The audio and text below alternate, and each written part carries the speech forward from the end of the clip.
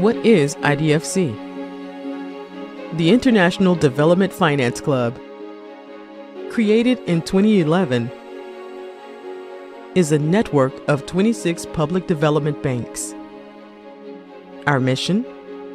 Speaking with a common voice, to leverage a greater impact in major international debates, and to contribute to the implementation of the SDGs, the Paris Climate Agreement, and the coming Montreal Global Biodiversity Framework. Our goals? Knowledge sharing and capacity building among the IDFC institutions, enhanced collaboration between members and partners, and pursuing advocacy on the role of public development banks. How does it work? All year long, the club is working on contributing to the international agenda, coordinating working groups on SDGs, gender, climate, and biodiversity, releasing common strategic and operational publications, and reporting their annual commitment towards climate and biodiversity. IDFC. Let's work together to implement the Sustainable Development Goals towards 2030 and beyond.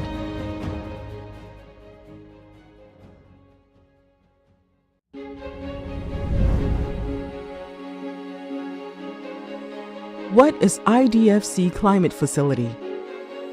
Created in 2019, the facility has been supporting IDFC members in enabling knowledge exchange and offering capacity development on climate-related topics. Our 3 goals: to strengthen climate finance expertise and capacities, to originate and develop joint climate projects, to institutionalize and facilitate collaborative work among members on climate change. Our activity lines: knowledge sharing, capacity building, access to international climate finance, joint business opportunities. In the past couple of years, the IDFC had been supporting members in mainstream common principles on mitigation and adaptation, developing a framework for the operationalization of the Paris Agreement alignment, promoting a mentoring program between institutions, delivering climate toolbox including GHG accounting, climate risk assessment, Paris Agreement alignment and climate strategy, offering trainings on climate risk assessment, climate strategies, and adaptation, supporting events and partnerships to the international agenda, mobilizing resources and facilitating joint business opportunities and project proposal. IDFC Climate Facility. Let's work together to implement the Sustainable Development Goals towards 2030 and beyond. What is IDFC? The International Development Finance Club, created in 2011, is a network of 26 public development banks. Our mission? Speaking with a common voice, to leverage a greater impact in major international debates, and to contribute to the implementation of the SDGs, the Paris Climate Agreement, and the coming Montreal Global Biodiversity Framework.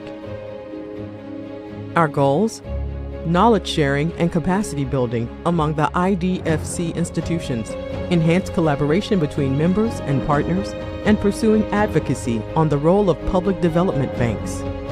How does it work?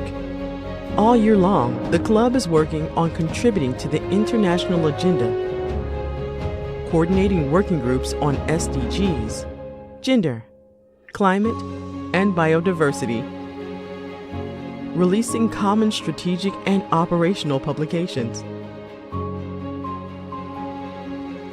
and reporting their annual commitment towards climate and biodiversity. IDFC. Let's work together to implement the Sustainable Development Goals towards 2030 and beyond.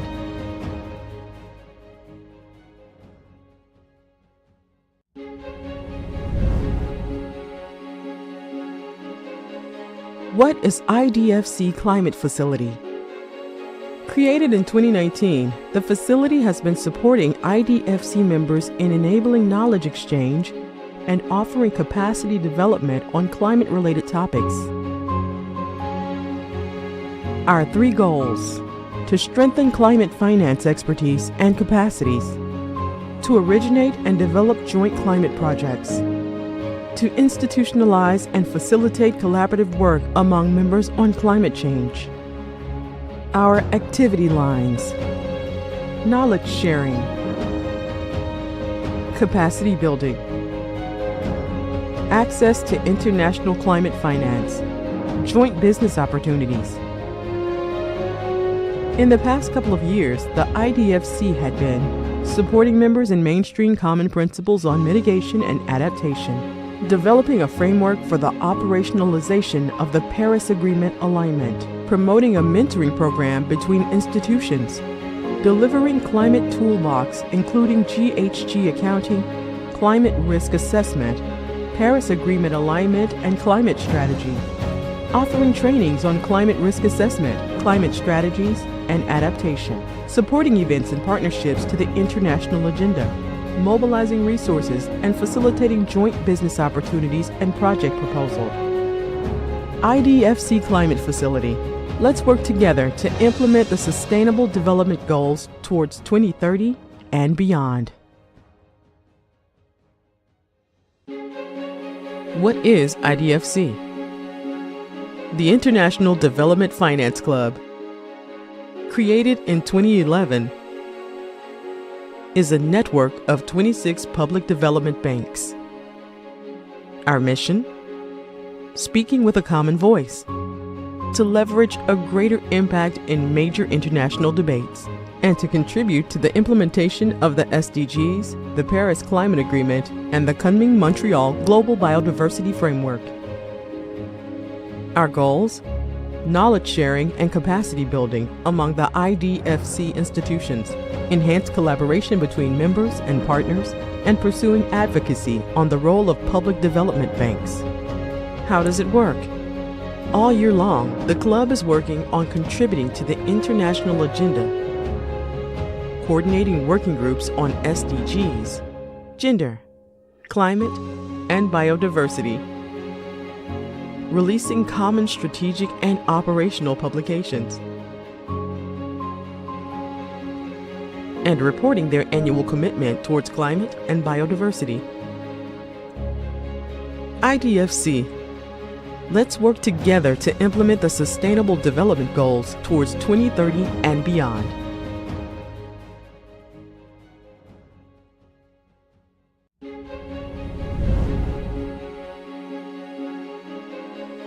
What is IDFC Climate Facility? Created in 2019, the facility has been supporting IDFC members in enabling knowledge exchange and offering capacity development on climate-related topics. Our 3 goals: to strengthen climate finance expertise and capacities, to originate and develop joint climate projects, to institutionalize and facilitate collaborative work among members on climate change. Our activity lines: knowledge sharing, capacity building, access to international climate finance, joint business opportunities.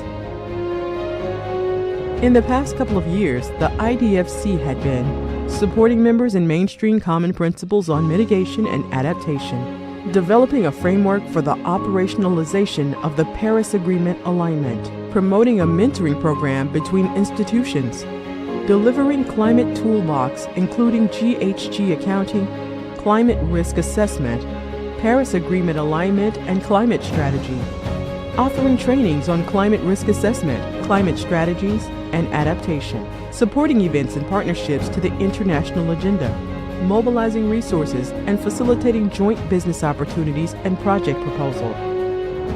IDFC Climate Facility. Let's work together to implement the Sustainable Development Goals towards 2030 and beyond.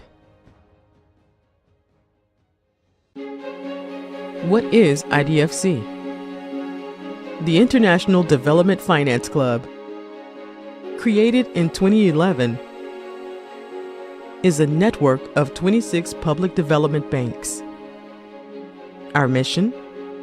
Speaking with a common voice, to leverage a greater impact in major international debates, and to contribute to the implementation of the SDGs, the Paris Climate Agreement, and the coming Montreal Global Biodiversity Framework. Our goals? Knowledge sharing and capacity building among the IDFC institutions, enhanced collaboration between members and partners, and pursuing advocacy on the role of public development banks. How does it work? All year long, the club is working on contributing to the international agenda, coordinating working groups on SDGs, gender, climate, and biodiversity, releasing common strategic and operational publications, and reporting their annual commitment towards climate and biodiversity. IDFC. Let's work together to implement the Sustainable Development Goals towards 2030 and beyond.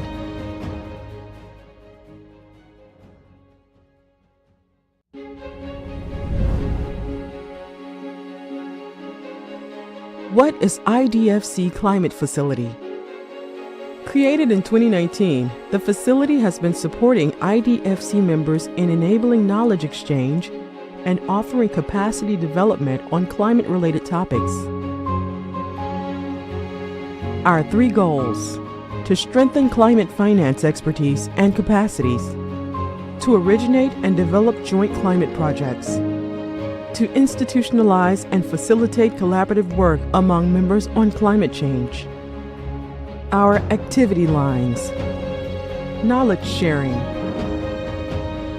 capacity building, access to international climate finance, joint business opportunities.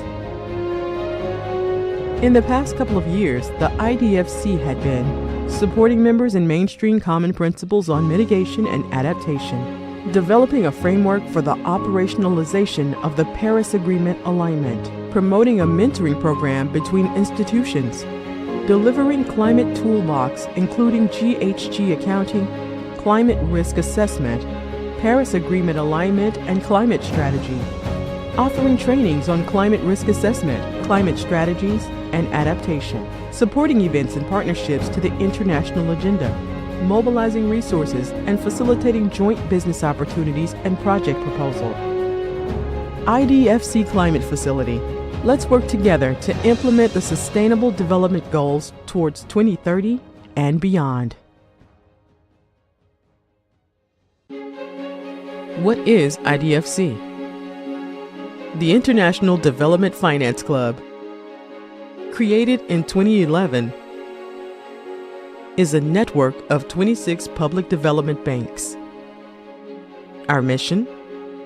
Speaking with a common voice, to leverage a greater impact in major international debates, and to contribute to the implementation of the SDGs, the Paris Climate Agreement, and the coming Montreal Global Biodiversity Framework. Our goals? Knowledge sharing and capacity building among the IDFC institutions, enhanced collaboration between members and partners, and pursuing advocacy on the role of public development banks. How does it work?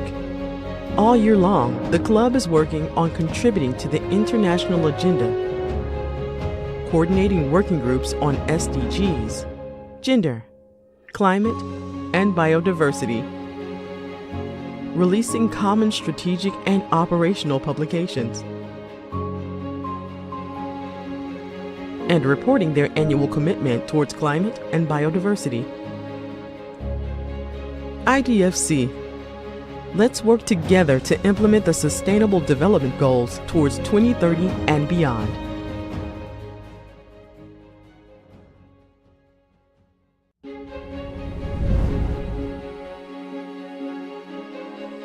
What is IDFC Climate Facility?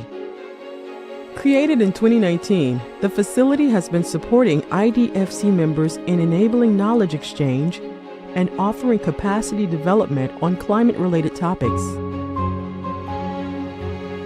Our 3 goals: to strengthen climate finance expertise and capacities, to originate and develop joint climate projects, to institutionalize and facilitate collaborative work among members on climate change. Our activity lines: knowledge sharing, capacity building, access to international climate finance, joint business opportunities.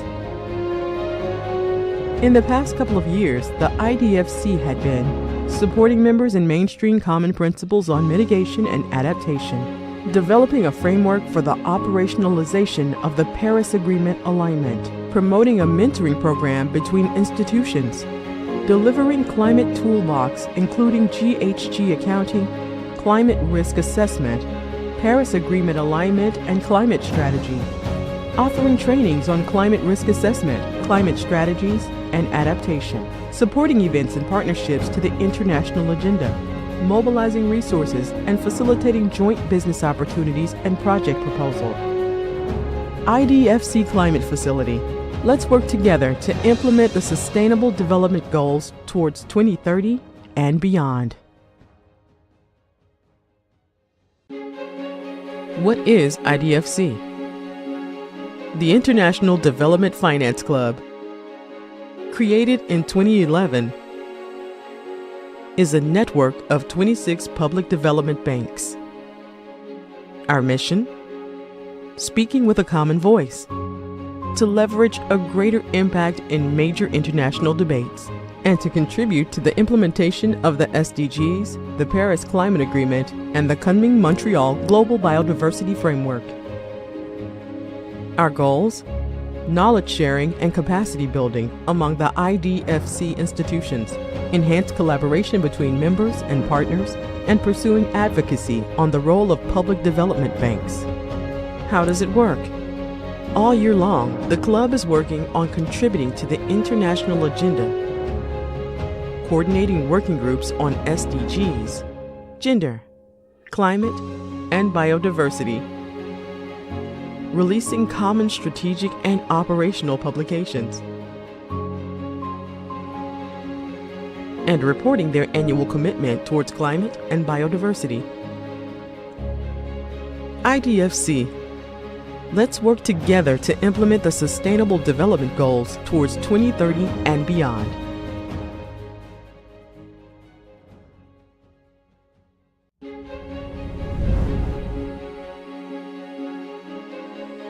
What is IDFC Climate Facility?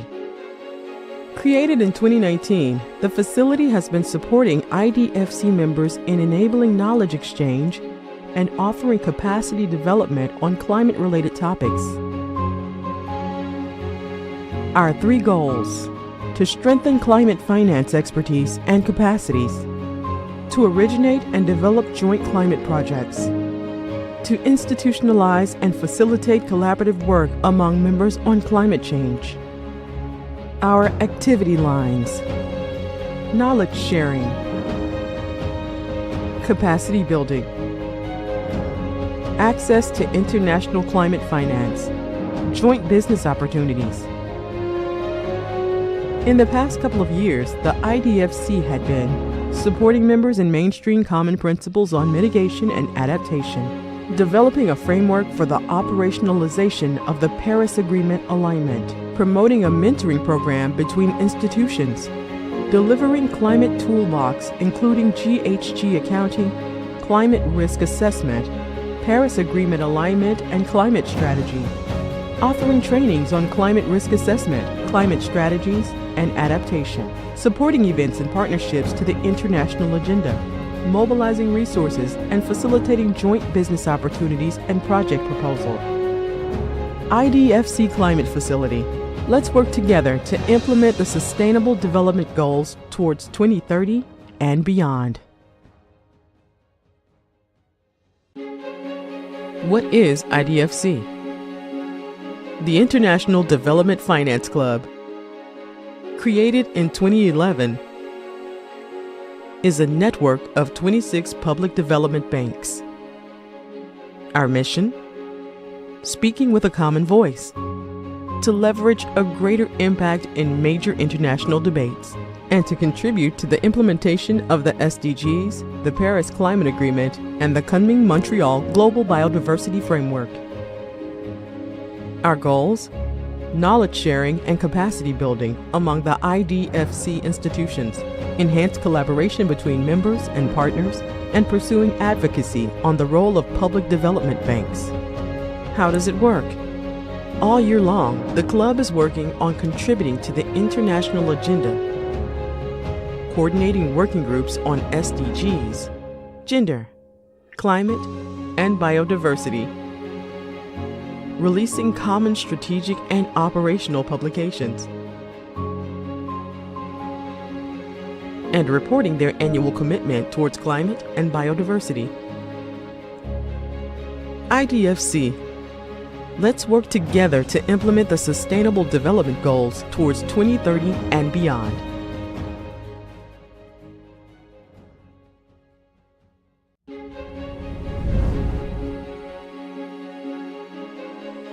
What is IDFC Climate Facility? Created in 2019, the facility has been supporting IDFC members in enabling knowledge exchange and offering capacity development on climate-related topics. Our 3 goals: to strengthen climate finance expertise and capacities, to originate and develop joint climate projects, to institutionalize and facilitate collaborative work among members on climate change. Our activity lines: knowledge sharing, capacity building, access to international climate finance, joint business opportunities. In the past couple of years, the IDFC had been supporting members in mainstream common principles on mitigation and adaptation, developing a framework for the operationalization of the Paris Agreement alignment, promoting a mentoring program between institutions, delivering climate toolbox including GHG accounting, climate risk assessment, Paris Agreement alignment and climate strategy, offering trainings on climate risk assessment, climate strategies, and adaptation, supporting events and partnerships to the international agenda, mobilizing resources and facilitating joint business opportunities and project proposal. IDFC Climate Facility. Let's work together to implement the Sustainable Development Goals towards 2030 and beyond. What is IDFC? The International Development Finance Club, created in 2011, is a network of 26 public development banks. Our mission? Speaking with a common voice, to leverage a greater impact in major international debates, and to contribute to the implementation of the SDGs, the Paris Climate Agreement, and the coming Montreal Global Biodiversity Framework. Our goals: knowledge sharing and capacity building among the IDFC institutions, enhanced collaboration between members and partners, and pursuing advocacy on the role of public development banks. How does it work? All year long, the club is working on contributing to the international agenda, coordinating working groups on SDGs, gender, climate, and biodiversity, releasing common strategic and operational publications, and reporting their annual commitment towards climate and biodiversity. IDFC. Let's work together to implement the Sustainable Development Goals towards 2030 and beyond.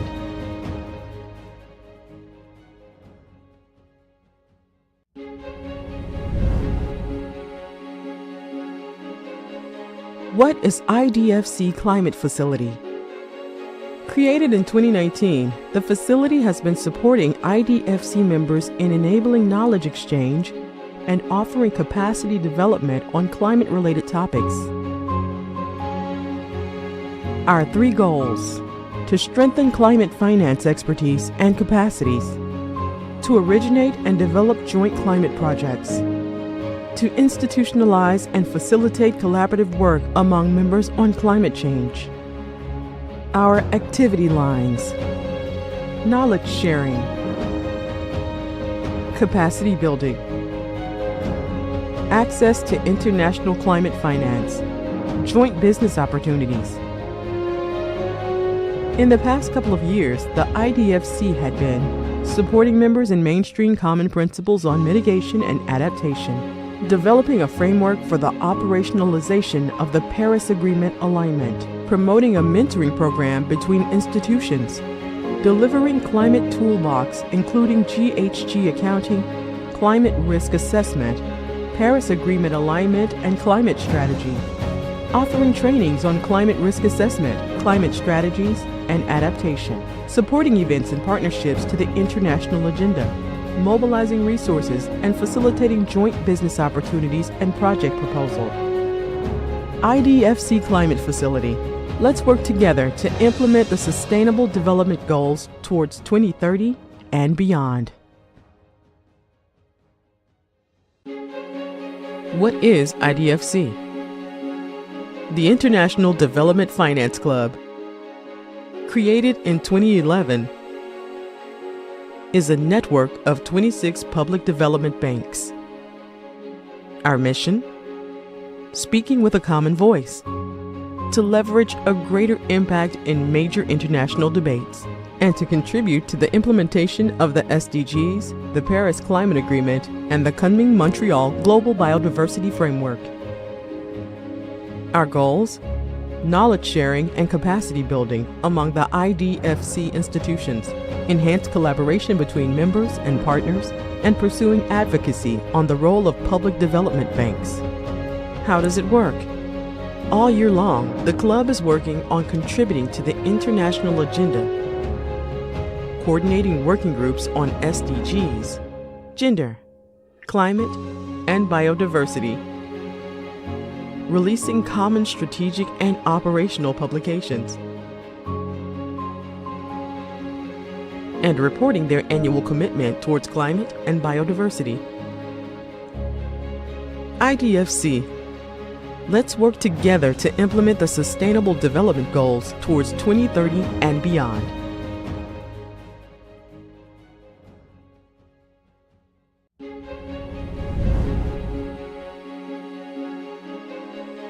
What is IDFC Climate Facility?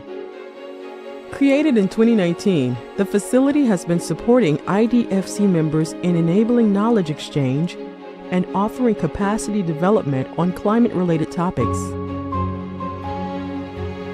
Our 3 goals: to strengthen climate finance expertise and capacities, to originate and develop joint climate projects, to institutionalize and facilitate collaborative work among members on climate change. Our activity lines: knowledge sharing, capacity building, access to international climate finance, joint business opportunities.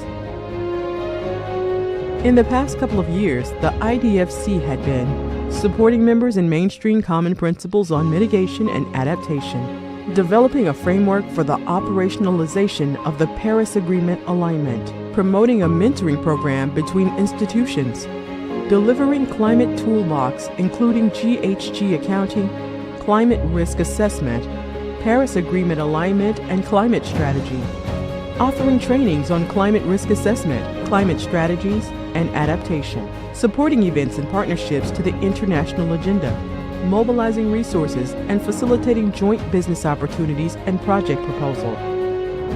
IDFC Climate Facility. Let's work together to implement the Sustainable Development Goals towards 2030 and beyond.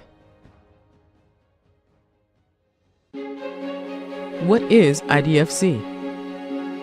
The International Development Finance Club, created in 2011, is a network of 26 public development banks.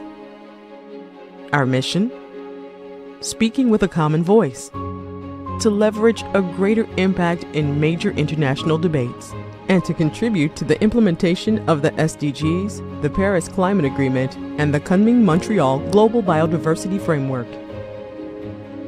Our goals? knowledge sharing and capacity building among the IDFC institutions, enhanced collaboration between members and partners, and pursuing advocacy on the role of public development banks. How does it work? All year long, the club is working on contributing to the international agenda, coordinating working groups on SDGs, gender, climate, and biodiversity, releasing common strategic and operational publications, and reporting their annual commitment towards climate and biodiversity. IDFC.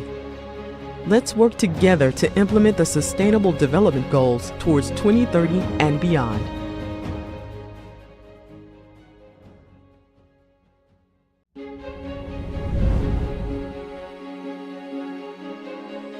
What is IDFC Climate Facility? Created in 2019, the facility has been supporting IDFC members in enabling knowledge exchange and offering capacity development on climate-related topics. Our 3 goals: to strengthen climate finance expertise and capacities, to originate and develop joint climate projects, to institutionalize and facilitate collaborative work among members on climate change. Our activity lines: knowledge sharing, capacity building, access to international climate finance, joint business opportunities.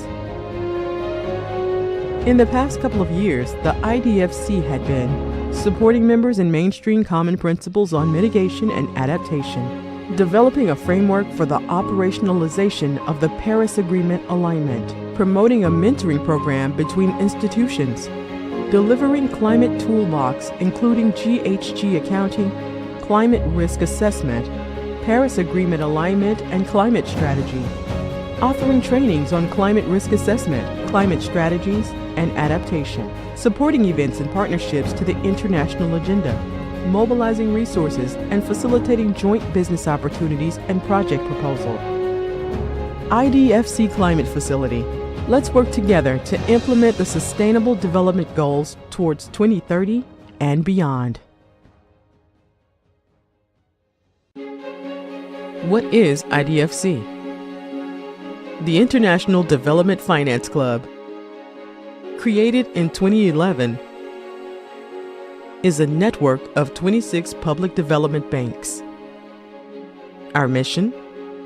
Speaking with a common voice, to leverage a greater impact in major international debates, and to contribute to the implementation of the SDGs, the Paris Climate Agreement, and the Kunming-Montreal Global Biodiversity Framework. Our goals? Knowledge sharing and capacity building among the IDFC institutions, enhanced collaboration between members and partners, and pursuing advocacy on the role of public development banks. How does it work? All year long, the club is working on contributing to the international agenda, coordinating working groups on SDGs, gender, climate, and biodiversity, releasing common strategic and operational publications, and reporting their annual commitment towards climate and biodiversity. IDFC. Let's work together to implement the Sustainable Development Goals towards 2030 and beyond.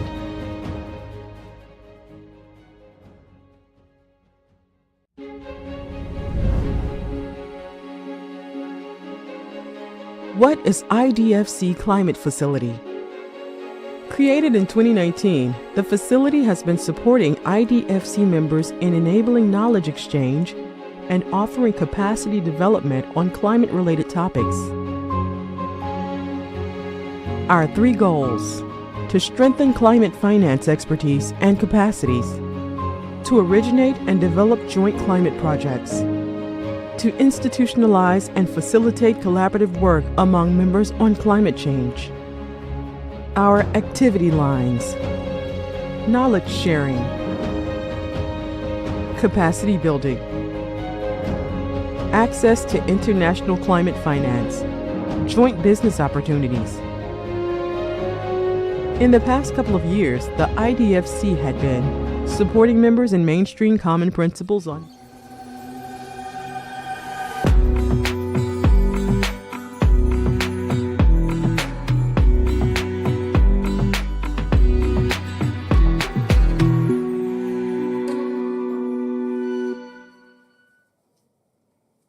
Good morning, everyone. I'm Gigi Gakashino, I'm Climate Finance Coordinator at AFD, Agence Française de Développement from the Research and Public Policy Department.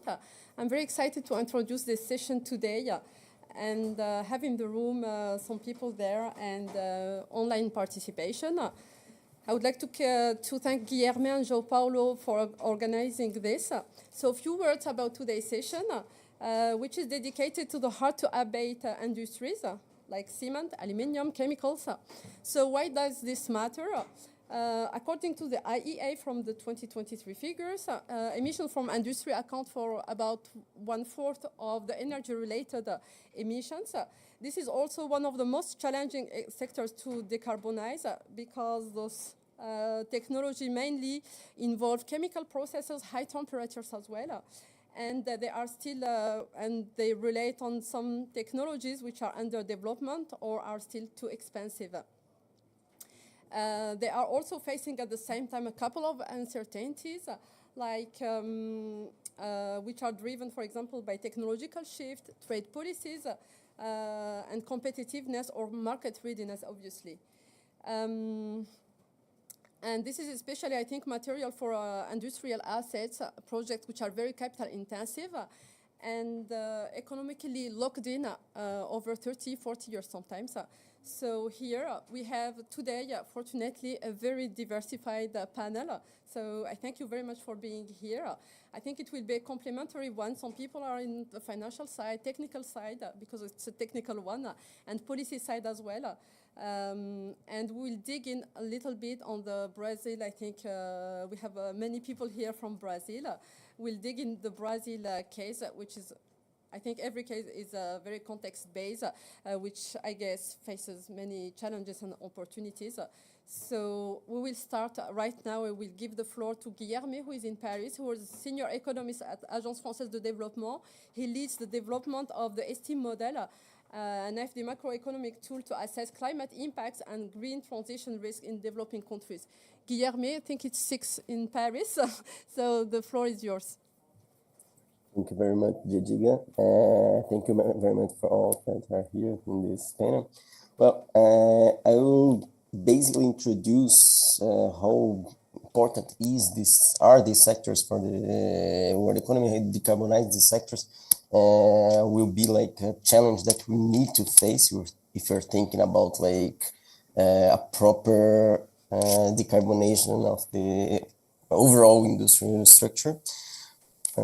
Just a second. Yeah, here is a quick graph, like just to show the importance of these industries. When you're just accounting for emissions, we're usually looking at the first scope 1 emissions, which basically emissions within industry. So it's like intra-industry emissions, but a lot of inputs that we're considering which is necessary to produce, necessary to even in the consumption, for example, of the high-coal car, there are a lot of emissions that are embodied in the inputs that are being produced. And this is where most of the hard-to-abate sectors emissions are.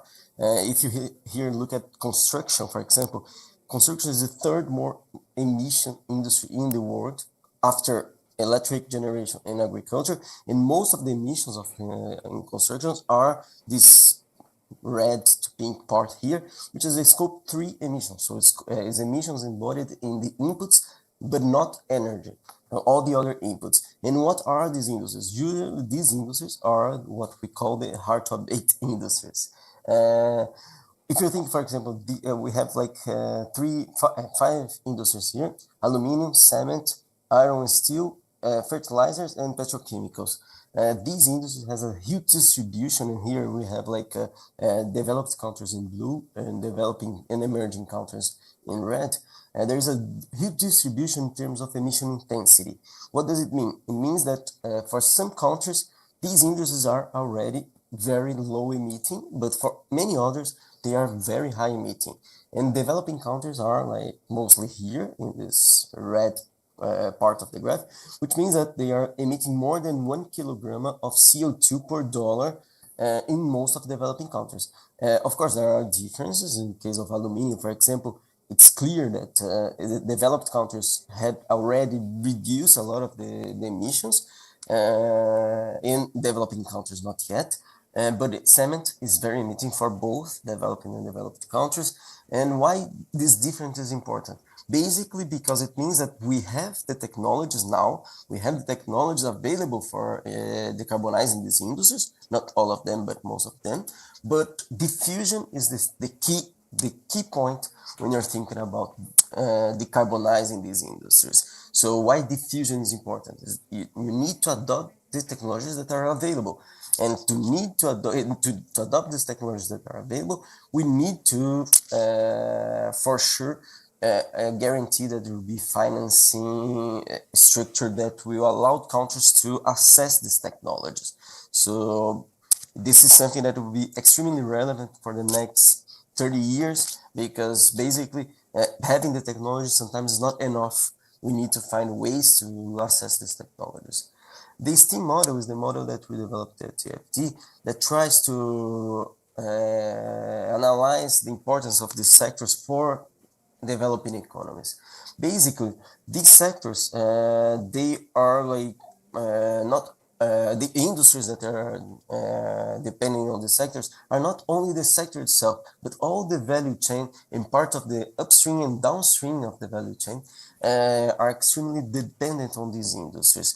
And these green technologies need to it's extremely hard to move to these technologies because they present these countries, developing countries in general, presents a lot of structural rigidness. What are these structural rigidness? Basically, they cannot just move from one technology to another very easy because they depend already on these industries. They are there producing the country, generating a lot of benefits for the country in terms of first, avoiding fiscal constraints. We know that machineries inputs will be extremely important to countries in the next for developing countries if they want to put for the transition, and then they need to guarantee that they can import these machineries, import these inputs, and so these industries cannot just like reduce the production. We cannot expect, for example, that Mozambique will stop producing aluminum and move to other products. They need to produce aluminum, but they need to decarbonize aluminum, and they need to import a lot of machineries and inputs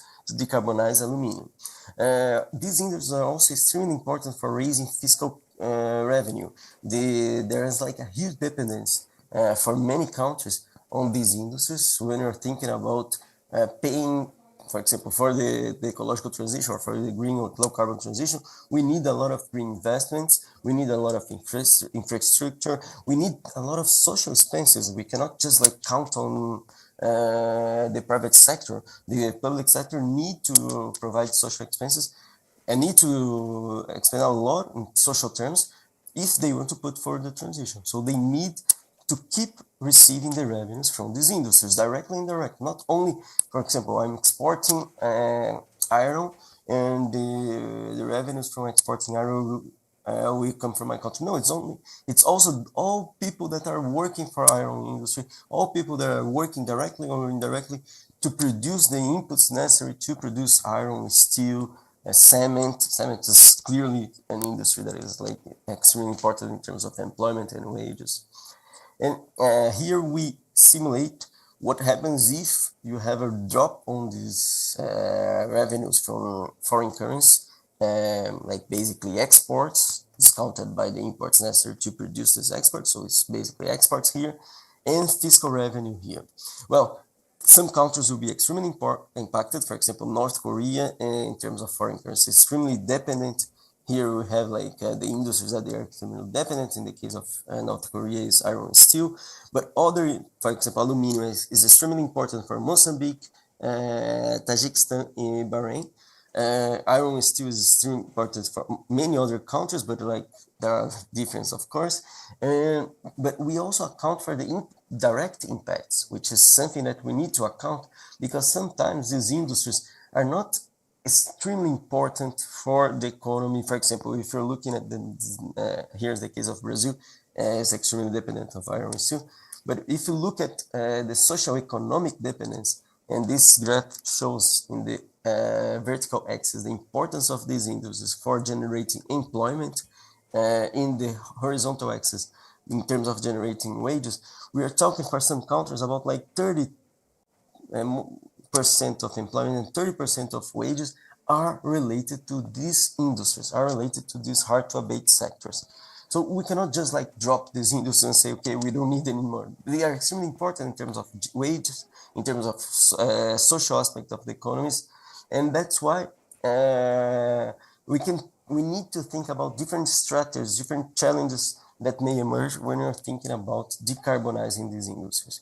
If you think about we just keep doing as we are doing, of course, there will be low impact on net exports for these countries. If I produce aluminum the way I'm producing, there will be low impact. But more and more, it's becoming more difficult to export products with this volume of CO2 intensity. If you think, for example, the CBAM is a measure that is focused mostly on these industries, the carbon border adjustment mechanism in Europe, and it's accounting for the emissions.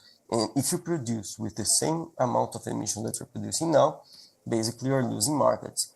An alternative can be like the slow green transition, which is like, okay, I just replace the depreciated capital for green capital. It's a way to do this, of course, but for sure, this is not going to be like fast enough for the green transition. Why? Because most of these industries, as Didier said, they depend on long-lasting assets. If you're investing, like if I invest like 10, 12 years ago, probably these assets that I'm using to produce these inputs, they will last for like more 30, 40 years. So we need to put forward this fast green transition, but we need to account the social economics and the other impacts that may arise from this.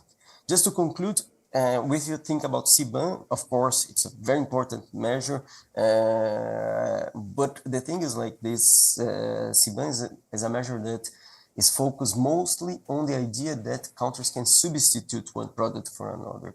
They can substitute the products that one technology for another. They not account for the fact that sometimes, and most of the times, developing countries are stuck into one technology. They need to find ways to finance this technology.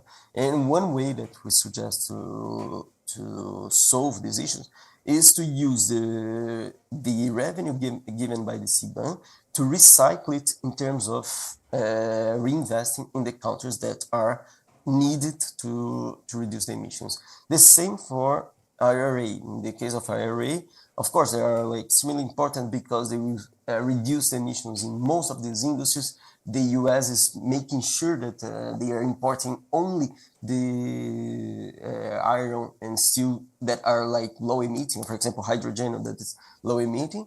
But we need to find ways to finance countries in creating, in adopting and diffusing these technologies that are low emitting. Because as you said, as you saw, it's clear that there is like extremely difference between the technologies within these industries. So within industrial, the production of cement, there are huge difference between technologies. And the issue is like how to make developing countries to adopt these new technologies that are available, but so it's still extremely expensive for these industries. Thank you very much. Thank you very much, Guilherme, for these insights. Now I will invite Luciana Costa from BNDES. Luciana Costa is the Director of Infrastructure, Energy Transition and Climate Change at BNDES. I think she will give you a sense of how this fits in the Brazilian context, obviously. Thank you, Guilherme.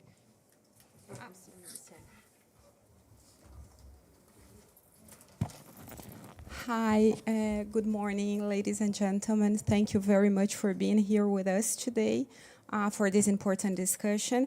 I would like to greet also my colleagues from the panel. Thank you very much, Nicolas, Cristina, Ludmila, thank you very much for AFT and for everything. So before we start with the presentation, I would like to call the attention for one of the slides that Guilherme just mentioned. So we don't have, I agree with the, of course, the data is precise when he put all the emerging market in the same basket. So there is a lot of more CO2 embedded in the products, but we cannot put all the countries in the same basket. In Brazil, we have our aluminum is less intense in CO2 than the rest of the world. Our cement is less intense in CO2. So that's even less intense than in the developed countries. So what I would suggest, Guilherme, is to break down, because my guess is that China is considered emerging market and might, and the distortion in that date might come from China. So let's put things clear here. In Brazil, our electric matrix is 85% renewable, is the most renewable among the G20. Our energy matrix is 47% renewable compared to 14% of OECD. So, and if you produce this in Brazil, it will have less carbon than anywhere in the world. So, or maybe it will be very low intensity in carbon in Uruguay, in Costa Rica, in New Zealand, places where the matrix is as or even a little bit more renewable than in Brazil. But among the biggest economy, Brazil is ahead of everyone. So that graphic, which puts all the countries in the same basket, makes a distortion, and it's important to highlight that. So what we will have here, Brazil has opportunity. No country has a combination of comparative advantages that Brazil has. We have comparative advantages in energy, in power, in biomass, in biogas, in biofuels. I will go through that during my presentation. So that's why even our fleet is already, our cars in Brazil, they run in biofuels. So even in transportation, of course, transportation is a big problem for us, especially because of trucks and buses, because they run with diesel. But the light vehicles, they run using biofuels. And a car running with biofuels in Brazil issues less carbon than a full battery vehicle in Europe, because the power matrix in Europe is very dirty. So our problem in Brazil is with deforestation and land use. Brazil is the 5th largest greenhouse gas emitter. That's because 50% comes from deforestation and 24% comes from land use. So our big challenge is here. In terms of even hard-to-abate sectors or power matrix, energy matrix, we are much ahead than any other G20 country, and I would like to emphasize that because that's very important. So we think that decarbonization is not just about energy, it's about, and I mean, it has to be so socially just. And in order to be socially just, let's separate this global south from the north, and let's embrace the responsibilities of every country.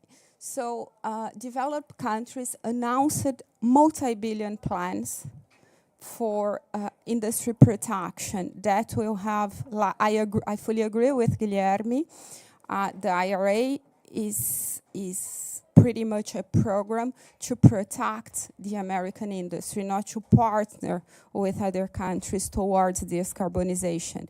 And that's protection will impose a cost for the poor countries and for other countries. That's why Europe reacted with the European Green Deal.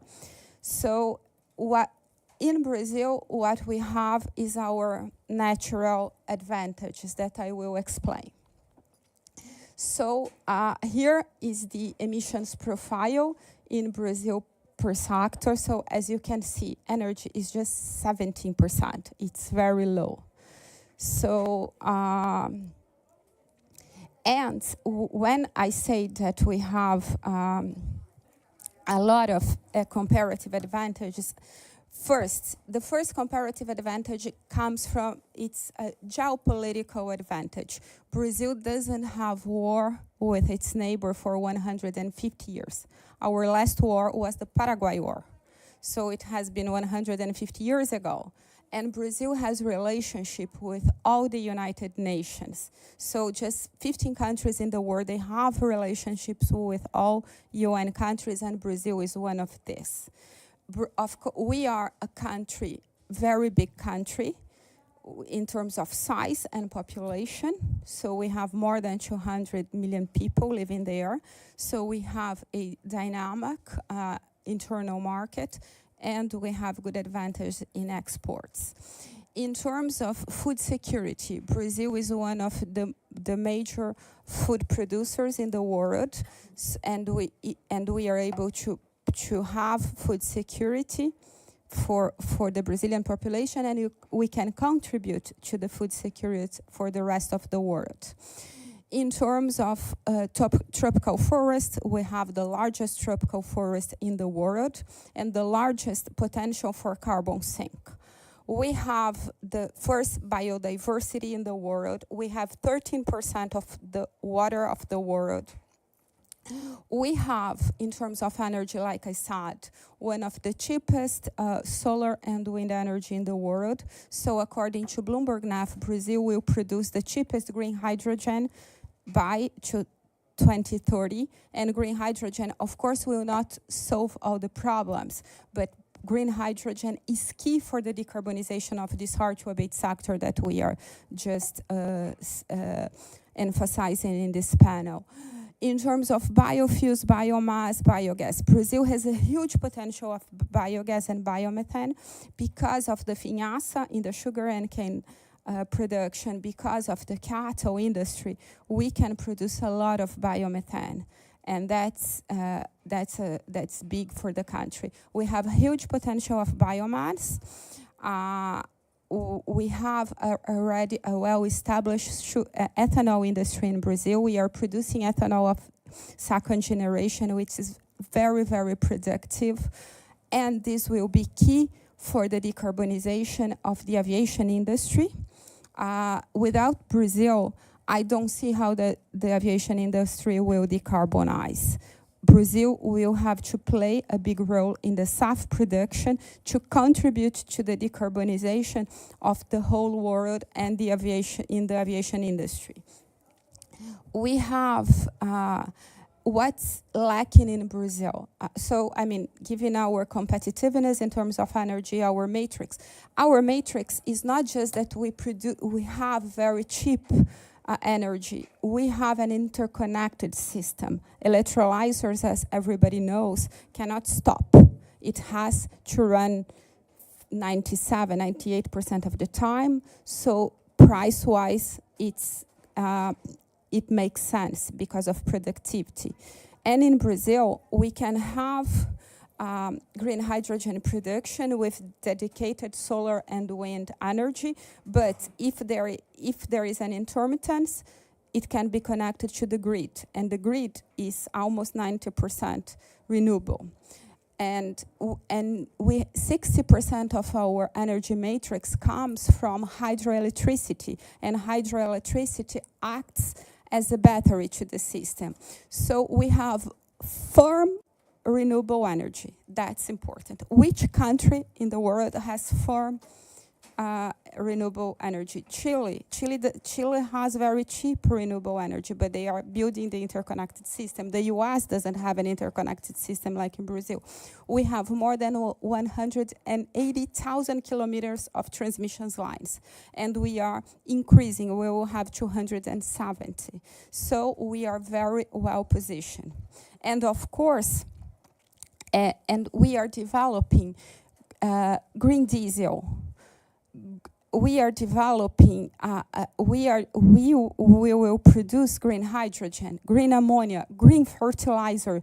The fertilizer industry issues the same amount of greenhouse gas emission that the aviation industry.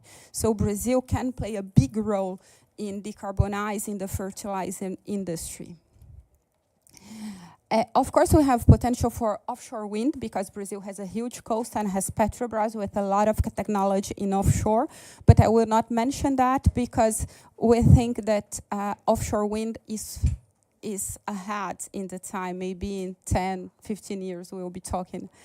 So here is some, the largest share of, Brazil ahead of everyone.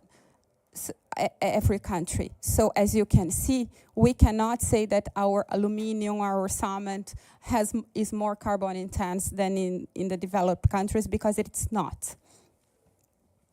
And some numbers in terms of capacity factor and levelized cost of energy. So here is Brazil will have the cheapest green hydrogen in the world by 2030. And that's Bloomberg NAF data. It will be our green hydrogen will be cheaper than blue or than gray. So some numbers of ethanol. We are the second largest ethanol producer. We have a well-established ethanol industry. Our fleet is already running with biofuels, and that's a huge advantage because the developed countries, they are running to electrify the fleet, but the fleet will charge in a dirty grid. And here, our cars issues in the life cycle less greenhouse gas emission running in ethanol than a fully battery vehicle in Europe. We also produce biodiesel. Here is our potential in biomass with ethanol of second generation and also SAF. We have more than $10 billion in projects in Brazil right now. And we have critical minerals. I will leave this part to Ludmila because she's much better to talk. She will talk better about than myself on this. But we in Brazil at BNDES and this government, we believe that all the technological routes, they have their role to play in the energy transition. They are all necessary. We believe in electrification, we believe in green hydrogen, we believe in biomass, in biomethane, in biofuels. And for the electrification route, critical minerals are key.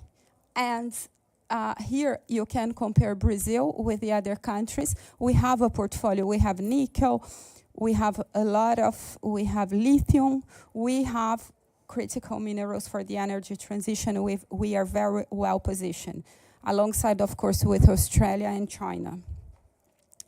And then, among all those comparative advantages, we have BNDES. BNDES is the largest infrastructure bank in Latin America, one of the largest development banks in the world with 71 years. BNDES has been part of the Brazilian, all the industrialization phases of this country. We have deep knowledge of all the sector, mainly energy, mainly infrastructure. In Brazil, we have financed more than 90% of the installed capacity. BNDES has financed more 100% of the railroads, toll roads, more than 85%, all the subways. So talking about energy and infrastructure in Brazil and financing, without BNDES, it's difficult.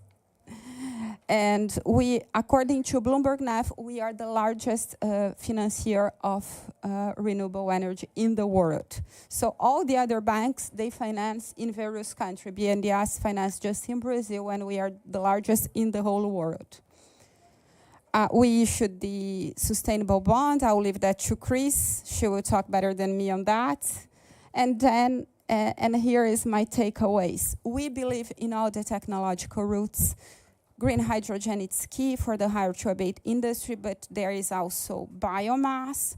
We can produce SAF with biomass. We can produce green hydrogen with ethanol. So, and Brazil is playing a role on that. We have sophisticated technology on ethanol, and we think that this can be used for green hydrogen. We think that electrification is also a route, but in Brazil we will focus more on buses and then light vehicles in the meantime. So that's my message for you. Let's not put all the emerging market countries in the same basket, because China may distort the. Thank you very much. Thank you, Luciana. And in fact, yes, Brazil is sitting on the left side of the distribution shown by Guilherme. We should have maybe invited Indonesia here or to balance the situations. Now I will invite Nicolas Pelletier-Tiberge, who is now the Global Director for Transport Sector in the Infrastructure Practice Group of the World Bank. Nicolas. Thank you very much. And I'm very glad we're having that conversation today, and I'm going to focus specifically on the transport sector and present some of the initiatives we are doing in the area of transport decarbonization. I'll try to connect to the Brazilian agenda, because Brazil is a country where there are a lot of things happening today. It's one of our best partner, I would say, in this area of transport decarbonization. We've learned so much together, and I hope I will connect a little bit to what Luciana just presented in a very inspiring way. So just to go, I won't be too long on the why this is important, because we are here at the COP and we know that energy and transport are probably the two sectors that are the most critical on the mitigation side. We heard it, about a quarter of energy-related GHG emissions come from the transport sector. 3/4 of those from road transport. So that's within the transport sector, a subsector that is particularly important. What is important to note as well is that this is the fastest growing source of GHG emissions. And so we have a problem in transport. There are 1 billion cars in the world today, probably, and there could be 2 to 3 billion cars by 2050 if we continue the course. We've done some research at the World Bank that showed that motorization is deeply correlated to development. Each time per capita GDP doubles, motorization increases by 40%. And so that's one of the reasons that if we don't change our trajectory, what is going to happen is that we are going to have this continued increase under a business as usual scenario of transport-related GHG emissions. 8 billion ton per year today, that could grow up to 18 billion ton by 2050. So we have a problem, and this is why transport decarbonization is so critical. So at the World Bank, the way we frame our decarbonization strategies is using a framework that is well known in the transport community. It's called the Avoid, Shift and Improve framework. And we add a fourth pillar because we don't want to forget the adaptation story. It's also very important to make sure that transport infrastructure are climate resilient. So avoid means avoiding unnecessary trip, no? For example, by densifying cities, by bringing people closer to their jobs, so reducing the necessity to travel. Shift means shift to cleaner modes of transport, public transportation, rail transport, river-based transport. And improve means improve the carbon intensity of each mode, no? And that's where shifting to zero-emission mobility through e-mobility or hydrogen-based mobility becomes important. I want to highlight that there is a significant overlap with road safety as well. And road safety is another very important priority of the work that we do at the World Bank.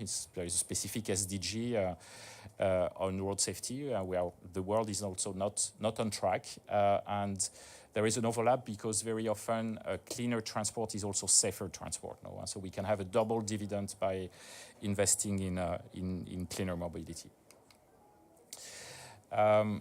So we have a portfolio of about $34 billion in transport sector globally.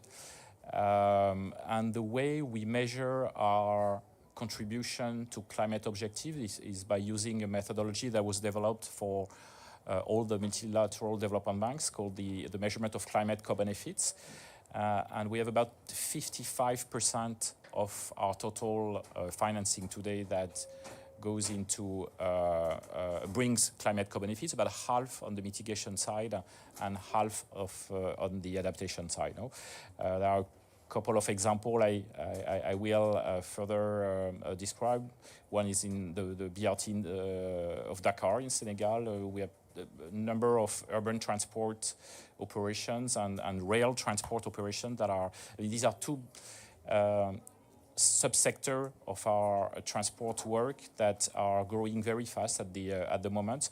And then on the adaptation side, we are working with a number of countries, in particular small island countries in the Pacific, in the Caribbean, to make their transport infrastructure more climate resilient. I want to mention that in this area we're also working with Brazil to develop a road maintenance, called the CREMA contract, no? Which are the specific way of contracting road rehabilitation and maintenance contracts to transfer to the private sector the decision of deciding how much to invest up front and how much to maintain later on. Why this is important? It's because we've done some research that showed that as a result of climate change, the cost of road maintenance is going to increase very significantly in the coming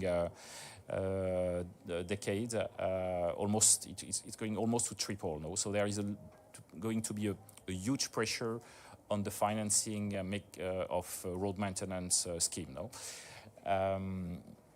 And so, yeah, that's another area where Brazil is leading the charge by finding some innovative contracting arrangements.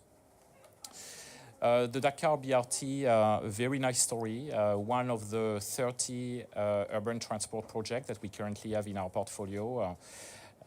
It's an interesting story. It's going to enter in operation this month. So really, the COP is a timely moment. It will be the first BRT in Africa running with electric buses. No? And so there is an illustration there that countries like Senegal do not have to wait. They can leapfrog and move into electric mobility. Very significant GHG savings, also very important benefits in terms of improvement of transport conditions.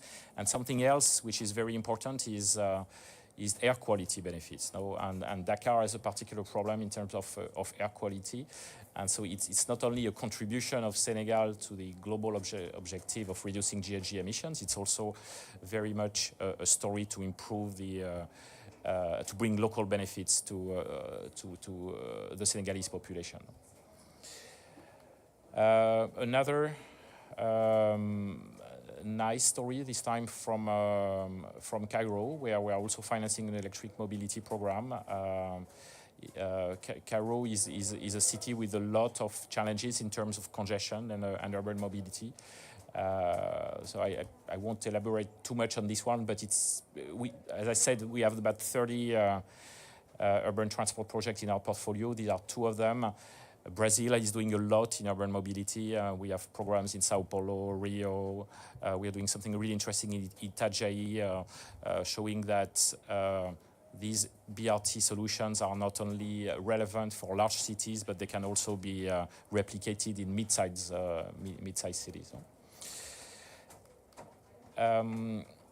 So in addition to the financing part, one way we try to do is to work on the knowledge side as well, and to identify some areas where some research can help. Transport is an exciting sector because it's a sector where there are a lot of innovations happening at the moment. All these discussions about hydrogen-based mobility, micro-mobility, autonomous vehicle. It's a really exciting sector to work at the moment. So that's one example of research that we recently published, and you can find it if you use the QR codes, looking at the experience of urban transport for development. And I would just highlight one conclusion from that, which was interesting, is that cities in the developing world have an opportunity to revisit land management, not just because the land use management is a bit less cast in stone than in developing countries. And so it's really something that we need to think and not look at transport on one side and then urban development on the other side. We really need to integrate the two because they are very, very important positive synergies by doing so. I won't elaborate too much on that. I mean, these are some of the conclusions from this work. A second study that we released actually in Sharm el-Sheikh at the last COP was about the economics of electric mobility. And there was this whole question about, well, is e-mobility something that the Global South should consider for the future, and focus on other priorities? The conclusions from this work is that there are some market segments, including electric buses, including 2- and 3-wheelers, that are really today make a lot of economic sense for developing countries. And we took a sample of countries, including fragile countries, very low-income countries, and the conclusion was overwhelming. When you monetize the air quality benefits, the GHG reduction benefits, there's no question that many countries today should look into the electrification of transport for these two, at least for these two market segments. We did some work on green logistics also. Freight is also a big contributor of GHG emissions. Maritime transport is a subsector that is particularly hard to abate, but we heard from Luciana that there are these opportunities with green hydrogen-based fuels, ammonia, methanol. Indeed, Brazil is very well positioned. Other countries are looking very closely at these opportunities. There are all these discussions about green corridors. So this is also an area we are looking at the World Bank, and also following very closely the ongoing discussions that are happening at the IMO. I won't elaborate too much on that. Finally, I want to mention that we created in Glasgow 2 years ago at COP26 a new financing facility called the Global Facility to Decarbonize Transport, which now has received some resources from multiple donors. And this is an instrument that we are using really to generate a pipeline of transport decarbonization project now that is already operational and that is yielding really interesting results. I think we unlike other sectors, and I must say our energy colleagues are very lucky to have a lot of resources to prepare projects, to generate a pipeline. There is a lot of attention on energy. Transport is a little bit less visible, and this is why we're so happy this year that COP has prioritized transport and has moved it up in the agenda. And I think there is a growing recognition that this is an important sector. And so we hope that more resources in the future will come into the sector to accelerate the decarbonization process. So are just a few examples of activities that we have been able to finance through GFDT. And I mean, these are modest amounts, but you see, these are the kind of seed money that are very important to jumpstart some of these programs.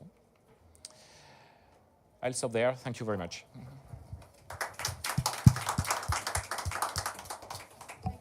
Nicolas, for bringing up these knowledge actions from the World Bank and for not having forget the adaptation and resilience thing on the transportation sector. So I would love personally to look more on your productions at the World Bank, the report you produced on that.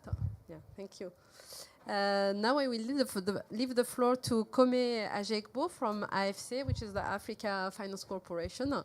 Kome acts as a vice president in the investment division, so the floor is yours. Thank you. Good morning, everyone. So yeah, I work at the Africa Finance Corporation. I'm not sure how many people know much about the AFC, but I need to set the scene for you to appreciate the context of what we're looking at when we're talking about hard to abate sectors. How many people have been to Africa, by show of hands? Okay, great. Okay, so there's some context, but I think just like Luciana said in terms of setting Brazil aside for the emerging markets, I think it's very important to set the continent of Africa aside and appreciate the context of what is happening there. So the first thing I think most people know is that less than about 4% of global carbon emissions are coming from Africa. So you can see that we're not really contributing much. I mean, Nicola has the numbers. You talked about the maritime sector and its contribution of shipping to carbon emissions. On its own, if it was a country, it would be the third largest contributor to carbon emissions. That's shipping substantially more than an entire continent, right? So again, what I want to do is set the context of what is happening on the continent, talk a little bit about what AFC was designed to do, and then it will sort of lead us into why we are doing what we do and the way we do it, right? And it really is the core and the heart of what we do. So a few statistical points. All of Africa is producing about the equivalent power that Germany produces. Germany. If you take out Egypt, the rest of the continent is producing about the same power Spain is producing. Our problems are very different, right? People talk about transition, to more sustainable or renewable energy. We need to have energy in the first place to transition to something, right? So that's first very important point. The next point is AFC. Why was it created and what do we do? AFC was created in 2007 to close the infrastructure gap on the continent. We started with about $2 billion paid in equity capital. Now, at the time, the World Bank published a report saying we need about $96 billion to be invested on an annual basis for the continent of Africa to close its infrastructure gap. That was in 2007. Fast forward to 2023, just, I think at the start of this month, the World Bank published another report. As a result of loss and damage and climate change, we need $400 billion on an annual basis to reach our target on the continent. Our problem has grown in the span of 20 years. That is the context of Africa. So when you think about hard to abate sectors, we have to think very differently. Because on the one hand, we have a development challenge. On the other hand, we have an economic challenge. Our inability to have power reduces economic growth by 2%. Our inability to have power reduces productivity by 40%. These are staggering numbers. So again, you need to keep this in mind when you're thinking about hard to abate sectors and you're thinking about development and economic growth and progress. AFC's mandate is to close the infrastructure gap, like I said, and we do this in 5 key sectors: transport and logistics, natural resources, oil and gas and mining. It's inevitable. No one can tell me in the decarbonization path you ignore those. Just like Brazil, we have abundant natural resources on the copper and the cobalt side. Heavy industries, and more recently, telecom and tech, and power, generation, transmission, distribution. So we look at these core 5 sectors because we believe this is how you will unlock development and growth on the continent. So we look at it from a sector perspective, and then we also look at it from an instrument perspective. So think of it as verticals and, I don't know, vertically or horizontally, however you want to look at it. So those are the sectors we look at, and then we think innovatively from a product perspective. So we do project development, which is quite innovative at the time, which is early stage development, structuring, ensuring that projects are actually bankable. We have a team that specializes in that. We have some great successes. We have a wind farm, 60 megawatt wind farm that was just commissioned about a month or 2 ago in Djibouti. We did that from scratch on our own. We have a hydro project in Cote d'Ivoire we developed. So we have quite a lot of expertise. From an instrument perspective, we support financing all across the capital structure. So we do equity, structured equity, mezz, sub-debt, senior debt. And very recently, I think it was Luciana, you mentioned that, about the role of the public sector in financing. On the continent, governments are the largest financiers of public infrastructure. And so 4 years ago, we established a new team, Structured Product Solutions, to look at supporting sovereigns in the development of infrastructure. And I say all of this to say that we are looking at critical sectors for development, and we're looking at innovative instruments to be able to get us from point A to point B. Ahead of COP27, we published a white paper, A Pragmatic Approach to Net Zero. And that paper really articulates the way we're thinking about the problem. We say you need to, unlike Nicola's solution, I'm not picking on you, but given the context, and most people here haven't been in Africa, you can't sort of switch to trains. That's not really an option. You know what I mean? So we have thought about it differently. We have slightly different model that we use, or we're proposing. It has 3 prongs. The first is to localize, right? We have to start vertically integrating on the continent. We cannot mine our resources and then export them.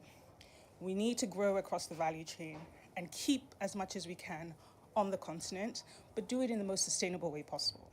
This will ensure development, economic growth, and actually reduce emissions just from transportation alone. The second is to, localize, rebuild. We have to rebuild. I think you both touched on this. Adaptation is critical, right? It's why 2 years ago we set up an asset manager whose maiden fund is called Infrastructure Climate Resilience. It's to ensure that all infrastructure being developed is being done in a responsible and sustainable way. So we have to rebuild our infrastructure. The impact of climate change, even though we are the least contributor, we are sort of the recipients, of the damage that others across the world have done. So we need to think creatively and responsibly about how we are developing new infrastructure. And the last piece of the puzzle is to finnovate. How do we financially innovate to ensure we're providing solutions on the continent? So I mentioned the ICRF. That is one way we're doing it. We're currently working with the Green Climate Fund to develop a program for sovereigns to ensure that we're able to support their priority project list for the NDCs to ensure they get across the line. So these are some of the ways that AFC is looking at sort of a pragmatic way to development on the continent in the context of hard to abate sectors. It's inevitable. But yeah, I'll stop here. Thank you for your time. Thank you very much, Kobe, and for bringing up also the importance of vertical and regional integration approach in Africa, and also the way the challenges there are different and the opportunities as well. And thinking about the opportunities, I think on the mining sector, I will turn to you, Ludmila. So Ludmila Nascimento, I guess I hope that I pronounce it in the right way, is the Energy and Decarbonization Director at Vale. So I think you have a lot to say on the technical side, and not only. So the floor is yours. Thank you.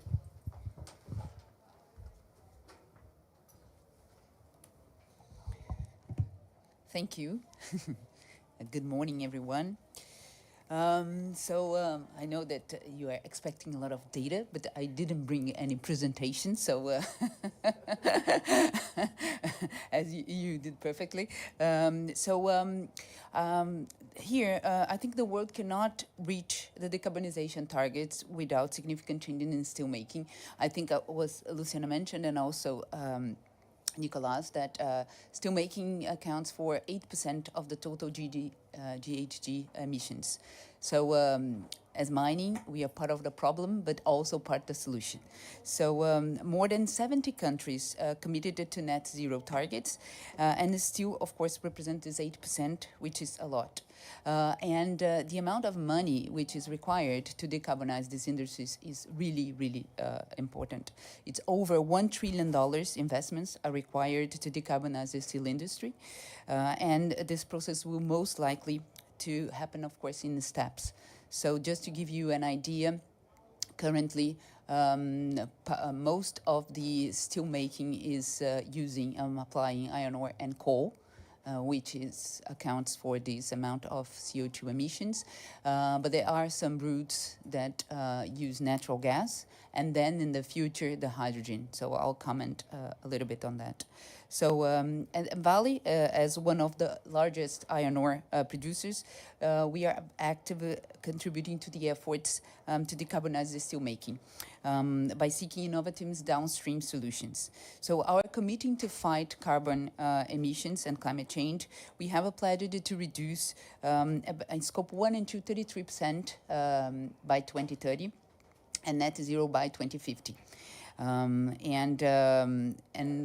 For Brazil, 100% usage of renewable energy. Actually, the target was for 2025, but we accomplished that this year in 2023 with a project that we just commissioned. It's called the Sol do Cerrado in the north of Minas Gerais, a state in Brazil. So now in Brazil, all the energy that we use in our processes is renewable.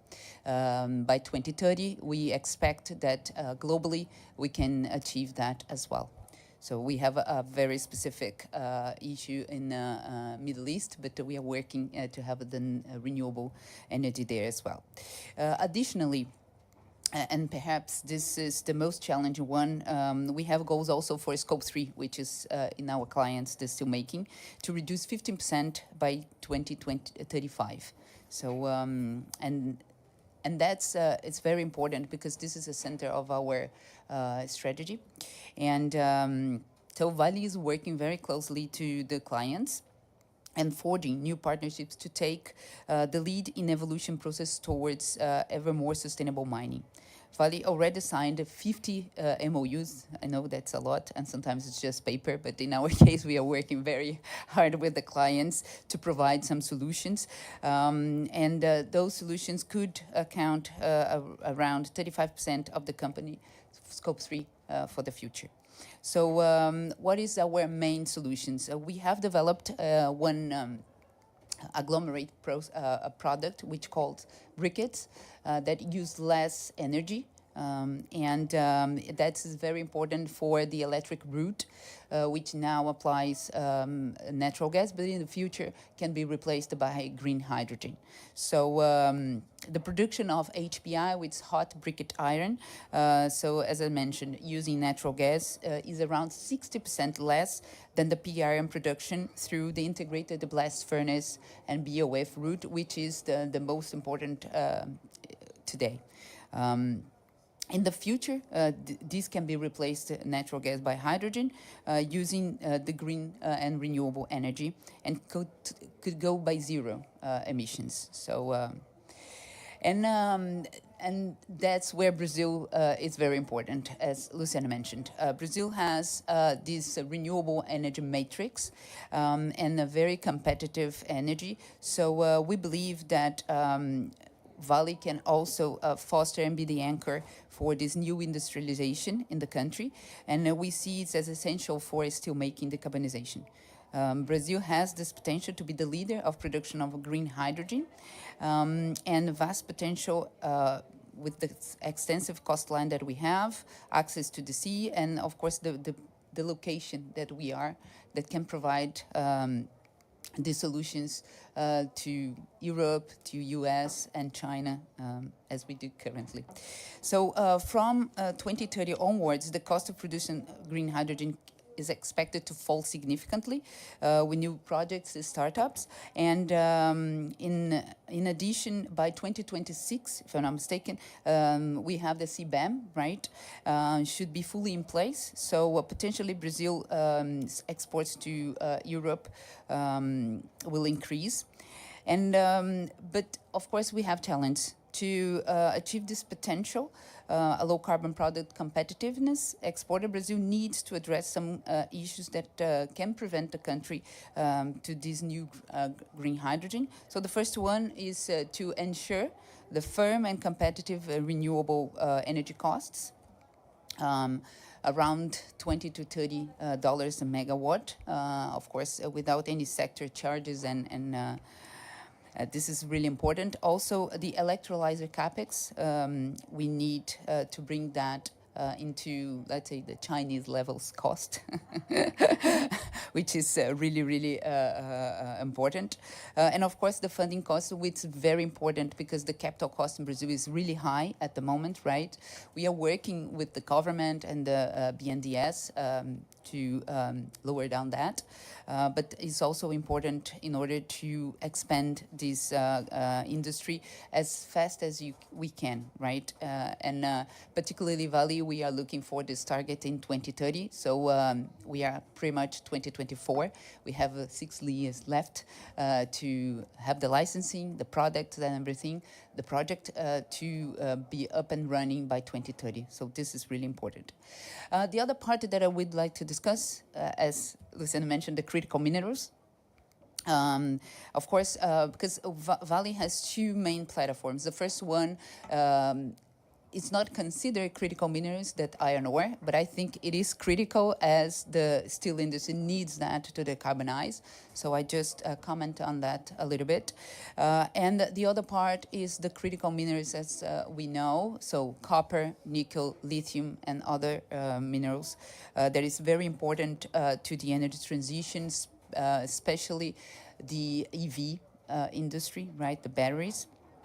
So the demand for critical minerals surge, and there is an opportunity for mining to scale up responsibly while leveraging all the technology and accelerate the exploration and efficiency.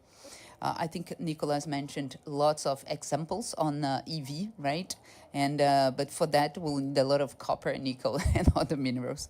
So driven by rising demand and high prices, the market size for key energy transition minerals doubled over the past 5 years, reaching around $320 billion in 22 as data from IEA. As a result, energy transition minerals, which used a small segment of the market in the past, now moving to the center stage in the mining and metal industries. We expect that nickel demand grow by 2 million tons until 2030, mostly driven by EV demand. This is 50% increase from today's 4 million ton market. EV impact is justified by how much more intense EV is nickel than ICE vehicles.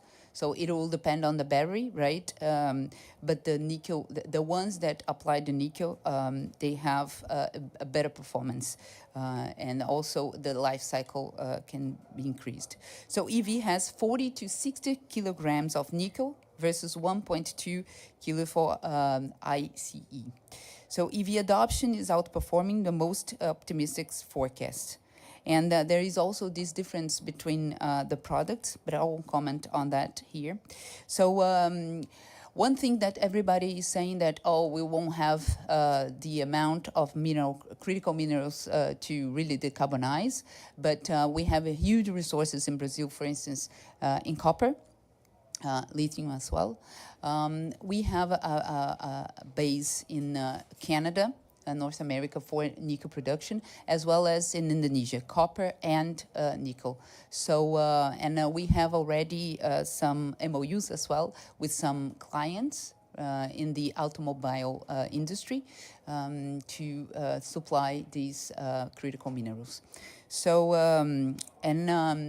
just to finish here, I think I just want to reinforce what Luciana mentioned, that Brazil has a unique position to be this winner on the green energy and also green hydrogen potential.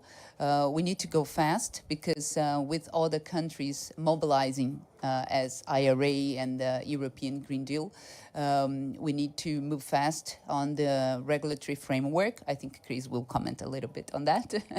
and then to strike all the projects that we need, right? And be able to achieve and reach the goals by 2030. Thank you.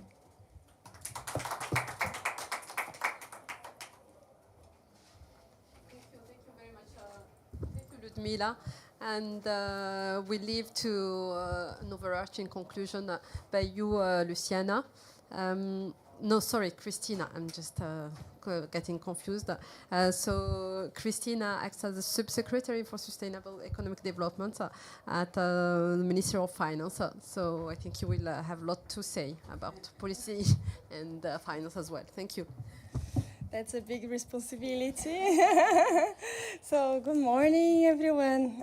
Well, first I want to thank IDFC for the invitation, and also AFD and the National Development Bank, and to congratulate all my colleagues here in this section, because all of the speeches were very fruitful and enlightful. So I have so many comments, and I had my own presentation, but not with slides as well.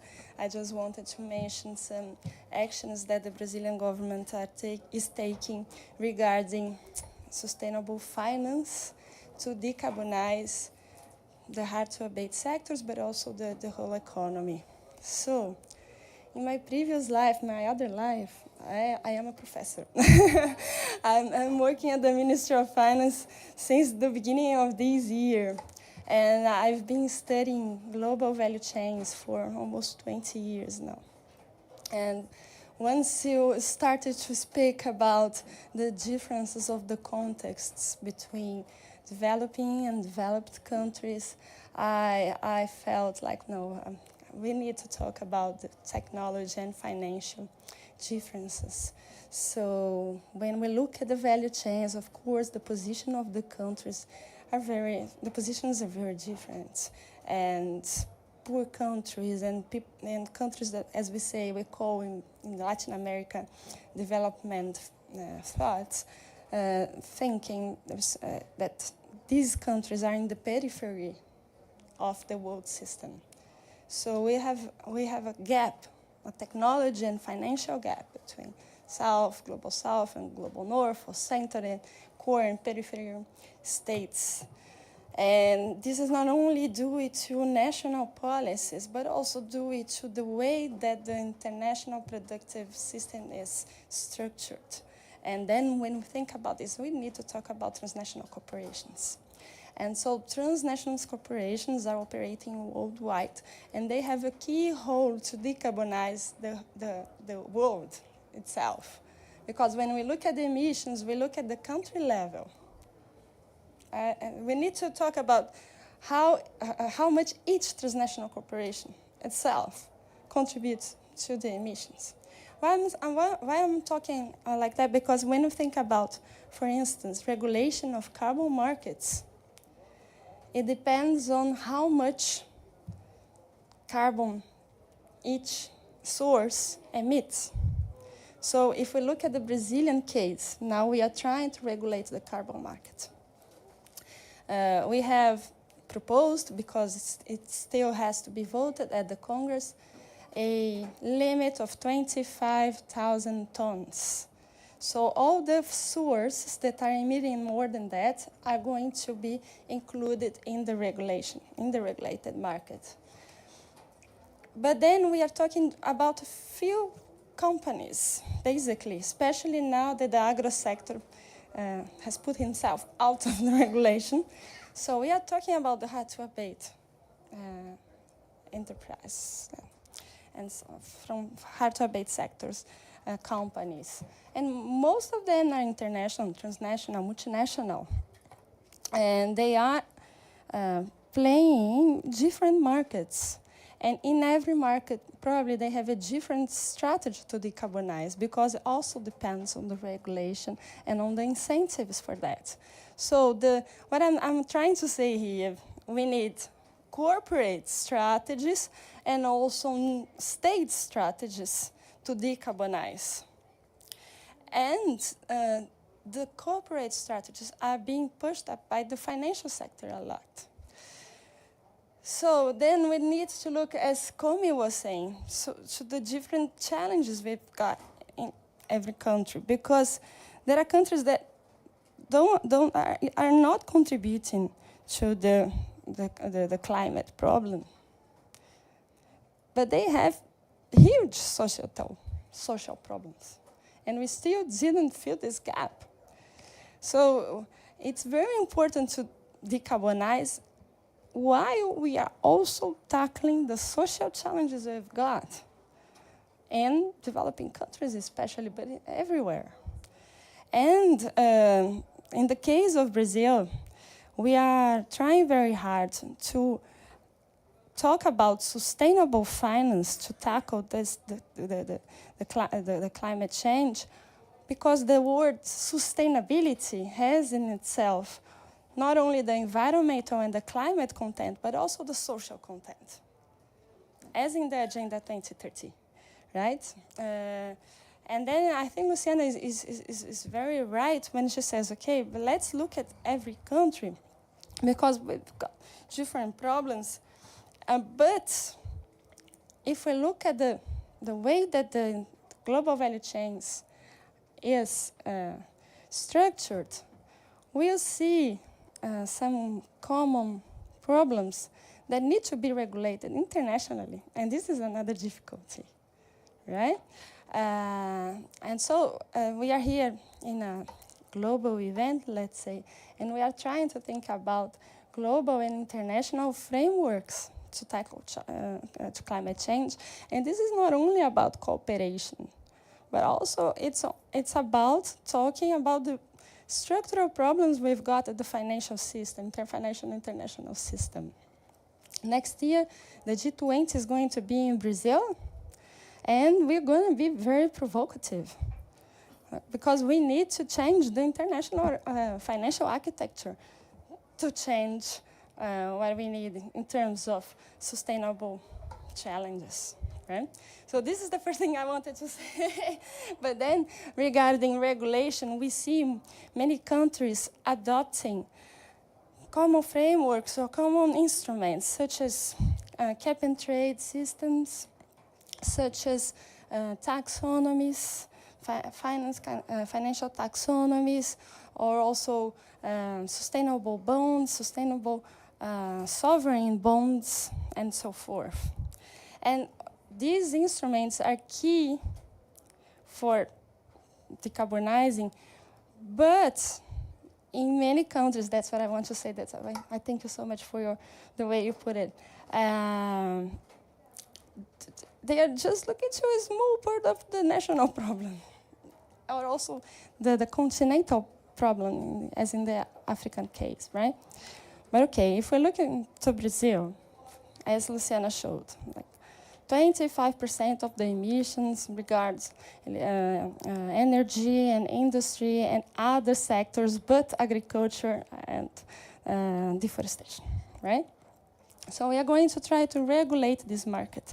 Then we set this limit of 25,000 tons, and we propose a offset possibility that will probably foster the volunteer market and reforestation programs. So then we look at the other side of the problem. We are trying to look at the problem of the forests, biodiversity, and so forth. So we have to look at both at the same time. Not only the regulation of the carbon market, which is targeting the hard-to-abate sectors, but also the volunteer market, which has the possibility to foster projects that will provide resource to people that work with forests, let's say. But then when we look at those projects, it's hard to think about projects promoted by poor producers. Then that's the case. If we want to provide resources and to reduce inequalities, how can we scale up those projects and promote a cooperation between these producers? Look at the reason I'm doing.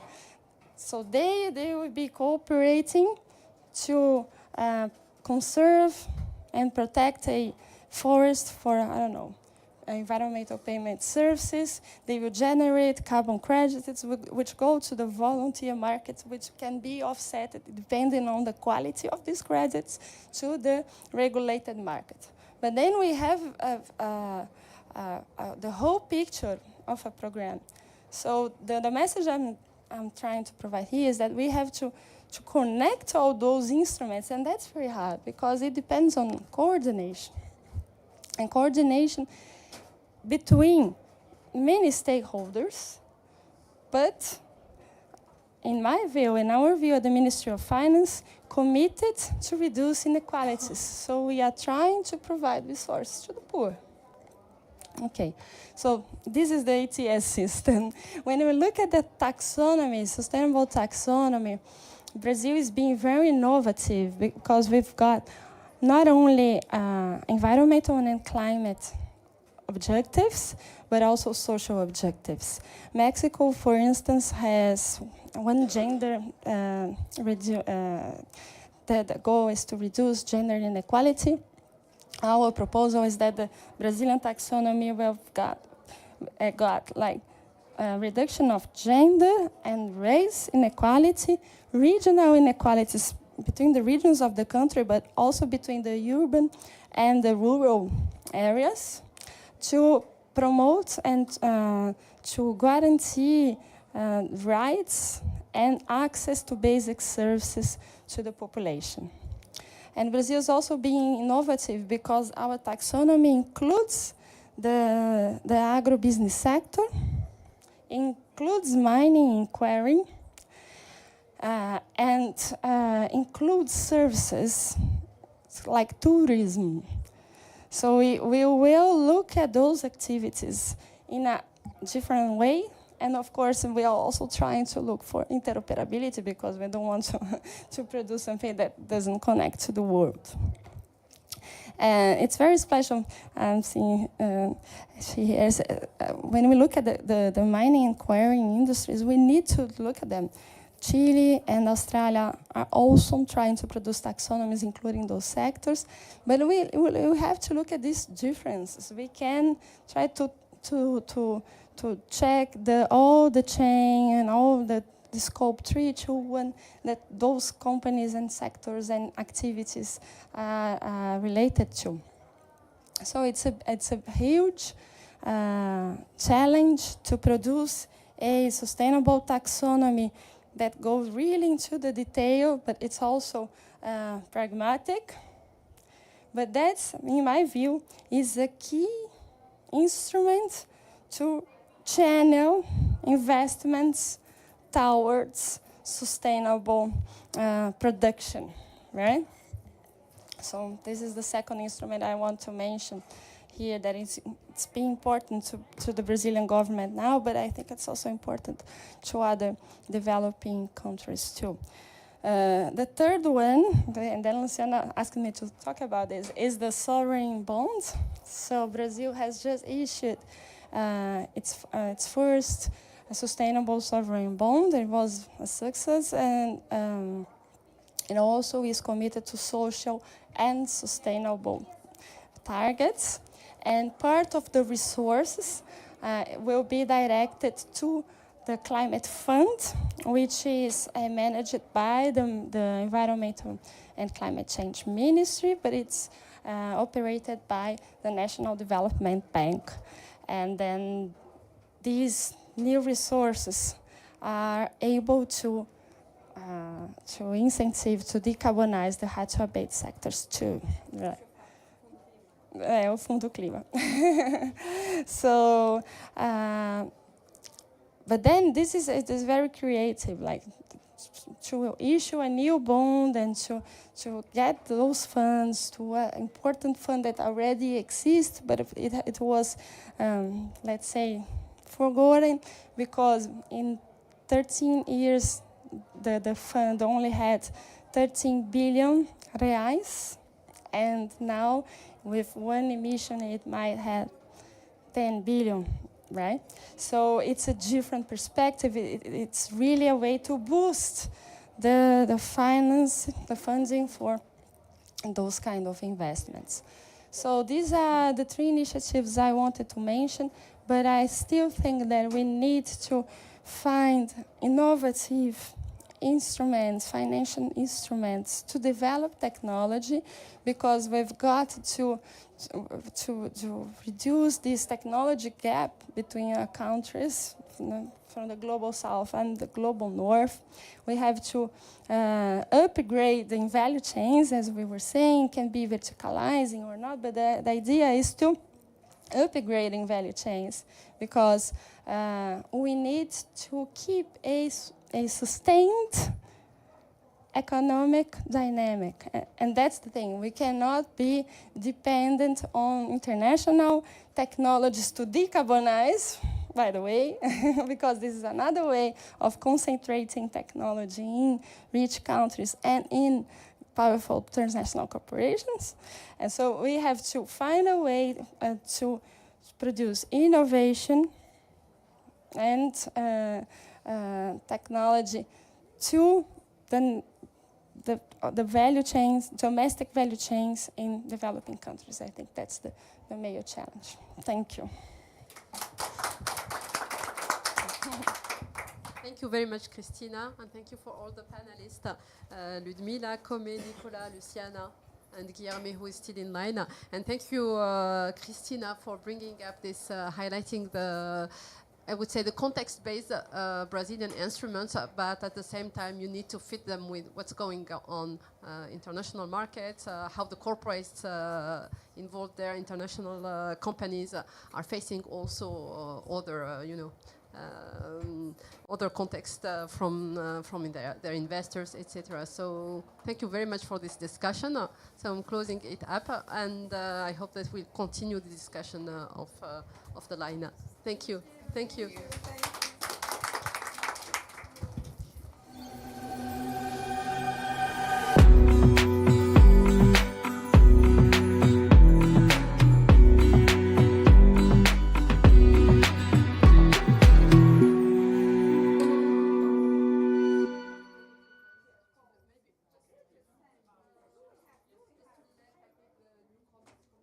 Mitigation and adaptation, developing a framework for the operationalization of the Paris Agreement alignment, promoting a mentoring program between institutions, delivering climate toolbox including GHG accounting, climate risk assessment, Paris Agreement alignment and climate strategy, offering trainings on climate risk assessment, climate strategies, and adaptation, supporting events and partnerships to the international agenda, mobilizing resources and facilitating joint business opportunities and project proposal. IDFC Climate Facility. Let's work together to implement the Sustainable Development Goals towards 2030 and beyond. What is IDFC?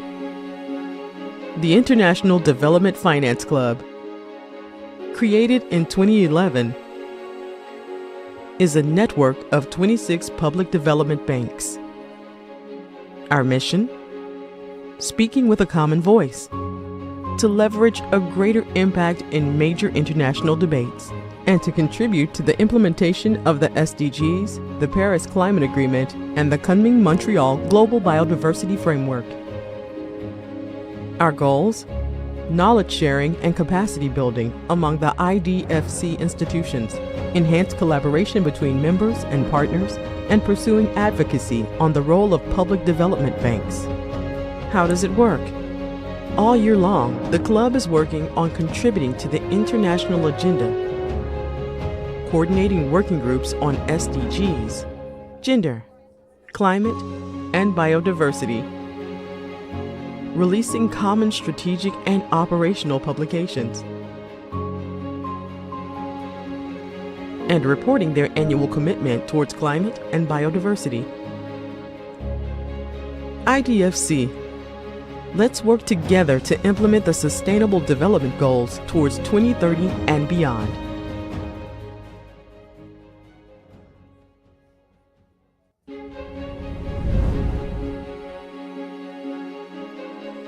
What is IDFC Climate Facility? Created in 2019, the facility has been supporting IDFC members in enabling knowledge exchange and offering capacity development on climate-related topics. Our 3 goals: to strengthen climate finance expertise and capacities, to originate and develop joint climate projects, to institutionalize and facilitate collaborative work among members on climate change. Our activity lines: knowledge sharing, capacity building, access to international climate finance, joint business opportunities. In the past couple of years, the IDFC had been supporting members in mainstream common principles on mitigation and adaptation, developing a framework for the operationalization of the Paris Agreement alignment, promoting a mentoring program between institutions, delivering climate toolbox including GHG accounting, climate risk assessment, Paris Agreement alignment, and climate strategy, offering trainings on climate risk assessment, climate strategies, and adaptation, supporting events and partnerships to the international agenda, mobilizing resources and facilitating joint business opportunities and project proposal. IDFC Climate Facility. Let's work together to implement the Sustainable Development Goals towards 2030 and beyond. What is IDFC? The International Development Finance Club, created in 2011, is a network of 26 public development banks. Our mission? Speaking with a common voice, to leverage a greater impact in major international debates, and to contribute to the implementation of the SDGs, the Paris Climate Agreement, and the Kunming-Montreal Global Biodiversity Framework. Our goals: knowledge sharing and capacity building among the IDFC institutions, enhanced collaboration between members and partners, and pursuing advocacy on the role of public development banks. How does it work? All year long, the club is working on contributing to the international agenda, coordinating working groups on SDGs, gender, climate, and biodiversity, releasing common strategic and operational publications, and reporting their annual commitment towards climate and biodiversity. IDFC. Let's work together to implement the Sustainable Development Goals towards 2030 and beyond.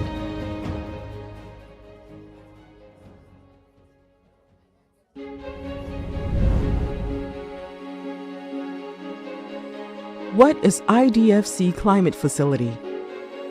Created in 2019, the facility has been supporting IDFC members in enabling knowledge exchange and offering capacity development on climate-related topics.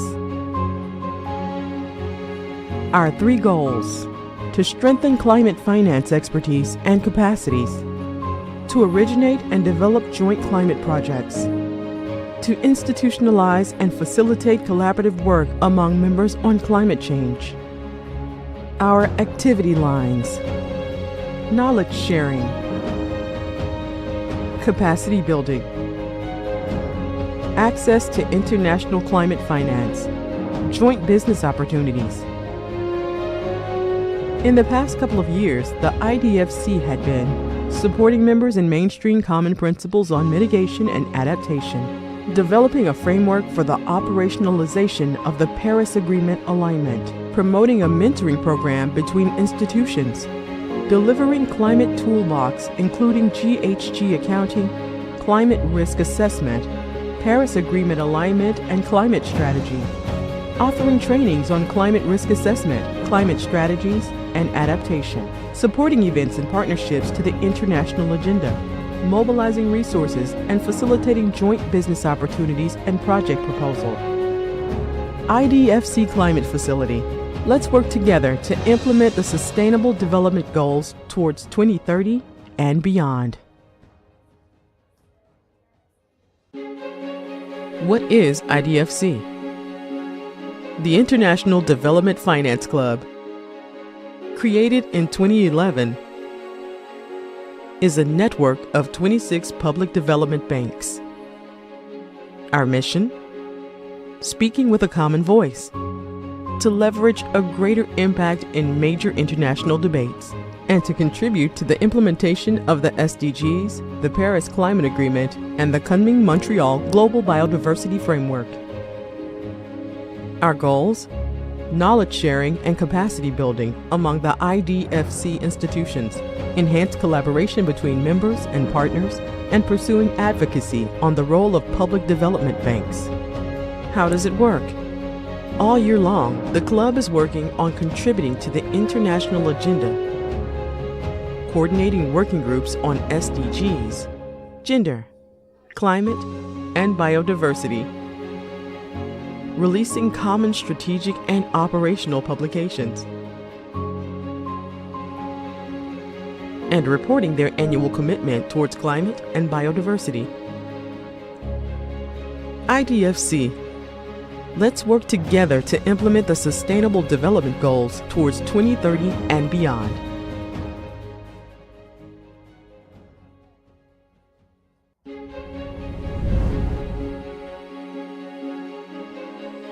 What is IDFC Climate Facility? Created in 2019, the facility has been supporting IDFC members in enabling knowledge exchange and offering capacity development on climate-related topics. Our 3 goals: to strengthen climate finance expertise and capacities, to originate and develop joint climate projects, to institutionalize and facilitate collaborative work among members on climate change. Our activity lines: knowledge sharing, capacity building, access to international climate finance, joint business opportunities. In the past couple of years, the IDFC had been supporting members in mainstream common principles on mitigation and adaptation, developing a framework for the operationalization of the Paris Agreement alignment, promoting a mentoring program between institutions, delivering climate toolbox including GHG accounting, climate risk assessment, Paris Agreement alignment and climate strategy, offering trainings on climate risk assessment, climate strategies, and adaptation, supporting events and partnerships to the international agenda, mobilizing resources and facilitating joint business opportunities and project proposal. IDFC Climate Facility. Let's work together to implement the Sustainable Development Goals towards 2030 and beyond. What is IDFC? The International Development Finance Club, created in 2011, is a network of 26 public development banks. Our mission? Speaking with a common voice, to leverage a greater impact in major international debates, and to contribute to the implementation of the SDGs, the Paris Climate Agreement, and the Kunming-Montreal Global Biodiversity Framework. Our goals? Knowledge sharing and capacity building among the IDFC institutions, enhanced collaboration between members and partners, and pursuing advocacy on the role of public development banks. How does it work? All year long, the club is working on contributing to the international agenda, coordinating working groups on SDGs, gender, climate, and biodiversity, releasing common strategic and operational publications, and reporting their annual commitment towards climate and biodiversity. IDFC. Let's work together to implement the Sustainable Development Goals towards 2030 and beyond.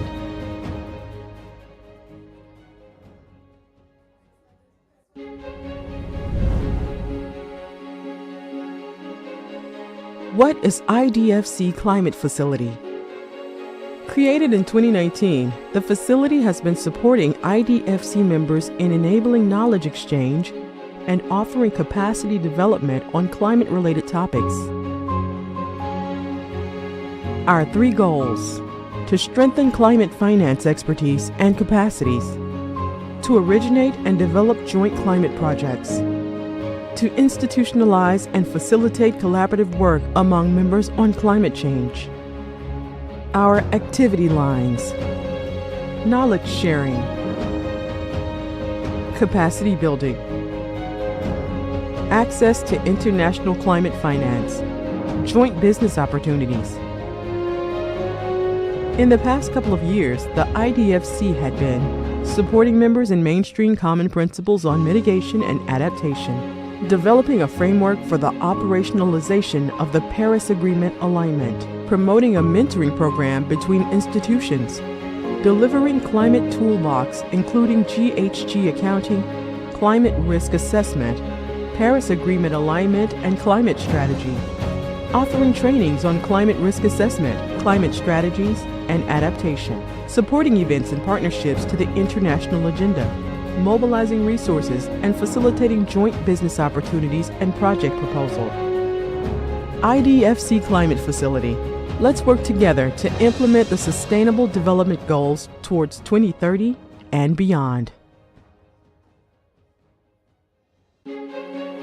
What is IDFC? The International Development Finance Club, created in 2011, is a network of 26 public development banks. Our mission? Speaking with a common voice, to leverage a greater impact in major international debates, and to contribute to the implementation of the SDGs, the Paris Climate Agreement, and the Kunming-Montreal Global Biodiversity Framework. Our goals? Knowledge sharing and capacity building among the IDFC institutions, enhanced collaboration between members and partners, and pursuing advocacy on the role of public development banks. How does it work? All year long, the club is working on contributing to the international agenda, coordinating working groups on SDGs, gender, climate, and biodiversity, releasing common strategic and operational publications, and reporting their annual commitment towards climate and biodiversity. IDFC. Let's work together to implement the Sustainable Development Goals towards 2030 and beyond.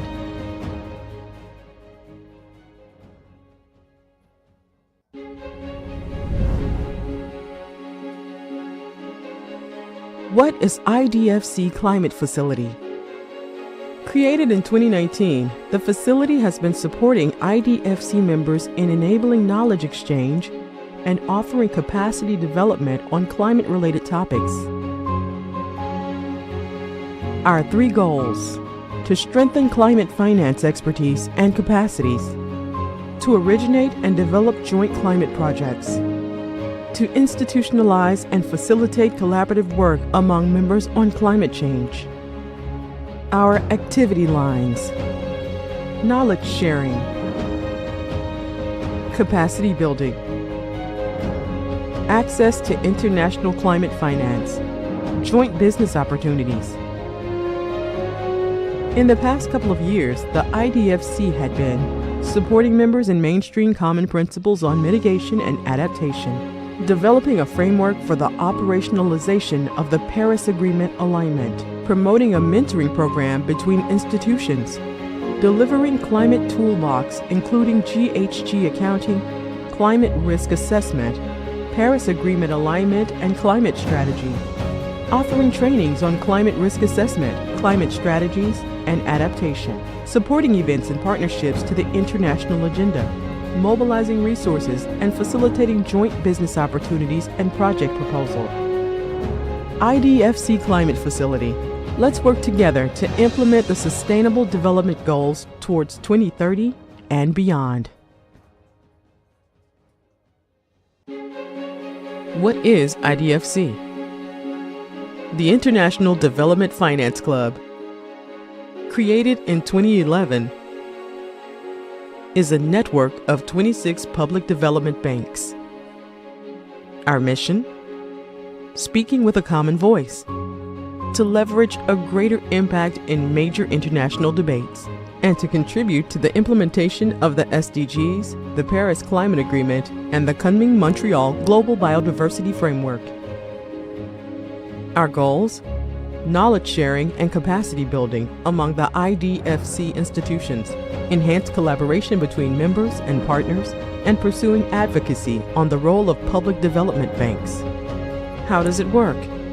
All year long, the club is working on contributing to the international agenda, coordinating working groups on SDGs, gender, climate, and biodiversity, releasing common strategic and operational publications, and reporting their annual commitment towards climate and biodiversity. IDFC. Let's work together to implement the Sustainable Development Goals towards 2030 and beyond.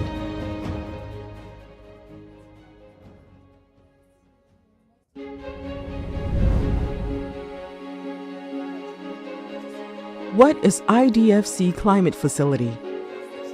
Created in 2019, the facility has been supporting IDFC members in enabling knowledge exchange and offering capacity development on climate-related topics.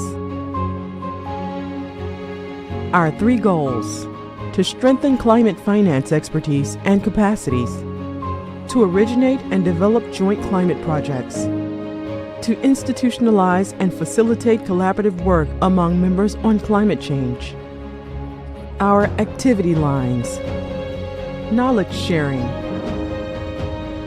capacity building, access to international climate finance, joint business opportunities.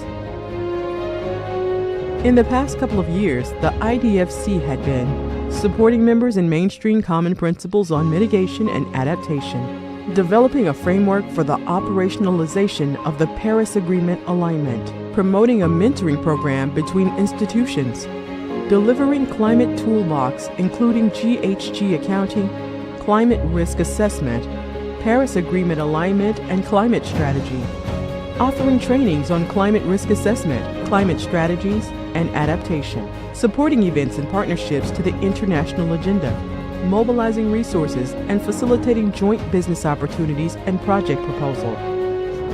IDFC Climate Facility.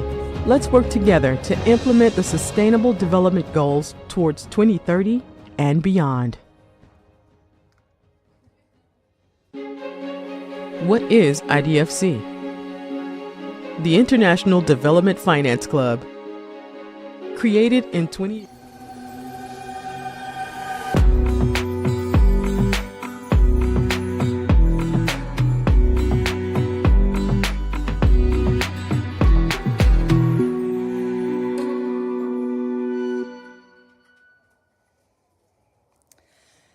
A very warm welcome to everyone here at the IDFC Pavilion. We also have quite a few number of people using the live stream, so I welcome them, of course, as well. And today we want to talk about nature-based solutions, their importance for curbing global warming, and an instrument that works towards solving the dual crisis of biodiversity loss and climate change. And I'm talking specifically about the Legacy Landscapes Fund, which will be featured today. It was founded almost 3 years ago on behalf of the German government by KfW, a bilateral public development bank. And since then, a lot has happened. The Legacy Landscapes Fund grew, new members joined, new sites are about to be taken on. So it's fair to say that the Legacy Landscapes Fund is ready and running. And therefore, we want to take a closer look at this international fund, what it can accomplish, what strengths it has shown, and what are its prospects for the future. And we want to talk about its meaning for reaching the 23 goals from the Montreal Global Biodiversity Framework. And we have a very, very distinguished group of people here. Each of them has a fascinating perspective to share. So I think I'm not exaggerating when I'm saying the next 1.5 hours should be really interesting. And before I introduce them all, let me make a general comment. The significance of biodiversity loss has long been neglected by all of us. 2 conventions that originate in the Rio Summit of 1992 and see where we are far ahead what climate is concerned. Biodiversity just now starts to get the necessary attention, which is really important because climate change decides how we live, how we cope with higher temperatures, but biodiversity loss really decides if we continue to live, if we survive as human mankind. So this discussion is very important and timely, and let's look at our guests now. I welcome Dr. Heike Henn from the German government, Mathilde Bord-Laurent from the French Agence Française de Développement, Eileen Lee from the Gordon and Betty Moore Foundation, Stephanie Lang from Legacy Landscapes Fund, and Monica Medina from the Wildlife Conservation Society. And we're still missing one person, Johnson Ngosho from the Namibian government, and we hope that he will be joining us during the session to give his very important perspective from one of the countries we are working with. But now we first listen to different statements and presentations. And we start with Dr. Heike Henn. She comes from the German Federal Ministry of Economic Cooperation and Development, where she is Director for Climate, Energy and Environment, as well as Commissioner for Climate Policy and Climate Financing, so a key person at this COP when it comes to the German government. And Heike Henn is also chair of Legacy Landscapes Supervisory Board, so she knows the fund very well. And she will tell us about the German government's perspective on biodiversity and specifically the Legacy Landscapes Fund. Heike, the floor is yours.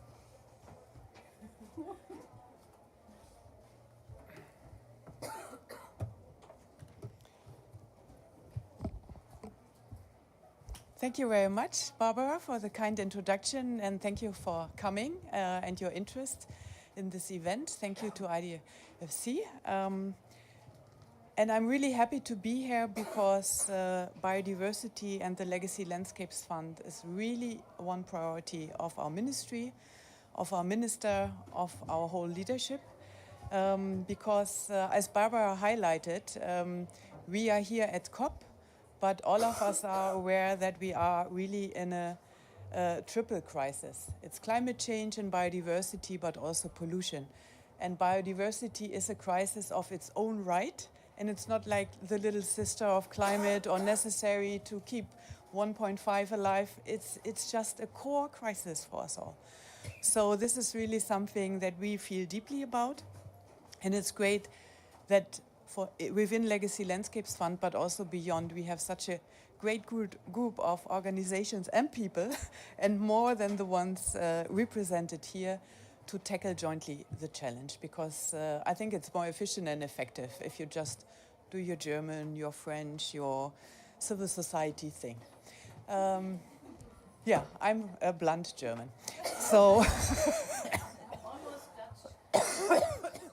maybe the Dutch are nicer while doing it, so yeah, I will reflect on that. But really, and representing the Ministry for Economic Cooperation and Development, we feel strongly about nature-based solutions, full stop.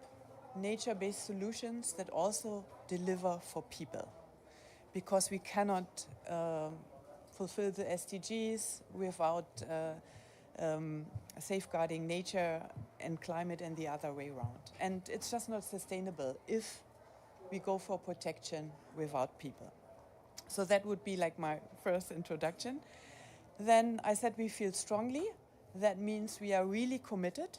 I think for climate and biodiversity, we are one of the biggest supporters financially. And unfortunately, our Minister of Finance just saw the figures and in our budget crisis said, we are leading there, so maybe we lead not much longer from the front, but step back. And we all know that it's not the thing to do. I want others to step up as well, but we need more financing, more engagement, not less. So if you could help me convene this message to our Minister of Finance, highly appreciated. Our Chancellor made the promise of 6 billion euros for climate finance by 2025 and 1.5 billion for biodiversity.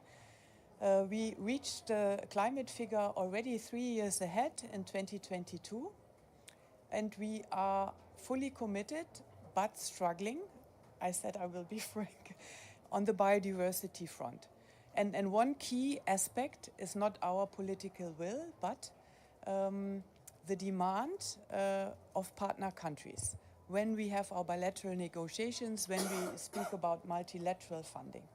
So there again, for people, but also partners, it has to work. And coming from the DRC country package event yesterday, where we are also engaged, we really need a country-driven approach and therefore create demand that then can lead to our engagement. So, Legacy Landscapes Fund is really one key and innovative instrument that we are so proud to have initiated it, but really partner with such wonderful organizations, other countries and institutions.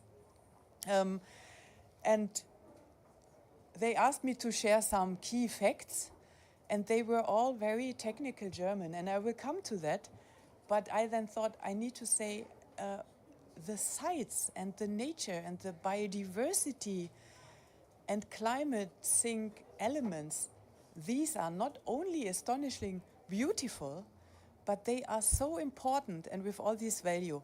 So this is really something that we care about. Yes, we bring together public and private sources.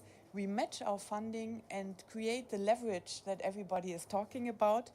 Yes, we have long-term financial support, talking about perpetuity, 15 up to 50 years, but for the long run.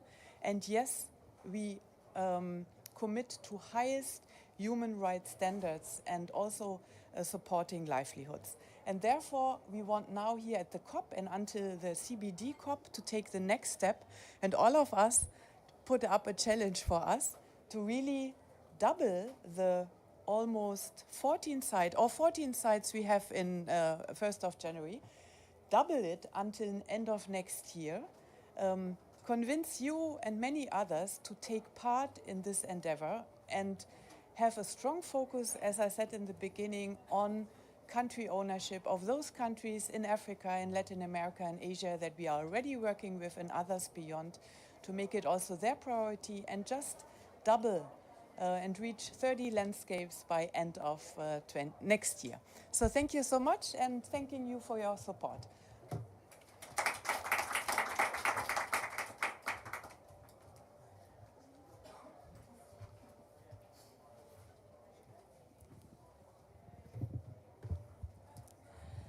So thank you, Heike, for your keynote speech, which provided us with the context.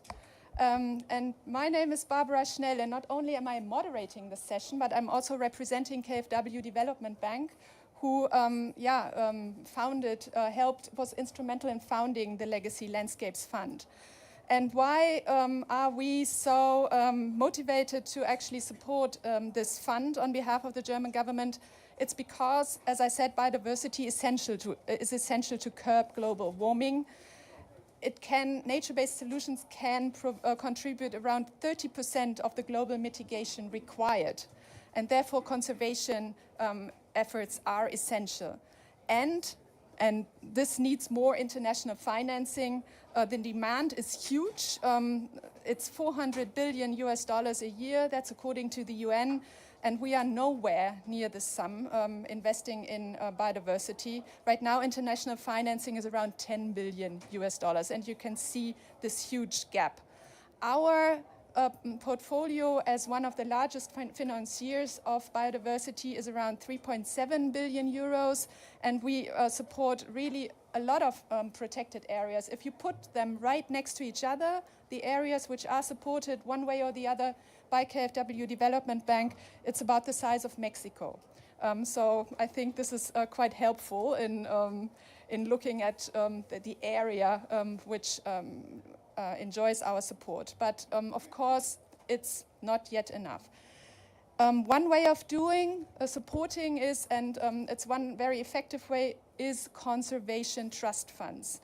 And right now we have 19 of these conservation trust funds around the world, which we support with a total sum of more than 1.1 billion euros. And these trust funds can mobilize resources from both the public and private donors for endowment or sinking funds. So these funds are put aside, they are invested in capital markets. Part of the funds are spent in order to support nature conservation areas, and thus they can actually do their supporting activity for quite a long time, and this is the idea. But they, of course, apart from having these several advantages of having this long-term perspective for funding, which these protected areas really need in order to be able to plan, they can also ensure high-quality standards, including compliance, as well as social and environmental safeguards. And then as I said, they can absorb these funds from different sources. They also have a few challenges to face, how to earn stable returns in the capital markets by their investment activities in order to preserve the capital, and how to have stakeholders from the partner countries from the Global South exert sufficient influence in the governing bodies of the Conservation Trust Fund. So these are questions we all deal with constantly in order to optimize this approach. So the Legacy Landscapes Fund is a very prominent example of such a conservation trust fund, and it is very unique, and Stephanie Lang later on will present it in more detail such that we can all have a picture also of its progress it has made during the last 3 years. Yeah, and I do not want to go on talking much more. We want to look at the Legacy Landscapes Fund as a very good example, illustrative example. And so I would love to go back to my moderation role and introduce again Mathilde Borlaurent from the Agence Française de Développement.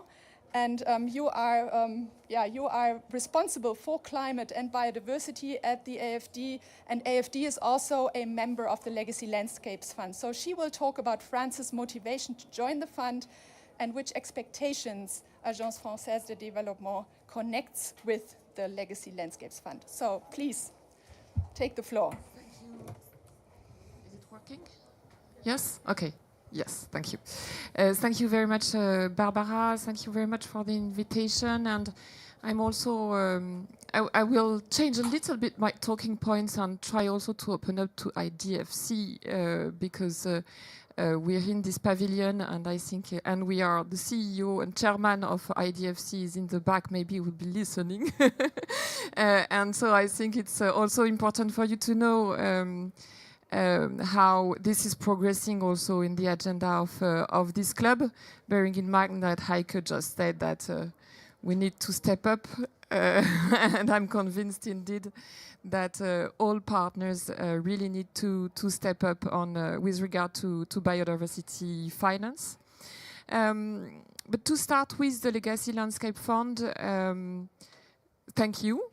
Really a warm thank you to Germany, to your work, because for AFD we are a small and modest partner in this fund, but it's been instrumental in many ways. It's been instrumental in seeing how this kind of fund could be structured. In how the collaboration could be structured with many NGOs also behind, many implementing entities. This is very useful to have all this very large partnership, in fact, in the implementation. And instrumental in showing that it can happen, and therefore also in helping pushing up the biodiversity agenda also within French priorities. You heard my president on stage, maybe. We've been all here and there, but it's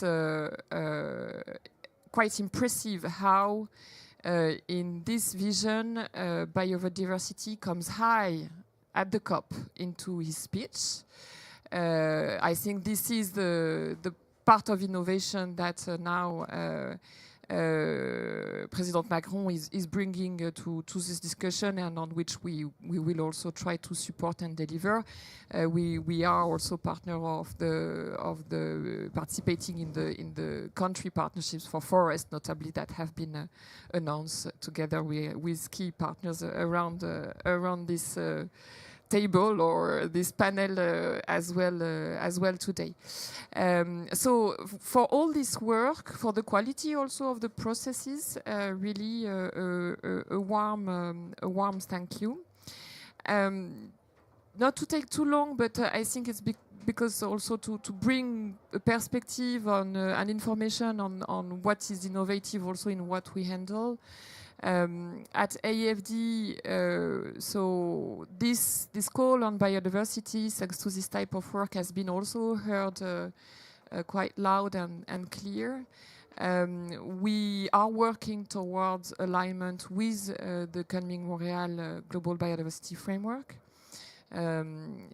Working towards, because having learned from Paris alignment, we know that it needs many sectoral discussions to be able to confirm how this alignment is going to work. This is the work that we have ahead of us, and we sincerely hope to partner with others in this work from all from the NGOs and funds and all partners willing to join. And it's of course a work that we will also push and present within the IDFC forum, where you have 26 banks, including a number of banks which are banks from the developing countries, including West Africa, including South Africa, Indonesia, and so on.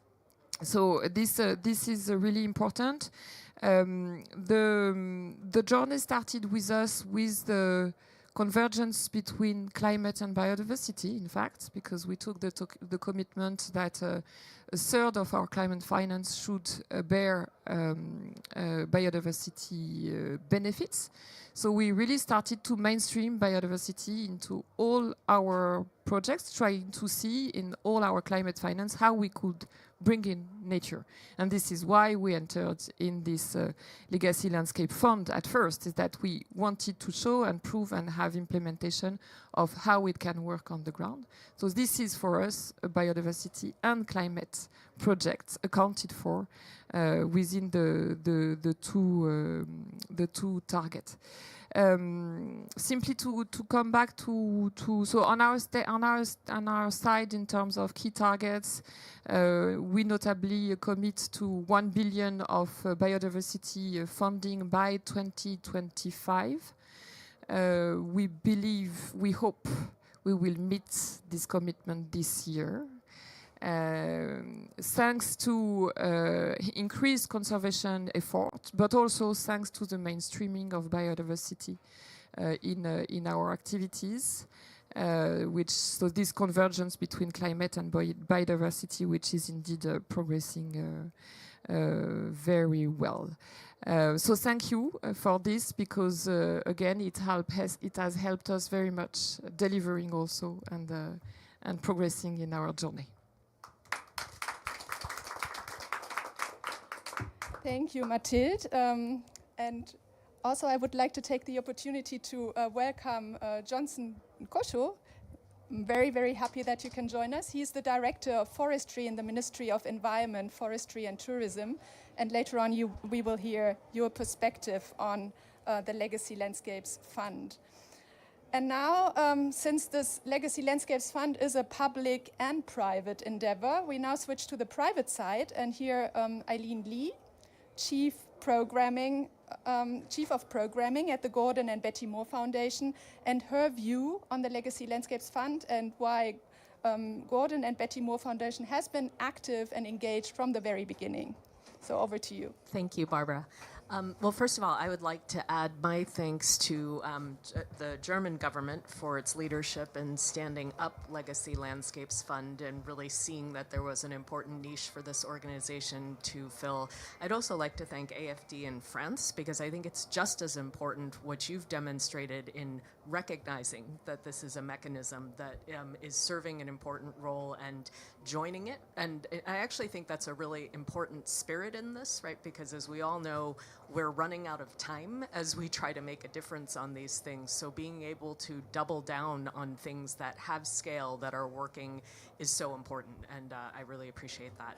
So for those of you that don't know us, the Gordon and Betty Moore Foundation is a private philanthropy of Intel founder Gordon Moore and his wife Betty. We're based in California in the United States.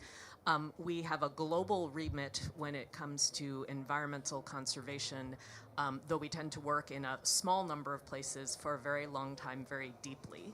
However, because we also feel that it's so important to do our part to help scale up conservation, even in the places where we don't work deeply, right, we do look at opportunities like Legacy Landscapes Fund for that purpose. I think we've talked today about how I think we've made a lot of progress in recognizing that the nature and climate agendas are integrated, right? I don't have to explain to people anymore why I come to Climate COP, even though my focus is nature. But what I do want to say, in terms of why Legacy Landscapes, I think where sometimes I get frustrated with people is when they don't understand why place-based conservation is still so important in that equation, right? There's somehow this sense that, and I understand it, that we're all chasing scale because we feel like we're running out of time and we're not making progress fast enough. But I think we've all learned the hard way that you never get to scale if you can't land it in place after place after place. Right, so I would say the important piece of this is if we want to be successful, we have to be finding those mechanisms that let us move from place to place to place a lot faster, right? And that, I think, is one of the things about Legacy Landscapes that really appeals to us. In addition, I think, like all funders, we're thinking a lot about how do we get our dollars closer to the ground, right? Recognizing that in all these places, my team doesn't have the bandwidth to be in all these places at once, right? To identify the right local partners, to do the environmental and social, in particular, due diligence that tells us that these are truly places that integrate people in place in the right way. And what I've really liked about the Legacy Landscapes model is it lets us depend on the kind of wisdom of a lot of the partners, right? So they're both, the sites that come to Legacy Landscapes come with the backing of partners who've worked deeply in those places for a very long time. The Legacy Landscapes process is set up really to do very rigorous social due diligence, right? That surfaces things where I can feel comfortable as a donor that if it's passed through the screens, right, that I don't have to worry that this is something that's going to come back and haunt us, that we got invested in it. And I think, in addition, the fact that it is a public-private partnership brings, in some ways, things that are really unique in terms of, the government-to-government relationships that the government partners bring, add something to the site engagements that's just different than what we bring as philanthropy. Philanthropy hopefully brings the money that can build that capacity over time and bring that flexibility. So I think it's a really great partnership in that sense. Maybe the final point I'll make is long-term financing does make such a difference, right? Now, I think it's not meant to be everything that a site needs, but that core is so critical. And what strikes me, at least in the places where we've been the most deeply engaged, when you look at whether it's emergencies like COVID or other disruptions, right? The difference between the places where that core long-term was taken care of and the places where it wasn't often made the difference between, did these places weather the storms well, right? So I think the core of that long-term aspect of legacy landscapes is so powerful. But anyway, thank you. I appreciate the opportunity to be here today with you all.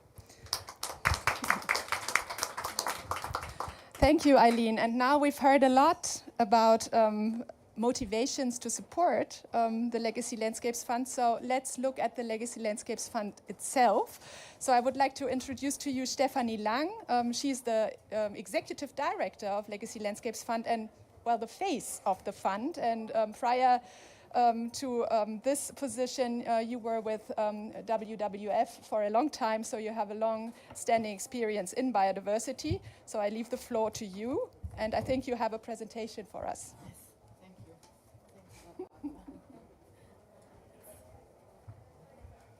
I hope that this will work forward. Ça va aller? Voilà. Okay. So thank you very much for coming to this cozy pavilion. Thanks so much, IDFC, for hosting us. Thank you so much for all the partners that have joined this event today, especially BMZ, who has taken the courage to put a very strong first amount of money to kickstart all of that. This is not easy. It has been a little bit easier 3 years ago. Today it would have probably been impossible, but even 3 years ago it was a bold step. Thank you very much to KfW, who has helped to come to a foundation that is workable from an idea and has basically built all the nuts and bolts and helped us to build all the nuts and bolts for Legacy Landscapes Fund.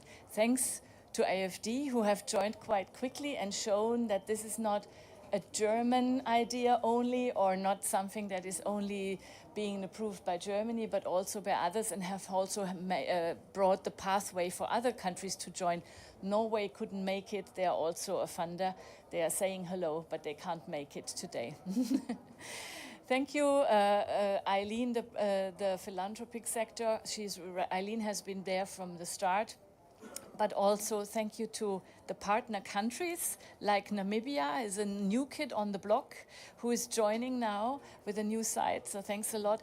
And of course, thank you to all the implementing partners. Monica, WCS, other implementing partners here are in the room, because without the implementing partners, without the NGOs, we wouldn't exist and we wouldn't be able to do our work. So, ready and running. For me, this is extremely important, because what we see right now is that so many talks, pledges, international conferences are creating a dilution of funding, creating a new funding instrument, another funding instrument here, another one there, to fill the gaps, which are immense, that's true, but which still need some time to be operational. So from a first announcement of a new instrument until the first money flows to where it's needed, 2 years, 3 years, 5 years sometimes pass. We don't have that time anymore. And that's why Legacy Landscapes Fund says that we are ready and running, and that we would like to attract more partners, more joint efforts in order to grow and in order to double our sites in the next couple of years, at least have a pledge for next year's COP. So, climate change and biodiversity loss, I will not bore you with that. That is Elizabeth Marema. She has said that already at Glasgow. I think at Glasgow, the COP in Glasgow was the first time that really these two narratives were built together.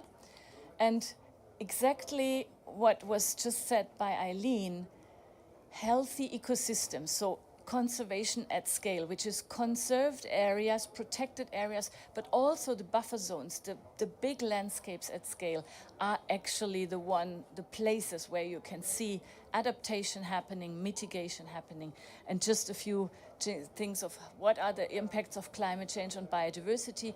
We are shifting the animals around, the habitats of the animals are moving up or down, the plants are moving up and down because it's getting too cold or too wet or too dry. There's a lot of pest outbreaks, diseases. We have seen COVID. We don't want to, absolutely do not want to repeat all of that. So the habitats are extremely stressed by climate change, and on the other side, tropical forests and all of that are helping to build resilience against climate change, so adaptation and mitigation. When we talk now about the loss and damages and all the adaptation funds, we really need to also in the future for this discussion, make sure that adaptation funding is also going into place-based and area-based conservation, because this is still the most effective, the most efficient, and most cost-effective way to build resilience against climate change. Right. Lots of money is needed.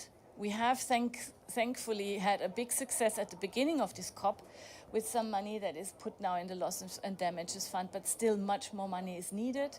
It will require more than doubling the current levels of funding. We have heard from a few countries that have now achieved all this money already, but we need additional money as well. Money that is already there is great, but we need additional money. And a lot of discussions have been around the last couple of years that we need philanthropy, private sector, public sector to work together, all of this to finance nature-based solutions. So just a few things from the internet that I found why partnerships are so important, and we have heard it before from the speakers before me. Blended finance is a solution. So why is Legacy Landscape Fund an instrument that could work to help to finance this problem and to help to fill this financial gap? Because we are fully operational. Because this fund has been created and it has started to be operational almost at the same time. It has also been recommended by CBD as one of the very few financial instruments to put money into, to put the 30 by 30 target 3 pledges into. And why is it working? It's because we were working in the global south, in the ODA countries, and it's $1 million per year that goes into a site. $1 million is not enough, Eileen has said that, but it's enough to keep the operational costs that are so difficult to fundraise for. You can find enough money to fly one rhino upside down from one park to another park. Everybody wants to fund this. No problem. You could find 17 people to do that, and National Geographic on top. But to pay for the diesel, to pay for the uniforms of the ranger, to pay for the insurance costs, to pay for the roads and infrastructure maintenance, nobody wants to fund that. Everybody says it's boring. So we are taking over the boring stuff because this is what keeps the protected areas functional. We have a fund that is already capitalized now with about $350 million, and we are putting part of it in the sinking fund and part of it in an endowment fund. So there's a push already. We have public and private sector funding. Eileen has mentioned all the advantages of that. Mutual leveraging, different strengths are coming together. We have a very, very small team. Our Legacy Landscapes Fund sitting in Berlin is 7 people. And we have a lean operation with just 8% admin cost, actually even less right now. In less than 3 years, LLF will be able to have finalized contracting with 14 sites, which is the size of Sweden altogether. So that's quite quick. It was with a lot of help from all our friends, from KfW, from all the wisdom that we use from our implementing partners, but it's a quick operation. And we measure impact at scale at an annual level with KPIs that are across the board and deep diving into the sites themselves, so we can really show impact at scale. That's our current landscape. You will still see 2 different colors. The green colors are the ones that we started with at the pilot sites. And now the blue ones are the ones that we are now contracting, and we will finalize the last 2 contracts by probably this month. Well, yes, it's already December. Yes, by this month, then. And we will have one more site, hopefully, to be put here on the map. But it's still at the candidate stage, and it will be in Mongolia.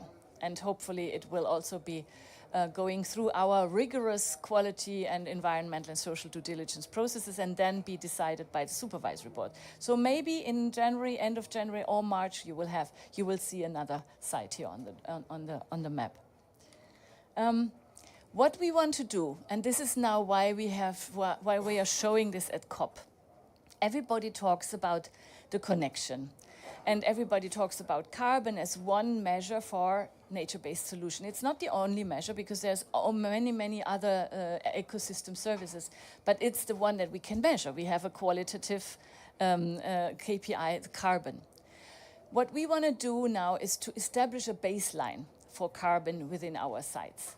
It's not measuring carbon according to RED+ standards, or measuring the carbon according to national standards, or just what the protected areas do. It's just an estimate, an informed estimate of how much carbon is being helped to be reduced by the Legacy Landscapes Fund. So we're looking at the business as usual, which is the carbon that is already stored by protected areas.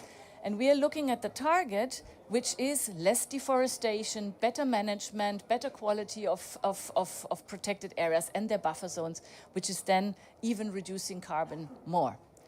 And this is just our internal baseline, so it's not, you cannot compare this with all the other data, and carbon numbers are always a bit critical.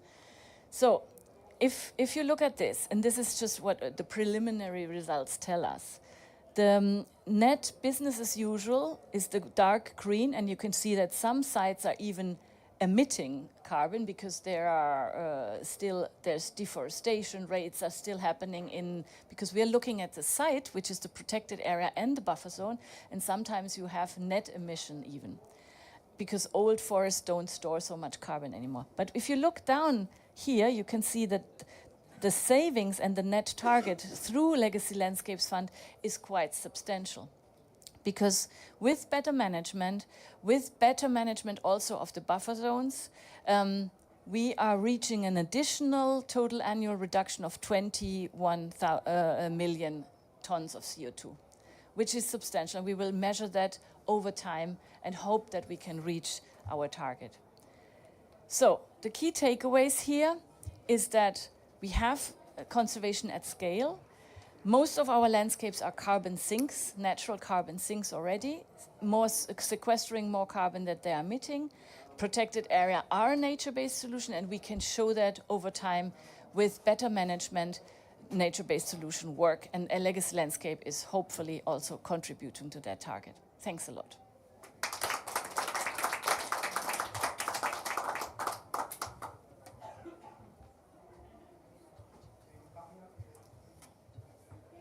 Okay, thank you, Stephanie. So this gives us, or illustrates very well how the Legacy Landscapes Fund is operating and where it already is represented. And you mentioned that Namibia is a new kid on the block, and therefore I'm really, really happy to introduce to you Johnson Dokosho. Is that about right? He is the Director of Forestry at the Ministry of Environment, Forestry and Tourism of Namibia, and he will showcase how protected areas function as a buffer zone for climate resilience and livelihoods in Namibia. And we are very, very keen on benefiting from your example. Thank you very much.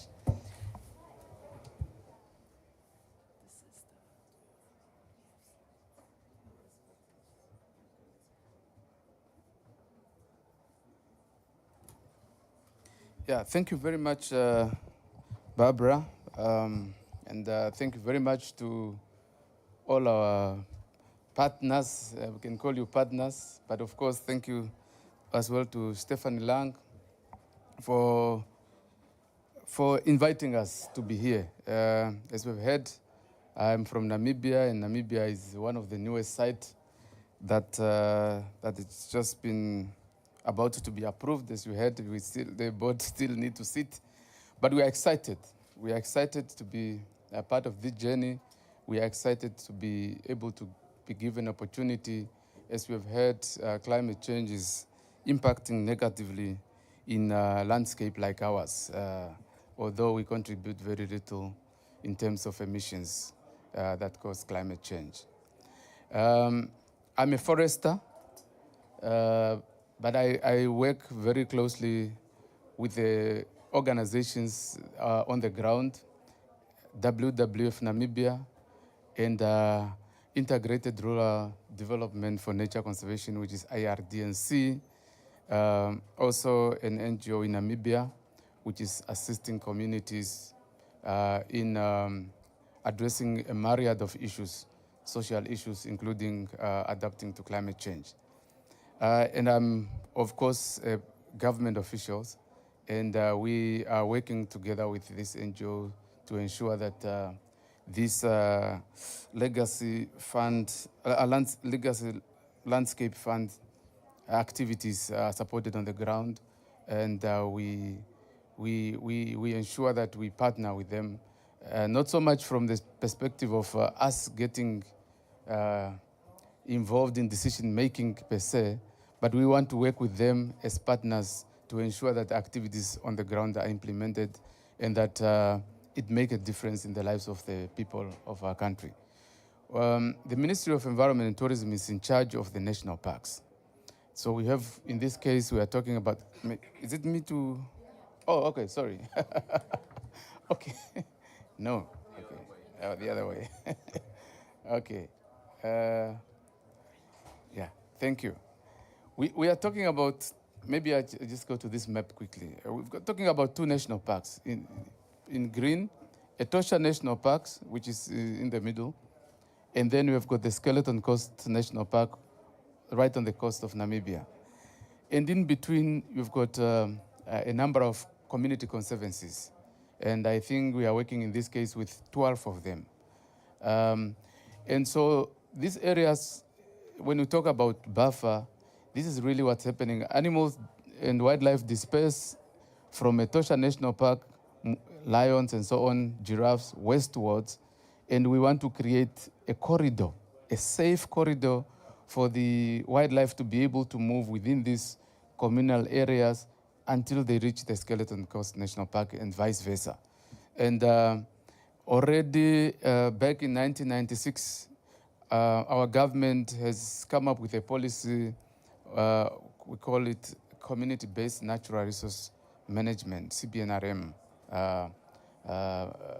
where we established community conservancies where community organize themselves, and they are really managing the wildlife on their own. Of course, they collect some benefits from that. There must be a constitution, number one. The membership must be defined, and there must be a benefit distribution plan that spell out how the funds that are going to be generated by the community is going to be shared among the community. Government takes zero money from these interventions.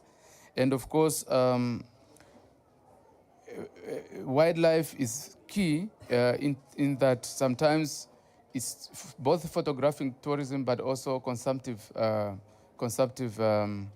utilization of resources, where the meat from this wildlife is, they are given quota, sustainable quota that is, and the meat from that wildlife is consumed by the local community. So it assists in food security purposes. Now, this is very important in that if you are managing a landscape as vulnerable as that one of Namibia, because we have got a lot of wildlife, black rhinos and whatnot, giraffes, as I said, lions. Now, these wildlife are, of course, of global importance, but the landscape itself is also very vulnerable to the effects of climate change. And the droughts are frequent, rainfall highly unpredictable and variable. And when we have droughts, you have carnivores, roaming around the villages and attacking people's wildlife. people's livestock, sorry. And also sometimes the elephants have to come closer to the villages looking for water. And it's very, very important that, you know, these human-wildlife conflicts are managed. And this is now where Legacy Landscape Fund comes in to make sure that, you know, we are organized in terms of our climate, building climate resilience among our community, but also managing resources in such a way that this is sustainable, or we attain sustainability at the end of the day. So, and therefore, managing national parks together with our partners in terms of communities and the NGOs, and ensuring that biodiversity is conserved, but at the same time, we are fighting the effects of climate change, and we are able to enhance the livelihoods of our people. And I think at the center of everything, it's the people. And as I was mentioning earlier, so people organize themselves. Of course, we don't have nice halls, so we sit under a tree, and the decisions are made at that level by the community themselves. That, okay, we want the government to introduce, for example, some giraffes in the area, to introduce certain species and so on. And in return, the community then look after that. But of course, you need then support to be able to monitor, you need support to be able to protect, because we need community game guards. As somebody was talking, I think Stephanie Lang was talking about the boring stuff. Things that, you know, people need uniform, they need basic, you know, monitoring tools and so on. And this is where your fund comes in to assist us. I mentioned human-wildlife conflict. You see elephant close to an old lady's house looking for water. And if we can, at least through this project, pull water away from the village and ensure that the wildlife have water to drink, they will never come that close to the people. And sometimes, as I said, lions attack people's livestock, and then it causes public to resent wildlife and want to, you know, retaliate against it. So it's very, very important that we strike a balance as we are protecting our environment and the biodiversity. We are ensuring also that the human element is taken care of. I do not want to bore you with many, many stories, but I think in the end, what I want to drive home is just to say that between nature and conservation and sustainable management, these are concepts that need to be managed together. And through this project, we anticipate to be able to adapt to climate change, at the same time ensuring that the environment is sustained using the landscape approach. Thank you very much.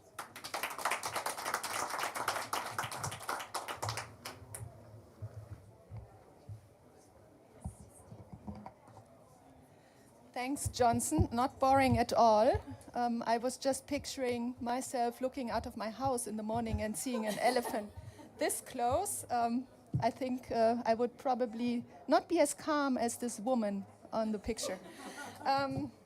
Thank you very much. It was very illustrative. And finally, we would like to hear now from Monica Medina. She is the president and CEO of Wildlife Conservation Society, so one of the organizations who actually work in the various sites.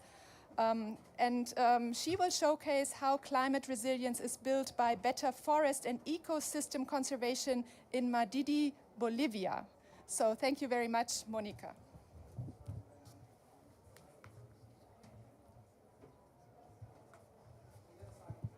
Good morning, everybody, and I'm going to stand up. I don't have a presentation, but it's the middle of the night where I am, so it'll help me a little bit to stay focused. I want to start by thanking everyone here. It's just an honor to be on this panel because our partners in the Legacy Landscape Fund are so amazing, and your stories about nature are what are inspiring. I think if we all start from that very familiar starting point, that nature is beautiful, that it is something that is inspiring for people to save. It does have many, many climate benefits. In fact, it's adaptation and mitigation, as Stephanie said, which makes it an incredible climate tool.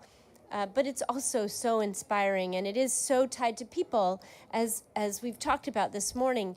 It's important and it's vital to life for humans, and it's inspiring. So thank you very much for letting me talk a little bit about one of our landscapes. I also want to stop and say that the Legacy Landscapes Fund is an inspiring model.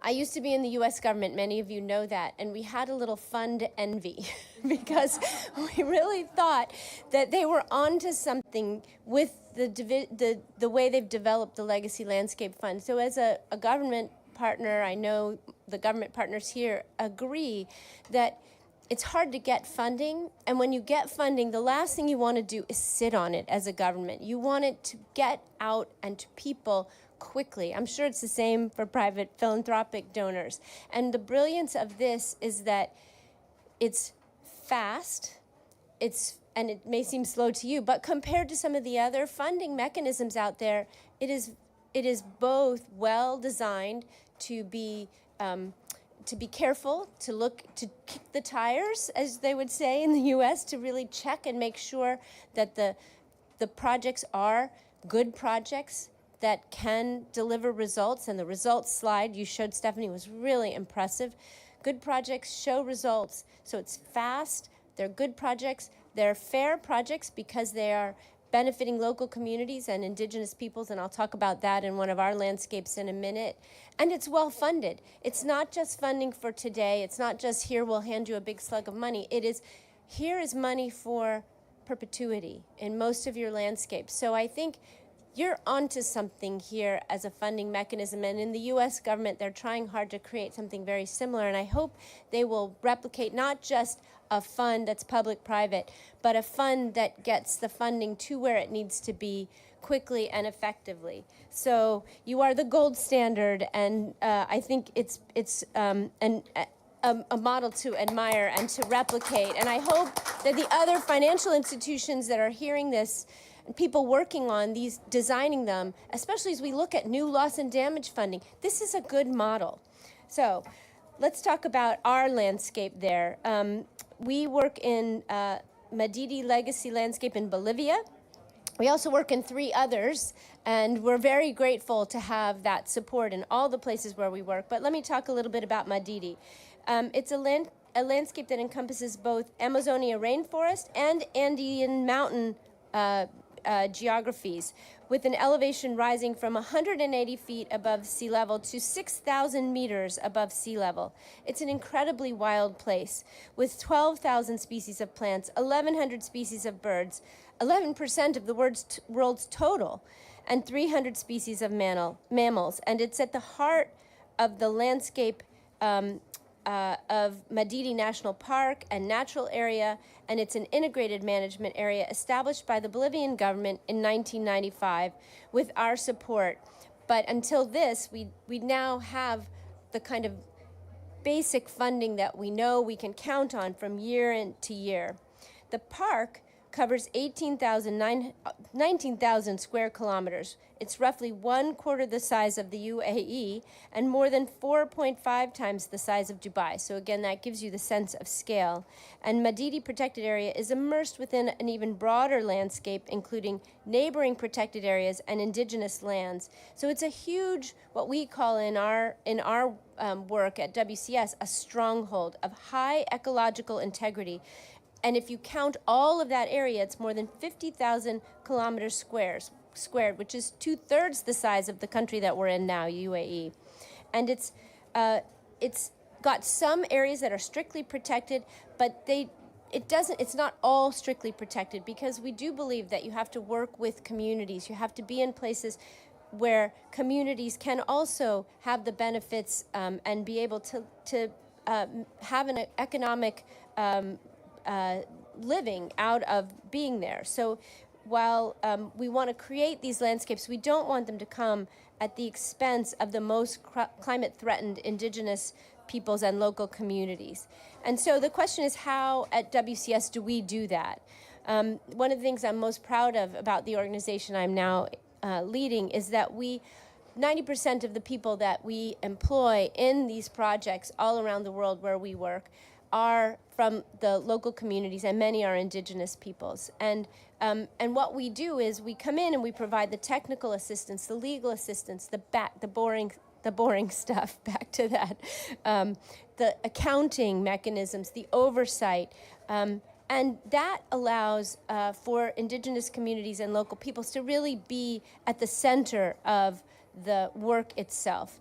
And as a result, we see tremendous results. And in the Madidi landscape, we see that the deforestation rate in the Takana indigenous territory is 4 times lower than neighboring areas outside of the protected areas and indigenous lands. And the Takana indigenous people's land management actually prevents the deforestation of connected corridors between Madidi and the Takana indigenous territories, which are critical for maintaining wildlife populations, because the wildlife doesn't know whether they're in or out of a protected, fully protected landscape or near a particular industrial or concession area. So it's really important to connect all of these landscapes and to have the community helping to protect all of it. And for that particular landscape, it's really important for the jaguar, which is a pivotal species and one that they're very keen to protect, and the white-lipped peccary, which I guess is a bird. I wish I knew.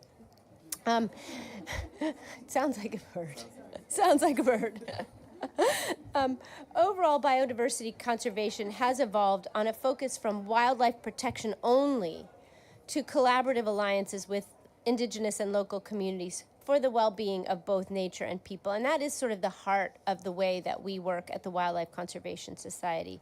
And we began our commitment to this particular landscape almost 3 decades ago.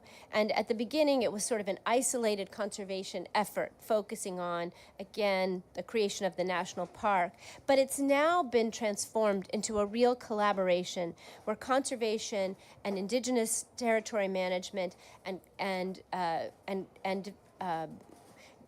wildlife-focused protection are converged on a very, very large landscape. And we know that this works because indigenous peoples have long been guarders of the landscape, and collaboration with those communities strengthens conservation efforts and empowers those people.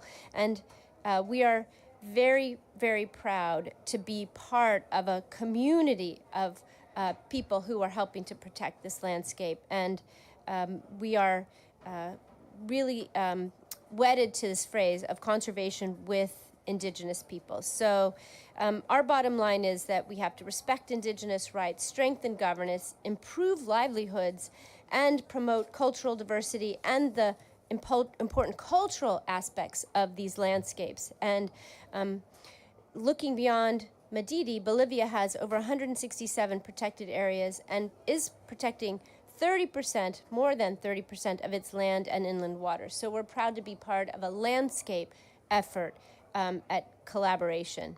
I just want to, again, echo what people have said about partnerships being challenging sometimes, but really they're so much more rewarding. I have to say, you know, for all the challenges, it's really wonderful to be able to partner with the local communities, and often our leads come from the local communities. So our country director of this particular park or landscape is Dr. Lillian Painter, who's a Bolivian national, and our Madidi landscape director is also from the area. So it's really wonderful. And again, I want to thank our partners in this, the Moore Foundation, the Legacy Landscape Fund, and the local communities. And in just 2 years since the LLF has been formed, your numbers are just fantastic. And we are so thrilled to be a part of it, such a big part of it, and want to thank you again. It is the gold standard. I hope other funds that are being created now will think about this model. They may be for different purposes, but this model really works. So thank you again for the chance to talk about our work and to be a part of the Legacy Landscapes Fund and to partner with all of you here today. Thank you.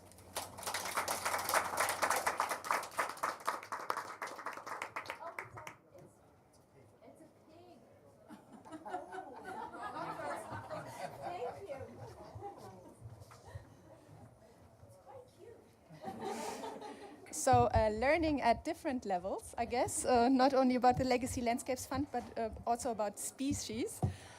So now we've heard a lot from our panelists about the Legacy Landscapes Fund. So it's your opportunity also to think of questions. We have a couple of microphones. I'm not sure how far they reach, but you can also tell me your question and I can repeat it for the benefit of everybody online.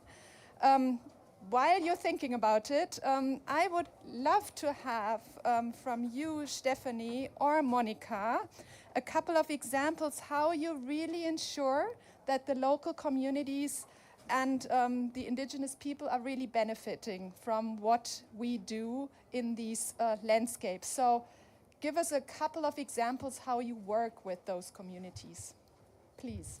Stephanie or Monica. There's a couple of microphones. You can also bend down. Yeah, there. Yeah. Who wants to start? Monica, you want to start? I'll go ahead and just quickly say, for us, it is really that high level of participation in the project itself. It's not just that they have a seat at the table and they come and they advise us. It's that they are the people who are actually making it happen. They're our staff. We teach them how to do all of the boring stuff in addition to the things that they already know. The things they know are how to take care of the landscape and how to really integrate well with the community. The things that they may not have the skills in are those, how to be how really to do the ranger and the security part, or how to the logistics of getting what we need to these areas, or the accounting, or the sort of the administrative parts. But we try to integrate them into everything that we do, and that's and then we build things that benefit those communities as well as part of the project. So I think it's wonderful because it just becomes more and more seamless. So from a systematic point of view of how this foundation is functioning, the human rights issues and the social issues are integrated into the whole project cycle. From the planning, so even in the proposal stage, there needs to be letters of support from indigenous peoples, letters of support that, the indigenous peoples, local communities need to have a seat at the decision-making table. They are part of the governance structure of those sites. Then we look at the program, and then we like potentially the program, and then there's a huge environmental and social due diligence program. You all, WCS has suffered it. Some people say they suffer this. Now TNC is suffering it. It's a 6-month process, and we really strongly believe that this is very, very important. Yes. That consultants check at all the risks, the environmental risks, the social risks, and suggest mitigation measures, budget those mitigation measures, and those need to be integrated in the full proposal. It needs to be budgeted, personnel needs to be there, and all those mitigation measures are another planning tool that we also monitor every 3 months. So that's the second step. It's still in a preparatory stage. Then for the implementation, every single landscape is different. In Latin America, you have very strong constitutional rights for indigenous peoples. In other countries, Asia, Africa, it's very different. In Namibia, again, you have a very, very strong ground, basically roots up, bottom up management for natural areas. You have land use rights instituted, and so on and so forth. So all of that, the governance sector is very, very strong in our landscapes. But then also comes the benefits from local employment, from less human rights conflicts, from potential livelihoods programs that we do, health programs that we do. But it's not we that we do. If I say we do, it's the group of everybody who does that. But the implementing partners are looking at that. So this is not only lip service. And being a conservationist, or being in conservation for 30 years, we started this whole discussion with a little bit of honey and a little bit of baskets, and that was livelihoods programs. That's not what we do anymore, thank God. It's over, it's beyond that.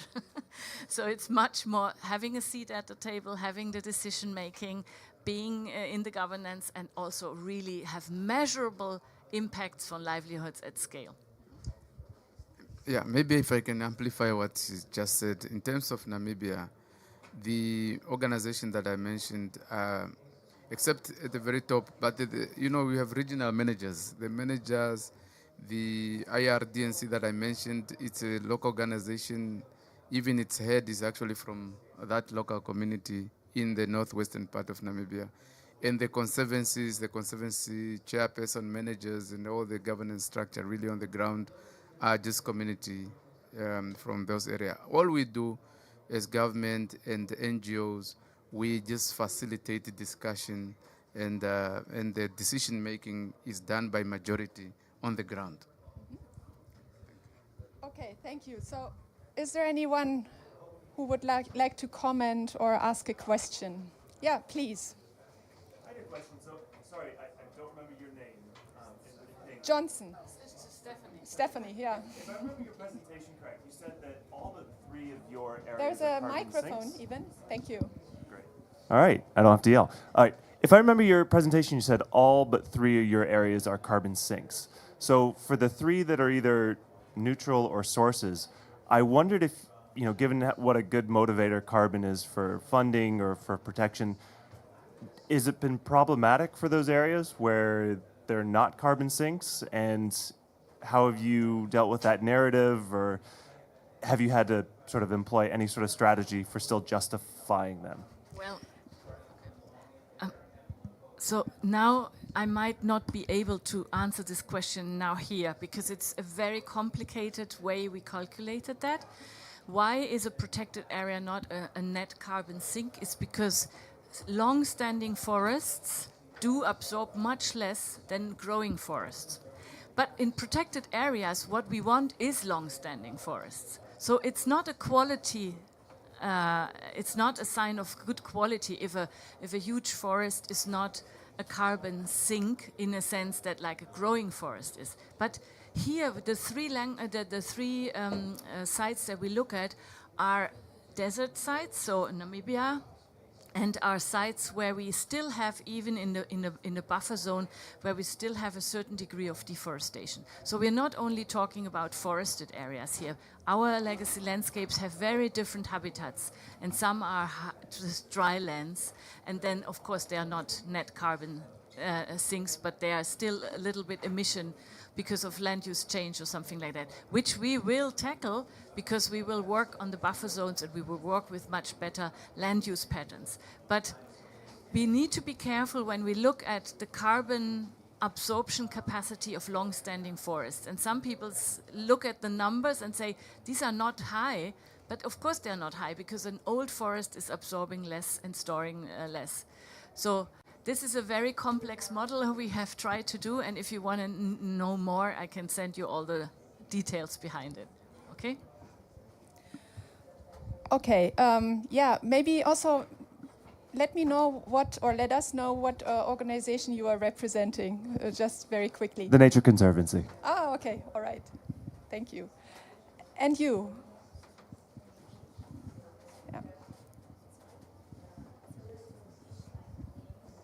Thank you. Yeah, also maybe... Thank you, I will introduce myself. Yeah. Noor Yafai from the Nature Conservancy as well. I'd just first of all like to say thank you very much to all of the speakers today for your inspiring words. And also to the funders on the panel today, thank you for your leadership. And I see that also as very much strong European leadership as well, if I may. My question, Stephanie, is mainly for you, but I invite others to answer as well. It strikes me, one of the returns on investment for Legacy Landscapes Fund is the invaluable lessons that we can learn and take from the stories of conservation that can be themselves replicated and scaled elsewhere. So whether it be, as we hope will be the case, grazers in Mongolia or whatever it might be for sustainable livelihoods and conservation, how can we work together to ensure we really harvest those lessons and those stories, and we can scale them and share them with others who are trying to work in this field to spread that good practice and share that knowledge more widely?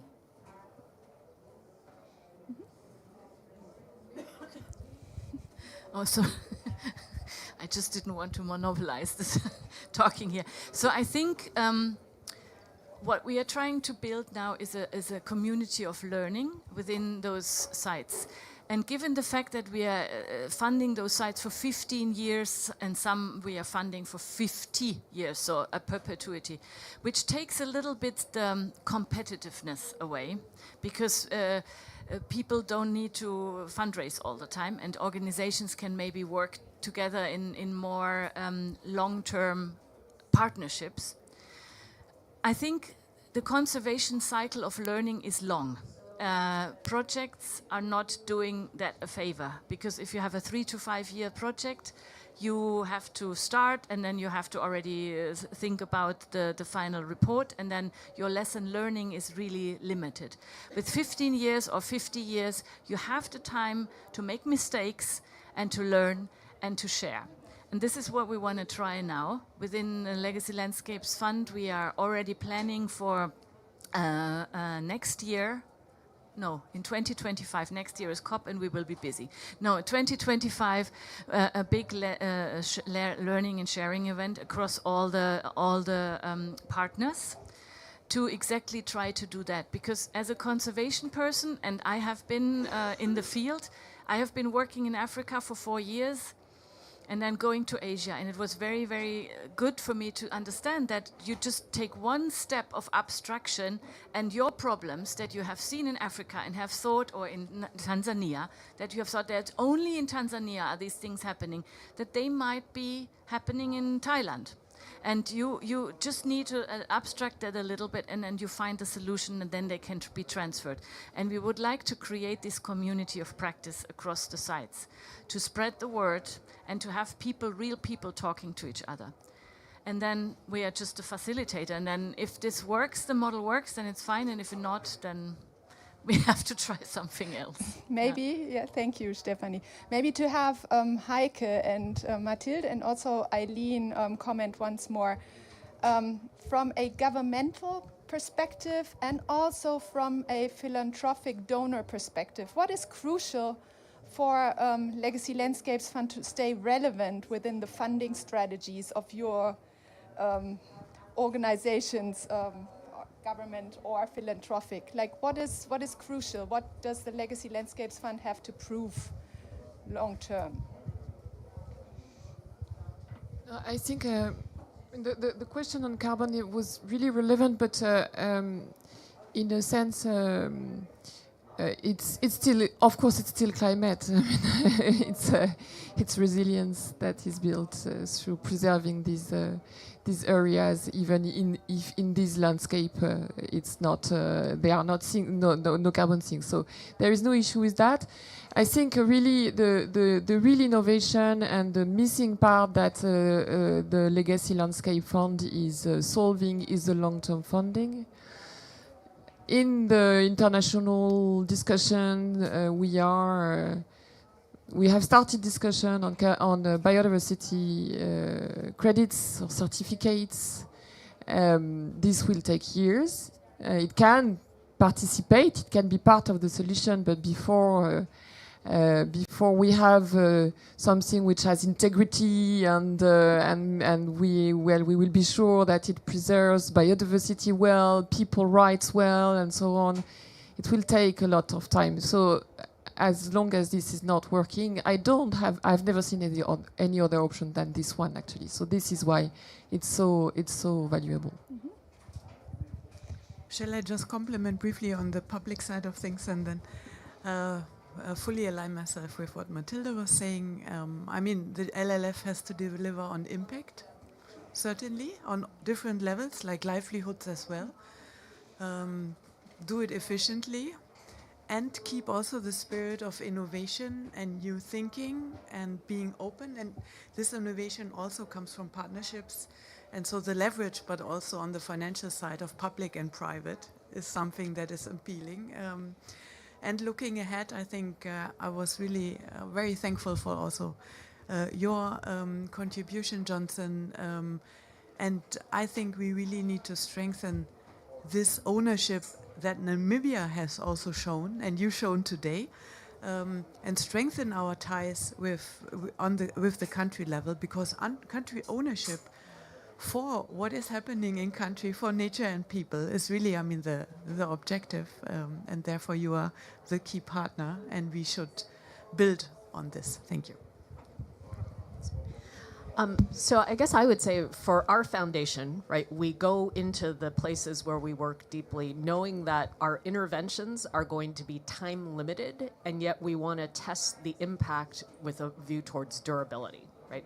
That's not an easy thing to do, as we all know, and I think what we are really looking for from the legacy landscapes model, you know, we haven't talked that much about the landscapes piece of this explicitly, but it really is this recognition that you've got a site that's legally protected, right, within the core of a larger landscape, and that if you were to look at the projects, right, of each of these legacy landscapes, they really are about, the first few years, I would say very often are about solving for some of those most important landscape sustainability issues, right? So basically, can they figure out ways to start, you know, as the gentleman from Namibia was describing, right, managing the human wildlife conflicts or the other things that basically can imperil the sustainability of a site, while also putting it on a path towards other sources of revenue and income that will keep the site well positioned. And in some cases with the perpetuity sites, right, on top of a core of very long-term funding, in some cases with the sustainability sites, right, a path towards other pieces of revenue that will continue to deliver. So for us, it's that durability that we're seeking from legacy landscapes. Mm-hmm. Thank you. Yeah, we have one more question there. Please kindly introduce yourself quickly. Thank you. Sandy Andelman with the Wildlife Conservation Society. And mine is a comment rather than a question. And two things that I think WCS has found especially rewarding in being involved with Legacy Landscapes Fund. One is the openness and transparency of the entire process. Often, you know, with funders, there's a lot of, you know, kind of secret deliberation, or you may not really know why certain decisions are made, but I feel, at least from our experience, but also the other partners I'm aware of, it's a very open and communicative and collaborative process, and that is so important. And then the other thing that has been quite rewarding is, you know, as much as all conservation NGOs share the same goals and should be collaborating, there are limited resources. So sometimes it ends up creating competition. But the NGO implementing organizations involved in Legacy Landscapes Fund have been very collaborative.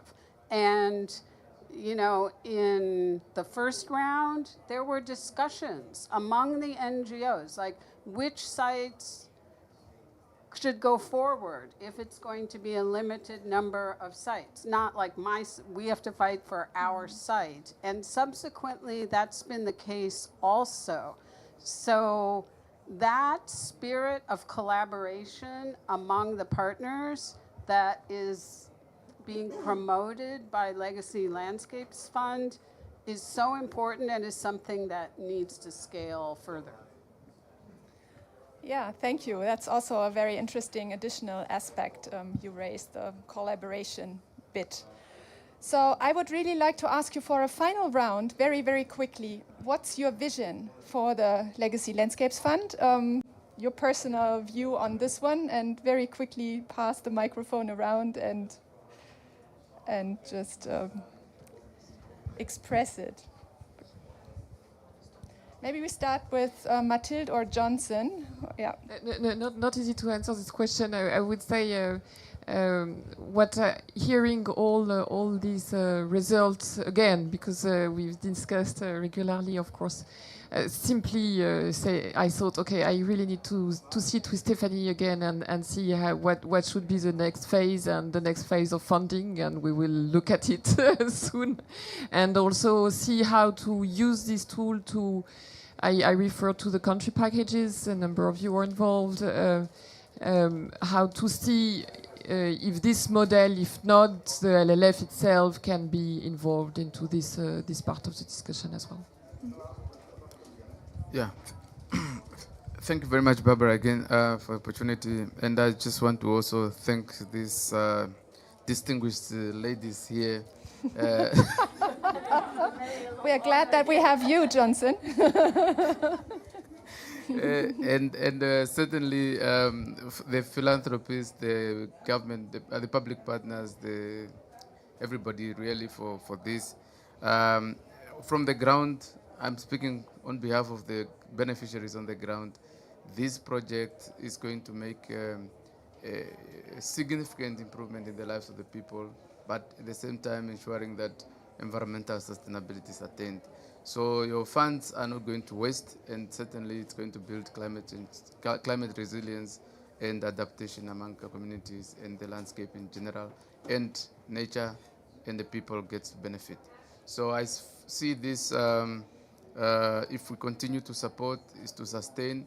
I heard from Stephanie, it's very encouraging to see that some of the sites are really going to be supported long term, and I can only foresee that our funders will also make a commitment for long term to ensure that this landscape continue to be managed sustainably in perpetuity. Thank you. Well, the final thing I would say is like we all need to try to spread the word. We need to get more partners on board. There's lots of money needed, and let's try to spend it wisely with a model that seems to work. And thanks again for those who have invented that model. It was like a, what do you call it, Schwarmintelligenz. It was a co-creation of many bright minds. So it has now been proven and tested. Let's continue to fund into this model, and I hope that we can all spread the word and get more. Another boost for COP16 next year for the biodiversity COP. Thank you all. It was a really inspiring session, and thank you all for the contributions and questions. So my vision would be growth, sustainable growth, going deep also. I mean, that you were talking about, but also widening. Like 30 sites next year would be my dream, and grow from there. And then also connecting the dots. Like the corridor, I mean, in the example of Namibia, but thinking bigger, why not? And I very much like the Ministry for the Future book, and the corridor that is then, I mean, that's my vision. And why not dream? Yes. We need the dream. I mean, thanks. Thank you. So there are, shall we use this one? Okay. I don't want to strike. There are many strategies for climate and conservation where we continually run into capacity bottlenecks, right, in terms of being able to deliver. When I look at legacy landscapes and having had a chance to see the kind of potential pipeline of sites, what is exciting, but maybe also a little frustrating, right, is that the capacity is there, right? There is a long list of sites where you see the capacity available to really make a pretty big difference. And right now, we're just not in a place, right, I think, to be able to fully meet that demand, right? So, I mean, to me, in some ways, it's a good problem to have, but going back to what Stephanie said, I think the ability to mobilize the partnerships that will let us scale up to embrace that capacity is, you know, for me, what I would love to see happen. Gosh, the last word, that's the hard. last words, Monica, what? So, two, that this model be one that is replicated, and that not only does this fund benefit from the other funds that are being created because it is such a good model, but that this model becomes much more of the rule than an exception, because it is exceptional right now. And second thing is that we use it to get to 30%. I mean, back to biodiversity and the 30 by 30. If we can use this model to get to 30%, particularly because it scales even where it is, in the landscapes where it is, that will be amazing. Yeah, thank you very much. Yeah.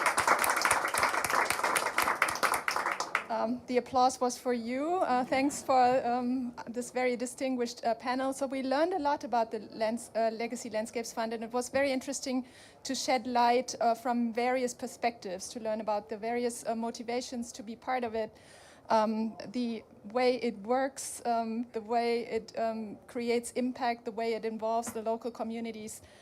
So we see it's fully operational now, so we will be observing it, of course, going forward. But we still have a lot of homework to do, so there's an opportunity to become active. And yeah, let's create the spirit in order to achieve more scale for the sake of biodiversity. Thank you very much.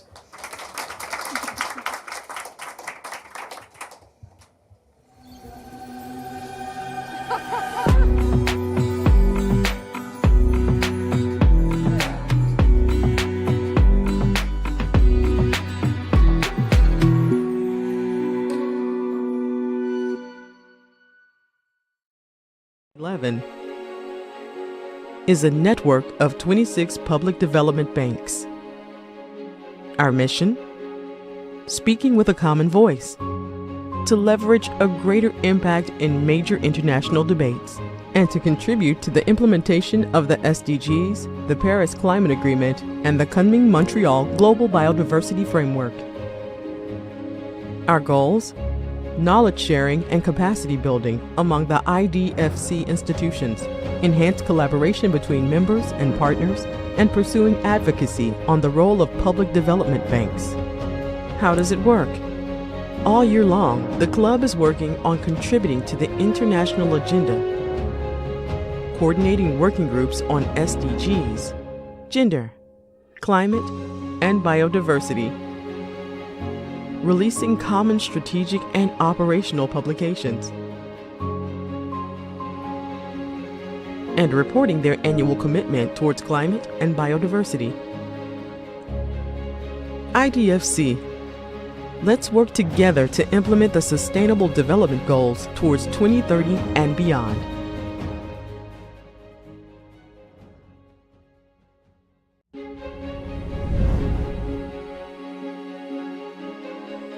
What is IDFC Climate Facility? Created in 2019, the facility has been supporting IDFC members in enabling knowledge exchange and offering capacity development on climate-related topics.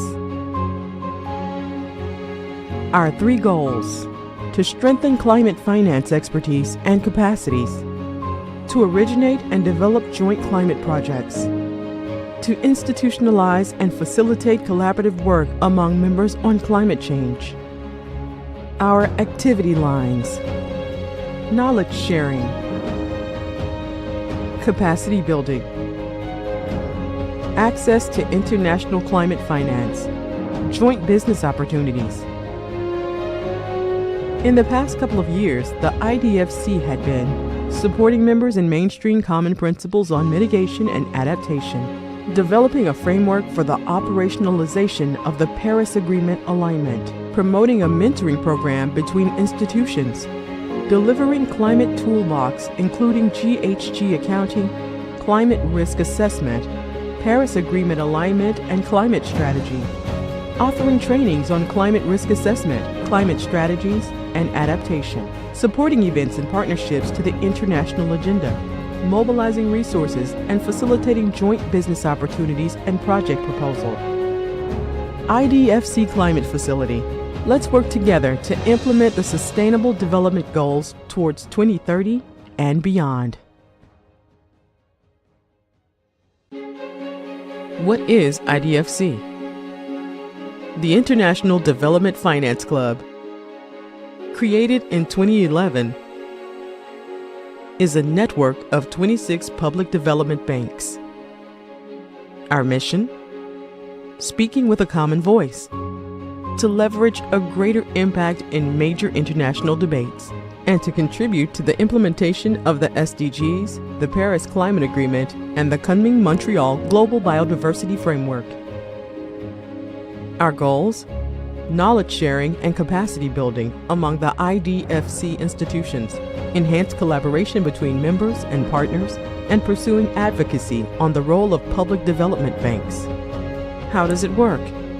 All year long, the club is working on contributing to the international agenda, coordinating working groups on SDGs, gender, climate, and biodiversity, releasing common strategic and operational publications,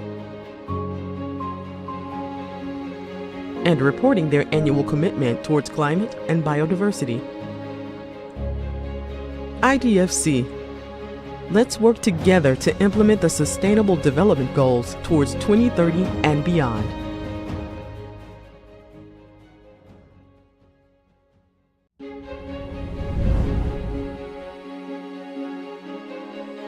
What is IDFC Climate Facility?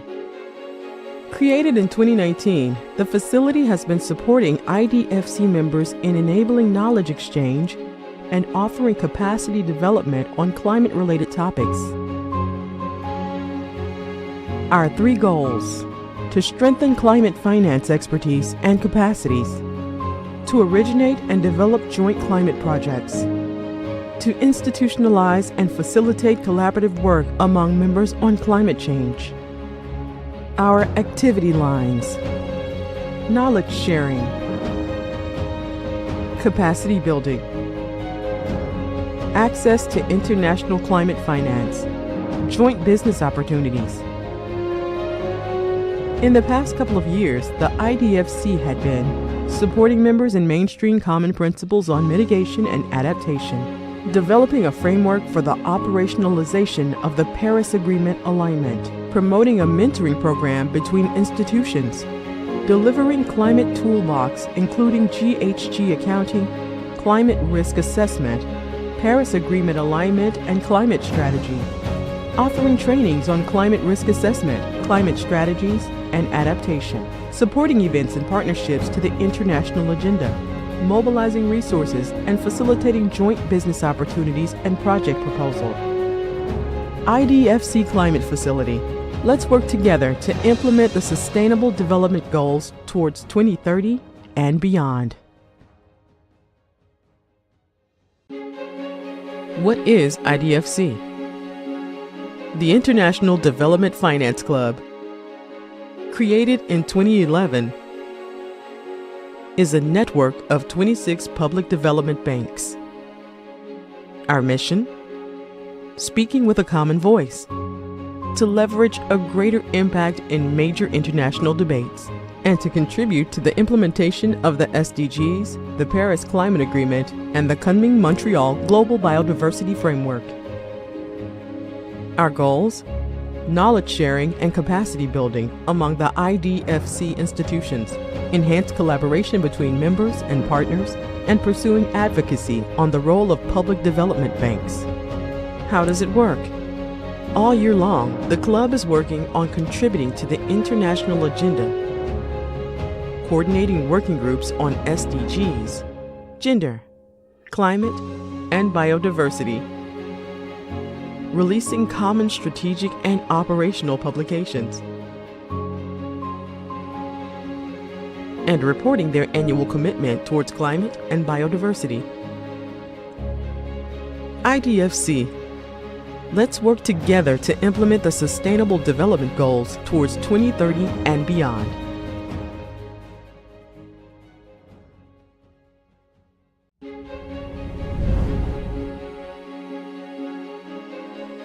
What is IDFC Climate Facility?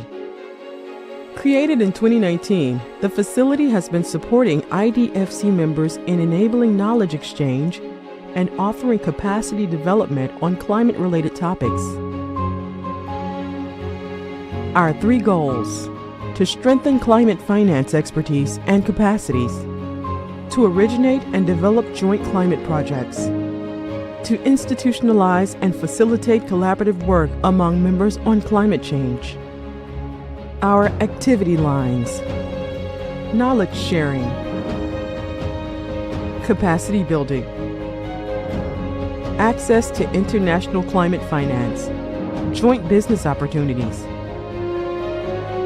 In the past couple of years, the IDFC had been supporting members in mainstream common principles on mitigation and adaptation, developing a framework for the operationalization of the Paris Agreement alignment, promoting a mentoring program between institutions, delivering climate toolbox including GHG accounting, climate risk assessment, Paris Agreement alignment and climate strategy, offering trainings on climate risk assessment, climate strategies, and adaptation, supporting events and partnerships to the international agenda, mobilizing resources and facilitating joint business opportunities and project proposal. IDFC Climate Facility. Let's work together to implement the Sustainable Development Goals towards 2030 and beyond. What is IDFC? The International Development Finance Club, created in 2011, is a network of 26 public development banks. Our mission? Speaking with a common voice, to leverage a greater impact in major international debates, and to contribute to the implementation of the SDGs, the Paris Climate Agreement, and the Kunming-Montreal Global Biodiversity Framework. Our goals? Knowledge sharing and capacity building among the IDFC institutions, enhanced collaboration between members and partners, and pursuing advocacy on the role of public development banks. How does it work?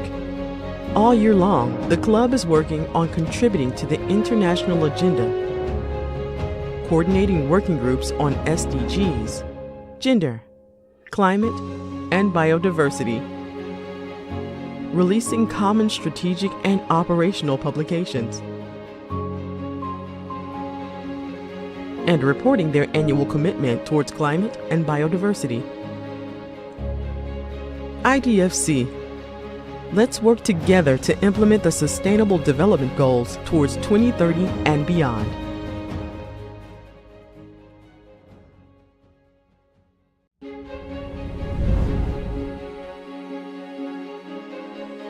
What is IDFC Climate Facility?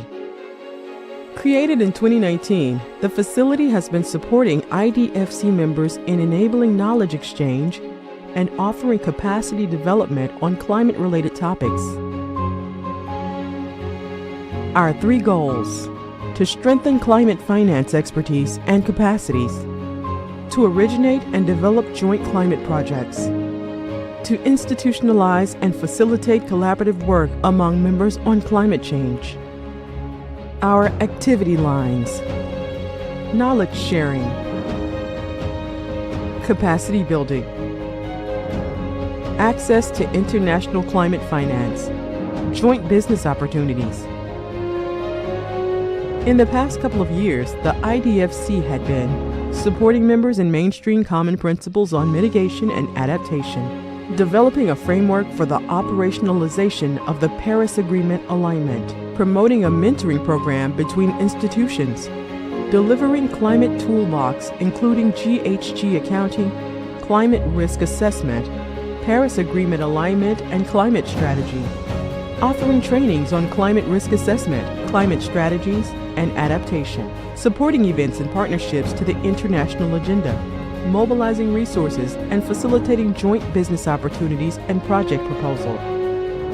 IDFC Climate Facility. Let's work together to implement the Sustainable Development Goals towards 2030 and beyond. What is IDFC? The International Development Finance Club, created in 2011, is a network of 26 public development banks. Our mission? Speaking with a common voice, to leverage a greater impact in major international debates, and to contribute to the implementation of the SDGs, the Paris Climate Agreement, and the Kunming-Montreal Global Biodiversity Framework. Our goals? Knowledge sharing and capacity building among the IDFC institutions, enhanced collaboration between members and partners, and pursuing advocacy on the role of public development banks. How does it work? All year long, the club is working on contributing to the international agenda, coordinating working groups on SDGs, gender, climate, and biodiversity, releasing common strategic and operational publications, and reporting their annual commitment towards climate and biodiversity. IDFC. Let's work together to implement the Sustainable Development Goals towards 2030 and beyond.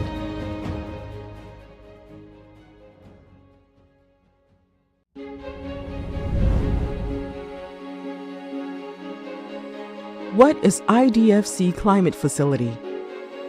Created in 2019, the facility has been supporting IDFC members in enabling knowledge exchange and offering capacity development on climate-related topics. Our 3 goals: to strengthen climate finance expertise and capacities, to originate and develop joint climate projects, to institutionalize and facilitate collaborative work among members on climate change. Our activity lines: knowledge sharing,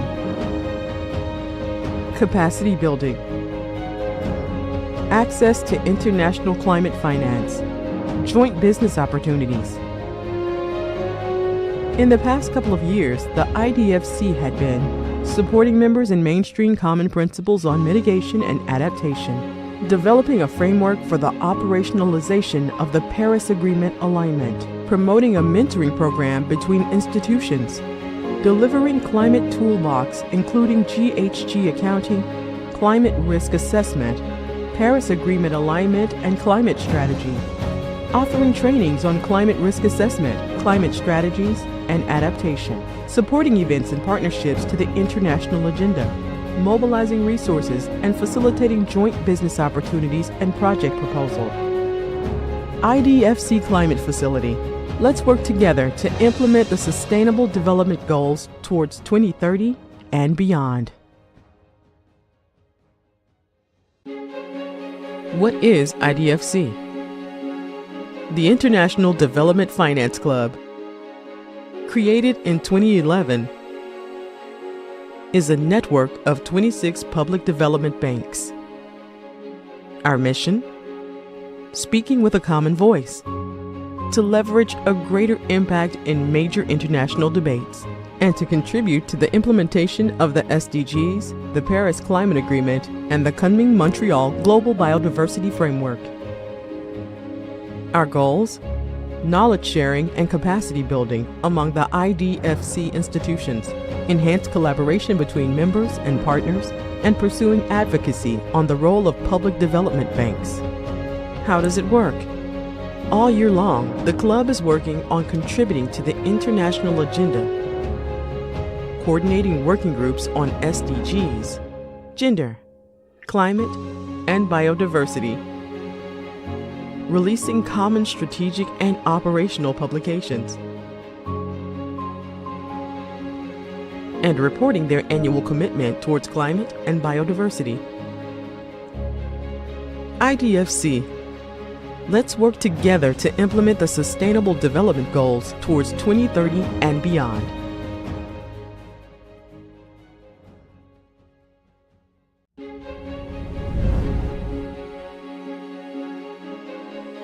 What is IDFC Climate Facility?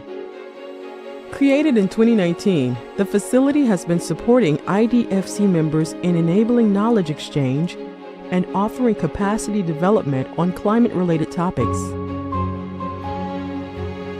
Our 3 goals: to strengthen climate finance expertise and capacities, to originate and develop joint climate projects, to institutionalize and facilitate collaborative work among members on climate change.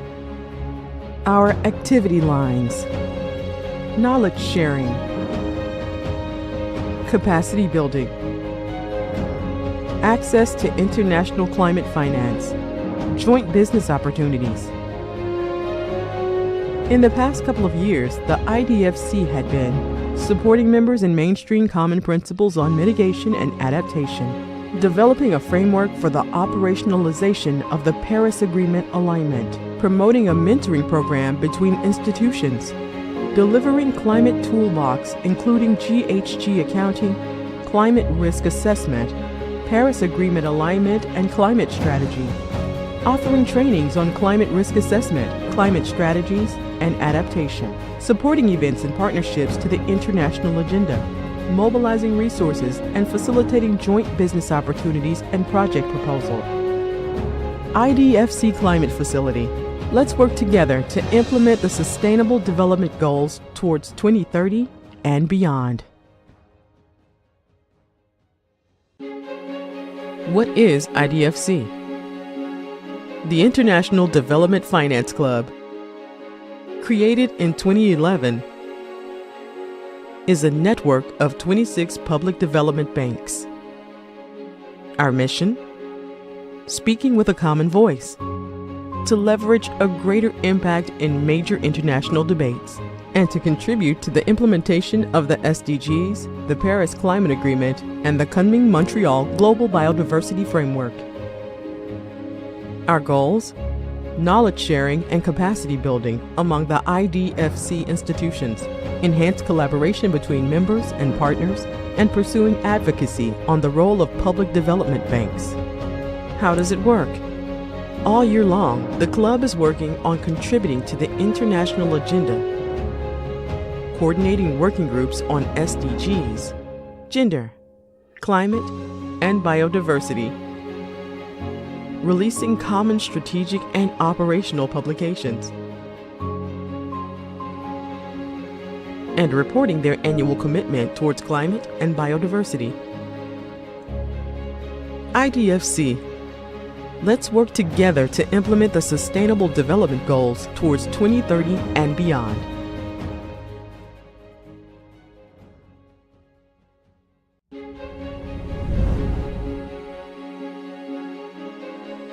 What is IDFC Climate Facility? Created in 2019, the facility has been supporting IDFC members in enabling knowledge exchange and offering capacity development on climate-related topics. Our 3 goals: to strengthen climate finance expertise and capacities, to originate and develop joint climate projects, to institutionalize and facilitate collaborative work among members on climate change. Our activity lines: knowledge sharing, capacity building, access to international climate finance, joint business opportunities.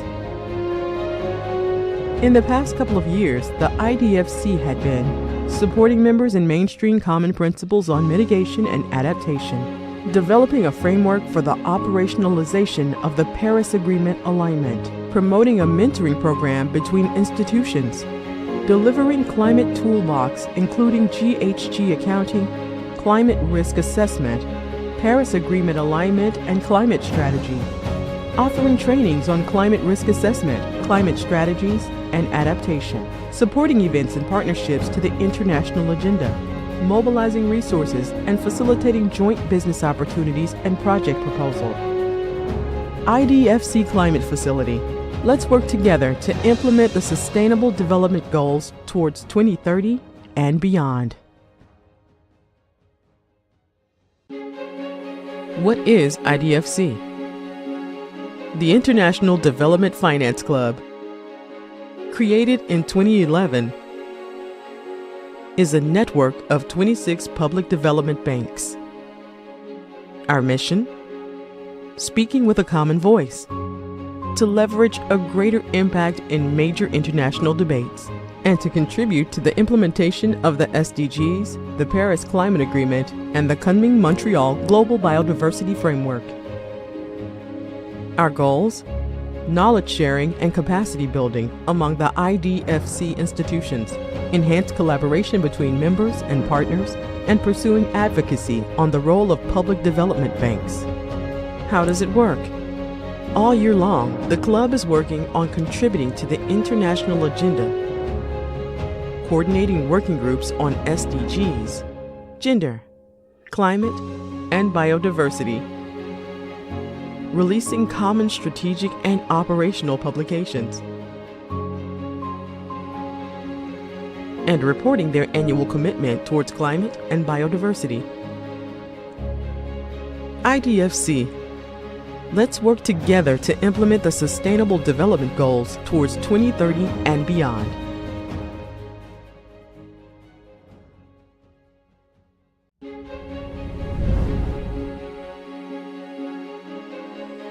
What is IDFC Climate Facility? Created in 2019, the facility has been supporting IDFC members in enabling knowledge exchange and offering capacity development on climate-related topics. Our 3 goals: to strengthen climate finance expertise and capacities, to originate and develop joint climate projects, to institutionalize and facilitate collaborative work among members on climate change. Our activity lines: knowledge sharing, capacity building, access to international climate finance, joint business opportunities. In the past couple of years, the IDFC had been supporting members in mainstream common principles on mitigation and adaptation, developing a framework for the operationalization of the Paris Agreement alignment, promoting a mentoring program between institutions, delivering climate toolbox including GHG accounting, climate risk assessment, Paris Agreement alignment and climate strategy, offering trainings on climate risk assessment, climate strategies, and adaptation, supporting events and partnerships to the international agenda, mobilizing resources and facilitating joint business opportunities and project proposal. IDFC Climate Facility. Let's work together to implement the Sustainable Development Goals towards 2030 and beyond. What is IDFC? The International Development Finance Club, created in 2011, is a network of 26 public development banks. Our mission? Speaking with a common voice, to leverage a greater impact in major international debates, and to contribute to the implementation of the SDGs, the Paris Climate Agreement, and the Kunming-Montreal Global Biodiversity Framework. Our goals? Knowledge sharing and capacity building among the IDFC institutions, enhanced collaboration between members and partners, and pursuing advocacy on the role of public development banks. How does it work? All year long, the club is working on contributing to the international agenda, coordinating working groups on SDGs, gender, climate, and biodiversity, releasing common strategic and operational publications, and reporting their annual commitment towards climate and biodiversity. IDFC. Let's work together to implement the Sustainable Development Goals towards 2030 and beyond.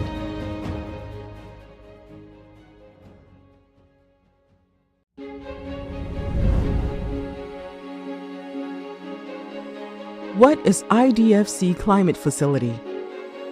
Created in 2019, the facility has been supporting IDFC members in enabling knowledge exchange and offering capacity development on climate-related topics. Our 3 goals: to strengthen climate finance expertise and capacities, to originate and develop joint climate projects, to institutionalize and facilitate collaborative work among members on climate change. Our activity lines: knowledge sharing, capacity building, access to international climate finance, joint business opportunities. In the past couple of years, the IDFC had been supporting members in mainstream common principles on mitigation and adaptation, developing a framework for the operationalization of the Paris Agreement alignment, promoting a mentoring program between institutions, delivering climate toolbox including GHG accounting, climate risk assessment, Paris Agreement alignment and climate strategy, offering trainings on climate risk assessment, climate strategies, and adaptation, supporting events and partnerships to the international agenda, mobilizing resources and facilitating joint business opportunities and project proposal. IDFC Climate Facility. Let's work together to implement the Sustainable Development Goals towards 2030 and beyond.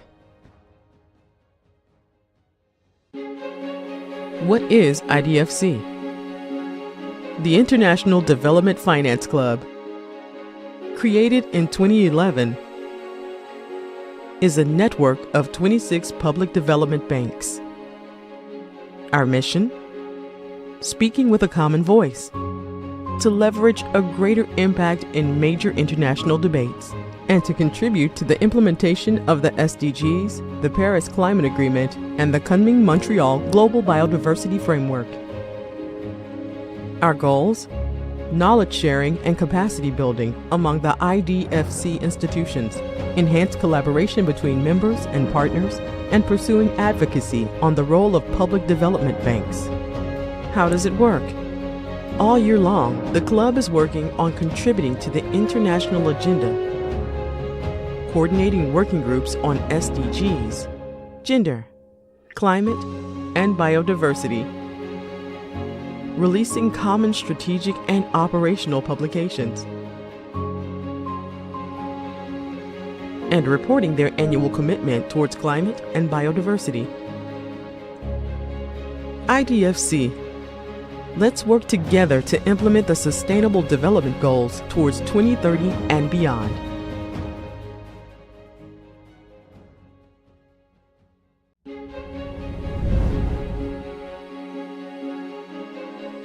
What is IDFC Climate Facility? Created in 2019, the facility has been supporting IDFC members in enabling knowledge exchange and offering capacity development on climate-related topics. Our 3 goals: to strengthen climate finance expertise and capacities, to originate and develop joint climate projects, to institutionalize and facilitate collaborative work among members on climate change. Our activity lines: knowledge sharing, capacity building, access to international climate finance, joint business opportunities. In the past couple of years, the IDFC had been supporting members in mainstream common principles on mitigation and adaptation, developing a framework for the operationalization of the Paris Agreement alignment, promoting a mentoring program between institutions, delivering climate toolbox including GHG accounting, climate risk assessment, Paris Agreement alignment and climate strategy, offering trainings on climate risk assessment, climate strategies, and adaptation, supporting events and partnerships to the international agenda, mobilizing resources and facilitating joint business opportunities and project proposal. IDFC Climate Facility. Let's work together to implement the Sustainable Development Goals towards 2030 and beyond. What is IDFC? The International Development Finance Club, created in 2011, is a network of 26 public development banks. Our mission? Speaking with a common voice, to leverage a greater impact in major international debates, and to contribute to the implementation of the SDGs, the Paris Climate Agreement, and the Kunming-Montreal Global Biodiversity Framework. Our goals? Knowledge sharing and capacity building among the IDFC institutions, enhanced collaboration between members and partners, and pursuing advocacy on the role of public development banks. How does it work? All year long, the club is working on contributing to the international agenda, coordinating working groups on SDGs, gender, climate, and biodiversity, releasing common strategic and operational publications, and reporting their annual commitment towards climate and biodiversity. IDFC. Let's work together to implement the Sustainable Development Goals towards 2030 and beyond.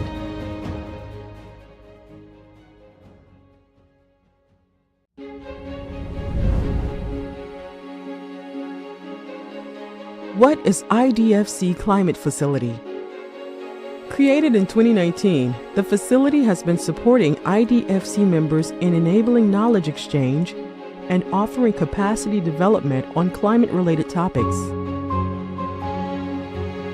Our 3 goals: to strengthen climate finance expertise and capacities, to originate and develop joint climate projects, to institutionalize and facilitate collaborative work among members on climate change. Our activity lines: knowledge sharing, capacity building, access to international climate finance, joint business opportunities. In the past couple of years, the IDFC had been supporting members in mainstream common principles on mitigation and adaptation, developing a framework for the operationalization of the Paris Agreement alignment, promoting a mentoring program between institutions, delivering climate toolbox including GHG accounting, climate risk assessment, Paris Agreement alignment and climate strategy, offering trainings on climate risk assessment, climate strategies, and adaptation, supporting events and partnerships to the international agenda, mobilizing resources and facilitating joint business opportunities and project proposal. IDFC Climate Facility. Let's work together to implement the Sustainable Development Goals towards 2030 and beyond. What is IDFC? The International Development Finance Club, created in 2011, is a network of 26 public development banks. Our mission? Speaking with a common voice, to leverage a greater impact in major international debates, and to contribute to the implementation of the SDGs, the Paris Climate Agreement, and the Kunming-Montreal Global Biodiversity Framework. Our goals? Knowledge sharing and capacity building among the IDFC institutions, enhanced collaboration between members and partners, and pursuing advocacy on the role of public development banks. How does it work? All year long, the club is working on contributing to the international agenda, coordinating working groups on SDGs, gender, climate, and biodiversity, releasing common strategic and operational publications, and reporting their annual commitment towards climate and biodiversity. IDFC. Let's work together to implement the Sustainable Development Goals towards 2030 and beyond.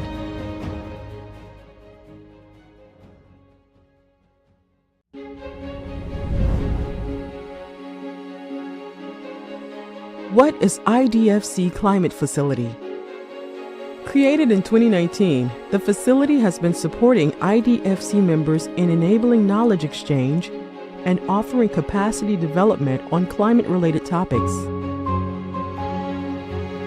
Our 3 goals: to strengthen climate finance expertise and capacities, to originate and develop joint climate projects, to institutionalize and facilitate collaborative work among members on climate change.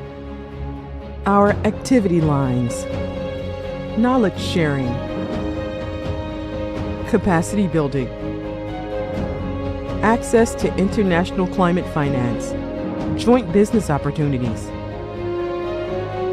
In the past couple of years, the IDFC had been supporting members in mainstream common principles on mitigation and adaptation, developing a framework for the operationalization of the Paris Agreement alignment, promoting a mentoring program between institutions, delivering climate toolbox including GHG accounting, climate risk assessment, Paris Agreement alignment and climate strategy, offering trainings on climate risk assessment, climate strategies, and adaptation, supporting events and partnerships to the international agenda, mobilizing resources and facilitating joint business opportunities and project proposal.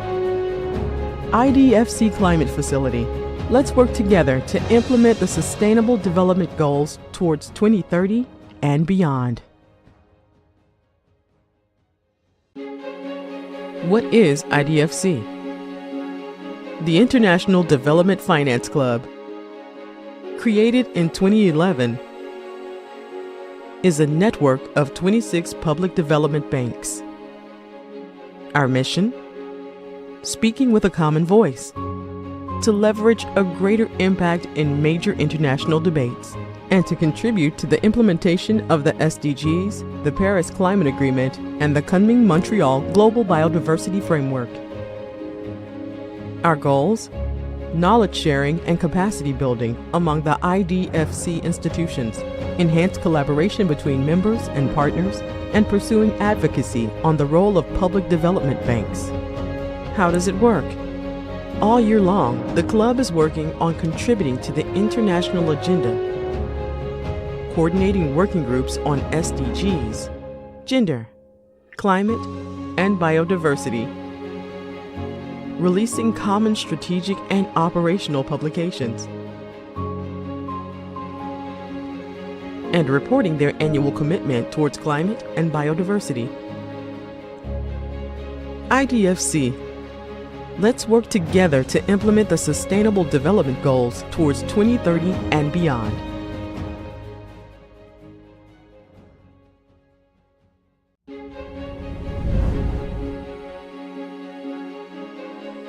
What is IDFC Climate Facility? Created in 2019, the facility has been supporting IDFC members in enabling knowledge exchange and offering capacity development on climate-related topics. Our 3 goals: to strengthen climate finance expertise and capacities, to originate and develop joint climate projects, to institutionalize and facilitate collaborative work among members on climate change. Our activity lines: knowledge sharing, capacity building, access to international climate finance, joint business opportunities. In the past couple of years, the IDFC had been supporting members in mainstream common principles on mitigation and adaptation, developing a framework for the operationalization of the Paris Agreement alignment, promoting a mentoring program between institutions, delivering climate toolbox including GHG accounting, climate risk assessment, Paris Agreement alignment and climate strategy, offering trainings on climate risk assessment, climate strategies, and adaptation, supporting events and partnerships to the international agenda, mobilizing resources and facilitating joint business opportunities and project proposal. IDFC Climate Facility. Let's work together to implement the Sustainable Development Goals towards 2030 and beyond. What is IDFC? The International Development Finance Club, created in 2011, is a network of 26 public development banks. Our mission? Speaking with a common voice, to leverage a greater impact in major international debates, and to contribute to the implementation of the SDGs, the Paris Climate Agreement, and the Kunming Montreal Global Biodiversity Framework. Our goals? Knowledge sharing and capacity building among the IDFC institutions, enhanced collaboration between members and partners, and pursuing advocacy on the role of public development banks. How does it work? All year long, the club is working on contributing to the international agenda, coordinating working groups on SDGs, gender, climate, and biodiversity, releasing common strategic and operational publications, and reporting their annual commitment towards climate and biodiversity. IDFC. Let's work together to implement the Sustainable Development Goals towards 2030 and beyond.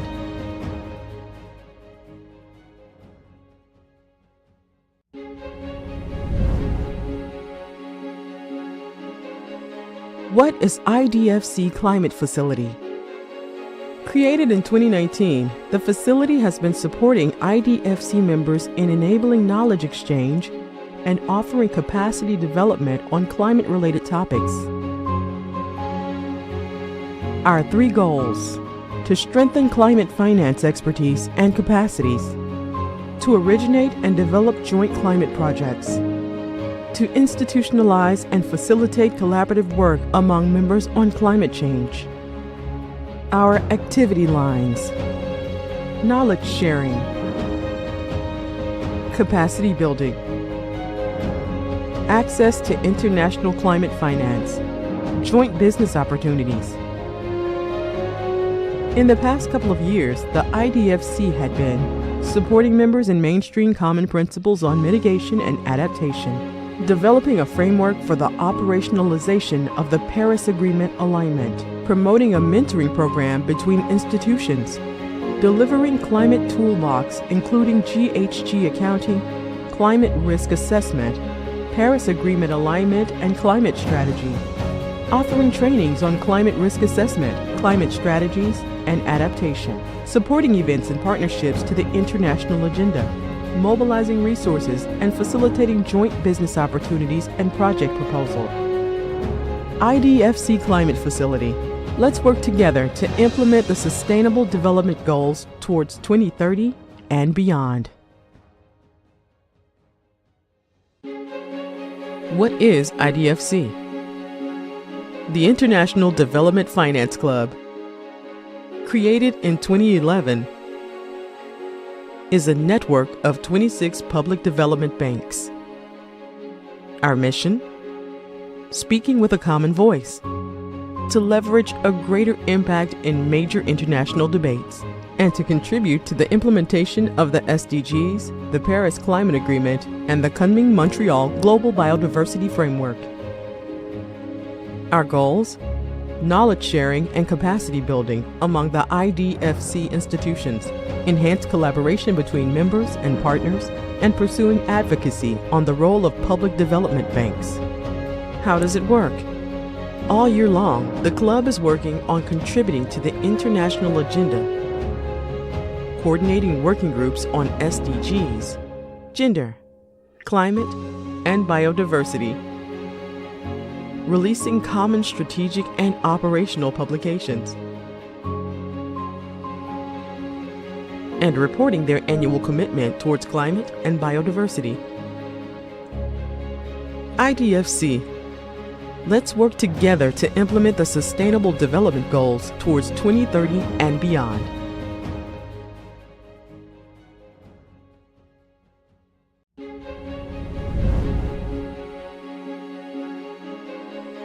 What is IDFC Climate Facility?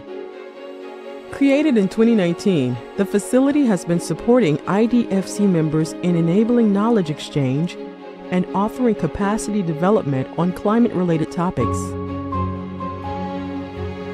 Our 3 goals: to strengthen climate finance expertise and capacities, to originate and develop joint climate projects, to institutionalize and facilitate collaborative work among members on climate change. Our activity lines: knowledge sharing, capacity building, access to international climate finance, joint business opportunities. In the past couple of years, the IDFC had been supporting members in mainstream common principles on mitigation and adaptation, developing a framework for the operationalization of the Paris Agreement alignment, promoting a mentoring program between institutions, delivering climate toolbox including GHG accounting, climate risk assessment, Paris Agreement alignment and climate strategy, offering trainings on climate risk assessment, climate strategies, and adaptation, supporting events and partnerships to the international agenda, mobilizing resources and facilitating joint business opportunities and project proposal. IDFC Climate Facility. Let's work together to implement the Sustainable Development Goals towards 2030 and beyond. What is IDFC? The International Development Finance Club, created in 2011, is a network of 26 public development banks. Our mission? Speaking with a common voice, to leverage a greater impact in major international debates, and to contribute to the implementation of the SDGs, the Paris Climate Agreement, and the Kunming-Montreal Global Biodiversity Framework. Our goals? Knowledge sharing and capacity building among the IDFC institutions, enhanced collaboration between members and partners, and pursuing advocacy on the role of public development banks. How does it work? All year long, the club is working on contributing to the international agenda, coordinating working groups on SDGs, gender, climate, and biodiversity, releasing common strategic and operational publications, and reporting their annual commitment towards climate and biodiversity. IDFC. Let's work together to implement the Sustainable Development Goals towards 2030 and beyond.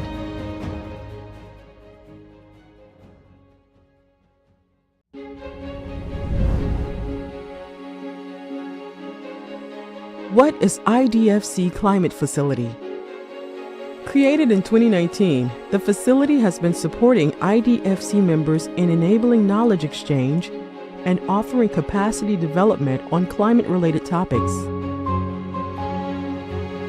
Our 3 goals: to strengthen climate finance expertise and capacities, to originate and develop joint climate projects, to institutionalize and facilitate collaborative work among members on climate change. Our activity lines: knowledge sharing, capacity building, access to international climate finance, joint business opportunities. In the past couple of years, the IDFC had been supporting members in mainstream common principles on mitigation and adaptation, developing a framework for the operationalization of the Paris Agreement alignment, promoting a mentoring program between institutions, delivering climate toolbox.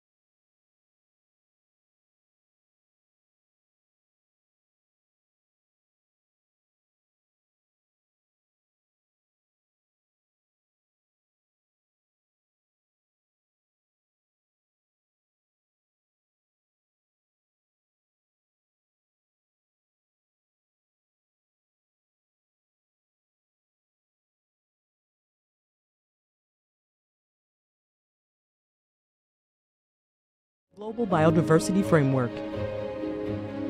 Our goals?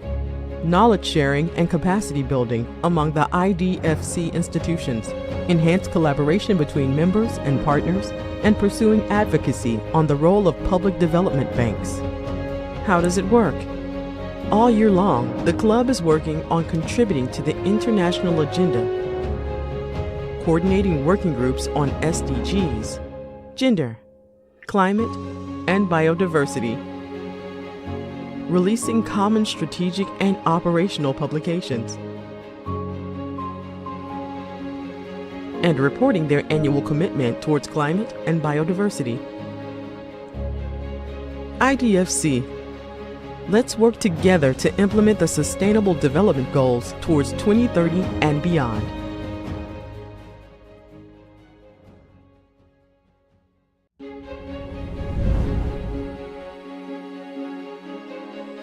What is IDFC Climate Facility? Created in 2019, the facility has been supporting IDFC members in enabling knowledge exchange and offering capacity development on climate-related topics. Our three goals: to strengthen climate finance expertise and capacities, to originate and develop joint climate projects, to institutionalize and facilitate collaborative work among members on climate change. Our activity lines: knowledge sharing, capacity building, access to international climate finance, joint business opportunities. In the past couple of years, the IDFC had been supporting members in mainstream common principles on mitigation and adaptation, developing a framework for the operationalization of the Paris Agreement alignment, promoting a mentoring program between institutions, delivering climate toolbox including GHG accounting, climate risk assessment, Paris Agreement alignment and climate strategy, offering trainings on climate risk assessment, climate strategies, and adaptation, supporting events and partnerships to the international agenda, mobilizing resources and facilitating joint business opportunities and project proposal. IDFC Climate Facility. Let's work together to implement the Sustainable Development Goals towards 2030 and beyond. What is IDFC? The International Development Finance Club, created in 2011, is a network of 26 public development banks. Our mission? Speaking with a common voice, to leverage a greater impact in major international debates, and to contribute to the implementation of the SDGs, the Paris Climate Agreement, and the Kunming-Montreal Global Biodiversity Framework. Our goals? Knowledge sharing and capacity building among the IDFC institutions, enhanced collaboration between members and partners, and pursuing advocacy on the role of public development banks. How does it work? All year long, the club is working on contributing to the international agenda, coordinating working groups on SDGs, gender, climate, and biodiversity, releasing common strategic and operational publications, and reporting their annual commitment towards climate and biodiversity. IDFC. Let's work together to implement the Sustainable Development Goals towards 2030 and beyond.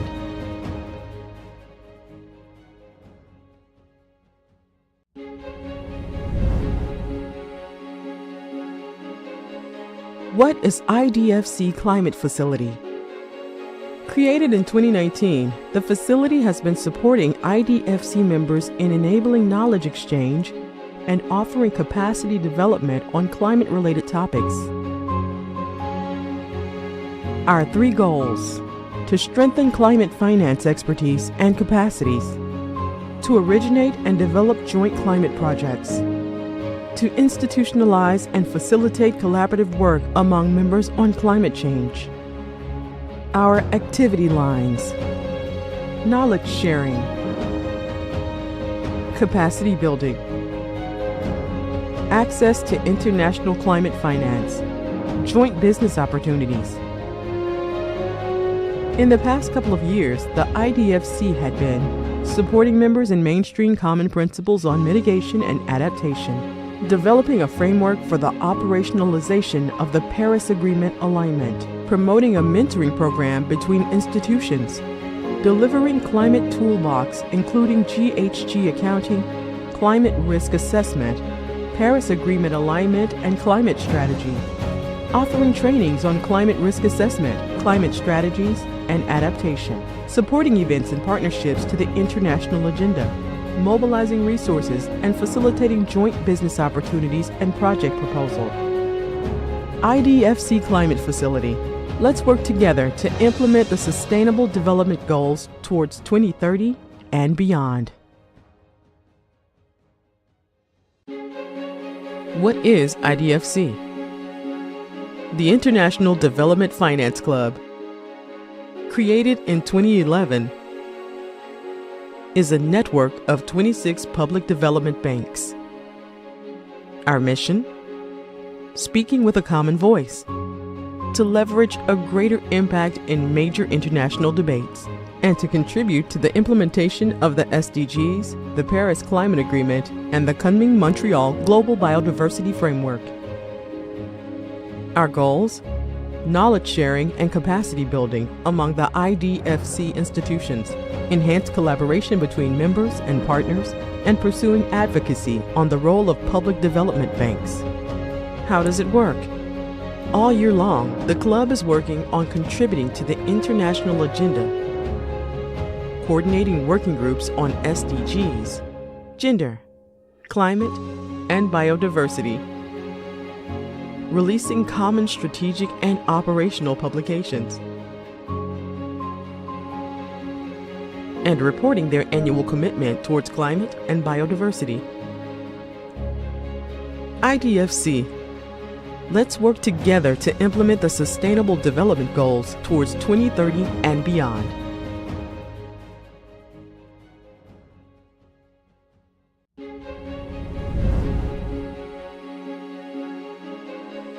What is IDFC Climate Facility?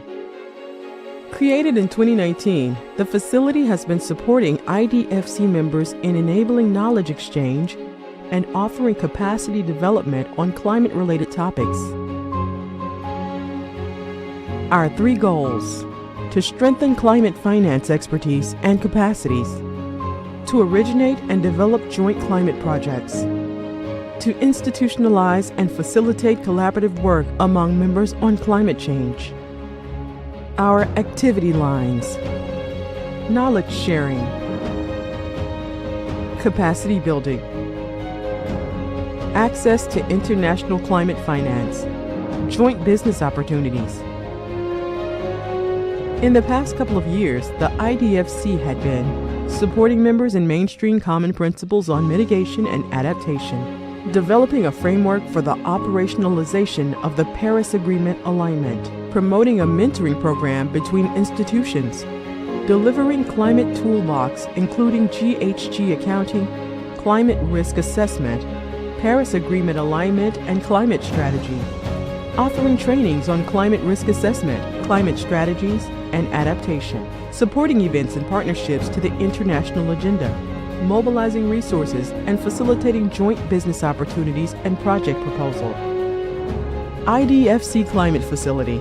Let's work together to implement the Sustainable Development Goals towards 2030 and beyond. What is IDFC? The International Development Finance Club, created in 2011, is a network of 26 public development banks. Our mission?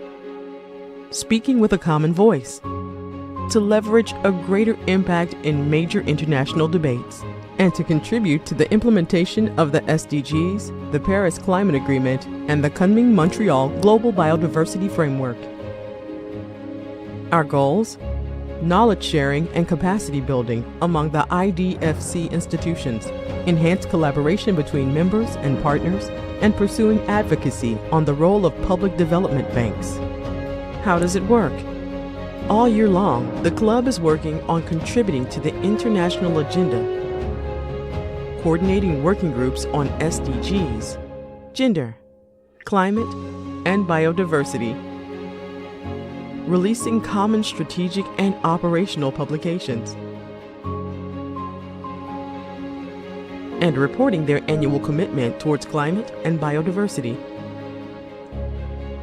IDFC. Let's work together to implement the Sustainable Development Goals towards 2030 and beyond.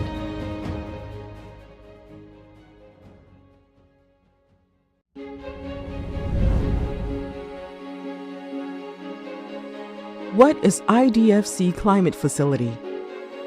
Created in 2019, the facility has been supporting IDFC members in enabling knowledge exchange and offering capacity development on climate-related topics. Our 3 goals: to strengthen climate finance expertise and capacities, to originate and develop joint climate projects, to institutionalize and facilitate collaborative work among members on climate change. Our activity lines: knowledge sharing, capacity building, access to international climate finance, joint business opportunities. In the past couple of years, the IDFC had been supporting members in mainstream common principles on mitigation and adaptation, developing a framework for the operationalization of the Paris Agreement alignment, promoting a mentoring program between institutions, delivering climate toolbox including GHG accounting, climate risk assessment, Paris Agreement alignment and climate strategy, offering trainings on climate risk assessment, climate strategies, and adaptation, supporting events and partnerships to the international agenda, mobilizing resources and facilitating joint business opportunities and project proposal. IDFC Climate Facility. Let's work together to implement the Sustainable Development Goals towards 2030 and beyond. What is IDFC? The International Development Finance Club, created in 2011, is a network of 26 public development banks. Our mission? Speaking with a common voice, to leverage a greater impact in major international debates, and to contribute to the implementation of the SDGs, the Paris Climate Agreement, and the Kunming-Montreal Global Biodiversity Framework. Our goals? Knowledge sharing and capacity building among the IDFC institutions, enhanced collaboration between members and partners, and pursuing advocacy on the role of public development banks. How does it work? All year long, the club is working on contributing to the international agenda, coordinating working groups on SDGs, gender, climate, and biodiversity, releasing common strategic and operational publications, and reporting their annual commitment towards climate and biodiversity. IDFC. Let's work together to implement the Sustainable Development Goals towards 2030 and beyond.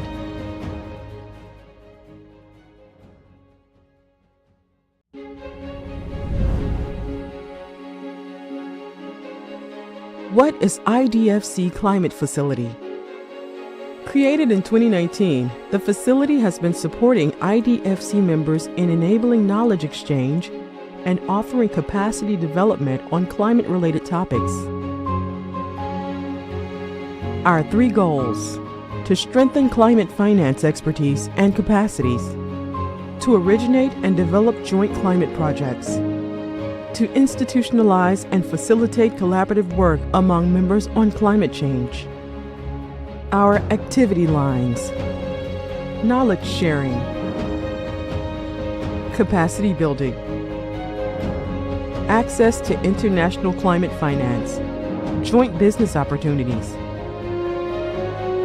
In the past couple of years, the IDFC had been supporting members in mainstream common principles on mitigation and adaptation, developing a framework for the operationalization of the Paris Agreement alignment, promoting a mentoring program between institutions, delivering climate toolbox including GHG accounting, climate risk assessment, Paris Agreement alignment and climate strategy, offering trainings on climate risk assessment, climate strategies, and adaptation, supporting events and partnerships to the international agenda, mobilizing resources and facilitating joint business opportunities and project proposal.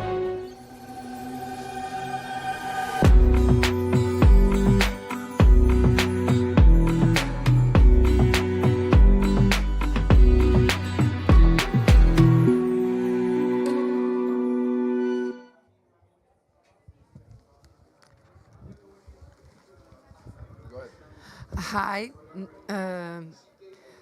It's very nice to be here talking to you. We are talking about financing forest conservation and sustainable development in the Pan-Amazon region. And I'm Fernanda Garavini. I'm now the head of the Amazon Fund in BNDES, the Brazilian National Development Bank. And I'm really happy to be here with Martin and with Garo that I'll present and will present themselves in a few minutes. And especially for me, it's very good to be talking now that the Amazon Fund has just restarted its operations. We were still operating with our former projects, but for 4 years we could not have new projects because we no longer had governance. And so now we are still already operating with our governments. And I'll just take a few step backs. I don't know if all of you know the Amazon Fund, what it is. And so the Amazon Fund is a RED Plus instrument. Brazil from 2006 to 2012 and so on had a huge made a very important plan we call PPCDAN. That's the plan to stop deforestation, to prevent and stop deforestation. And we had very amazing results.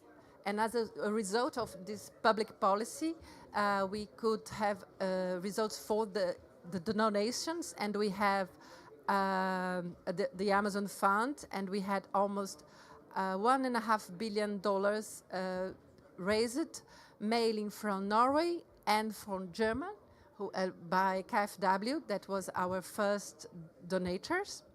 And we had more than 100 projects financed, and it's very important because the resource could be raised because of the results of the PPCDAN. And we could only use the money raised because of the results of the PPCDAN in other projects in adherence with the PPCDAN. So it's a very important cycle for us. Then 4 years later, there was no more PPCDAN and no more governance, because that's another very important point of the Amazon Fund, because BNDES is the manager of the fund, but all the guidelines are set by its steering committee.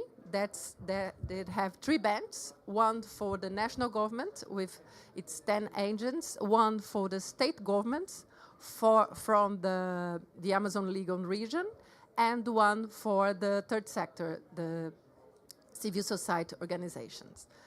So in the 1st January this year, we had our governments again, and we also had plans for the PPCDAN, this plan to prevent the deforestation, to be renewed, and it was renewed in last June, in the 5th of June, the Amazon Day, the Day of the Environment.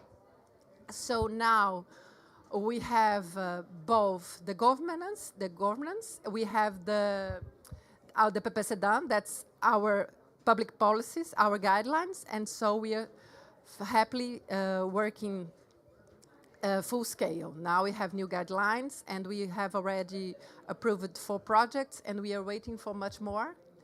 And in our last COFA meeting, we have guidelines for 3 new call for proposals, very interesting ones. I think we can talk about them later. One about restoration. I don't know if you heard yesterday, Presidente Mercadante had an announcement on it. We expected almost 1 billion reais to be used. That's like $300 US, something more, to be used for restoration. Half of it from the Amazon Fund, but not only from the Amazon Fund. A little less than half of it. And we also have a very interesting program for projects using the sustainable projects for the scholar food. We want to do this because we have a very important purchase program in Brazil that's called the PNAE, for us to use the PNAE to buy the the production from the sustainability production in the Amazonia region.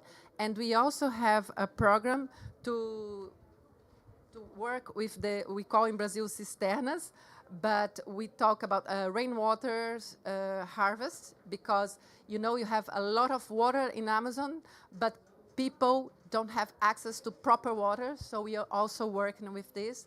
So we have some good plans, and I'm very happy to be here talking to Garo, that's now in the, how do you say the SFB in English? Brazilian Forest Service. Oh, the Brazilian Forest, the Service Forest, and Garo has also a large experience, so I think you have important points with us. And it's very nice to be here with Martin, and it's a partner of the Amazon Fund. Like for years, he was in Brazil. Some years ago, I was asking him when he was coming back. But I've heard he has good new projects, but he's very aware of all this history. In fact, he's part of this history too. And KfW was one of the first supporters together with Norway, and it's very important because KfW not only give us our financial support, but also technical support with JIZ.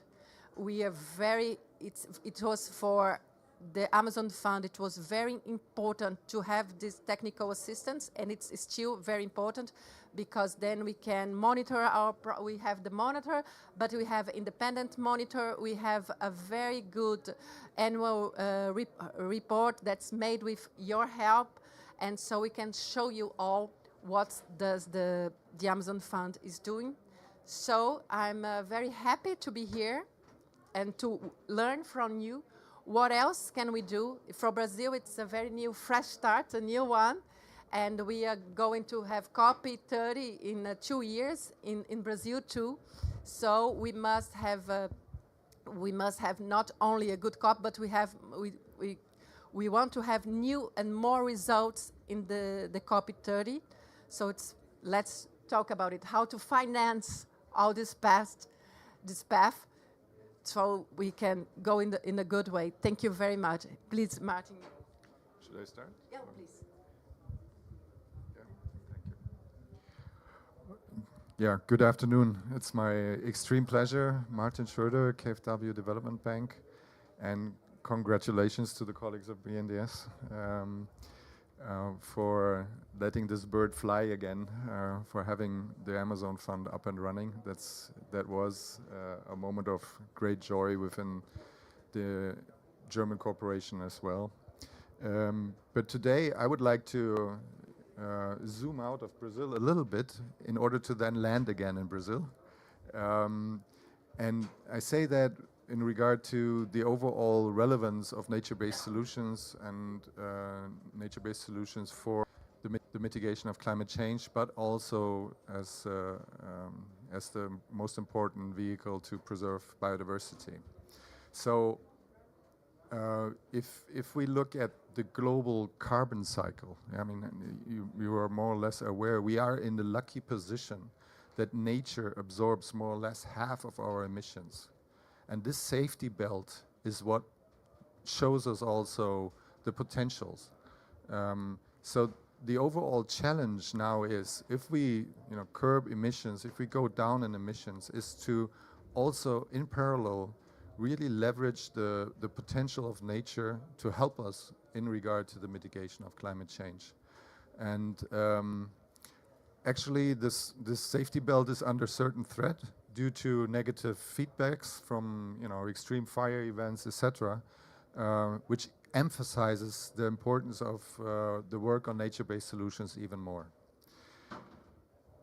If I bridge that towards financing needs, the numbers are huge. I mean, there was just 2 days ago, Barbara Buchner here of CPI reported we have surpassed the $1 trillion USD in annual climate finance. That's good news. She, in the same moment, also underlined that we are running short on climate finance. And we are also running short on finance for nature-based solutions. The UNEP Finance for Nature reports indicates that the current 150B annually would need to about triple till 2030 in order to allow us to be on a 1.5 degrees path, using nature and also preserving biodiversity. So that's a huge challenge to leverage more finance, and I think that's probably the bottom line. We need to be even smarter on the financial instruments that we apply in regard to nature-based solutions. I think if you look at the science side, there's huge potentials around the globe in fostering nature-based solutions, also still in reforestation and restoration. And that also applies to Brazil. I mean, there is the NDC of some 12 million hectares that wants to be restored. That's ambitious. That's just the size of Germany. Sorry, correct that. That's the size of the German forest.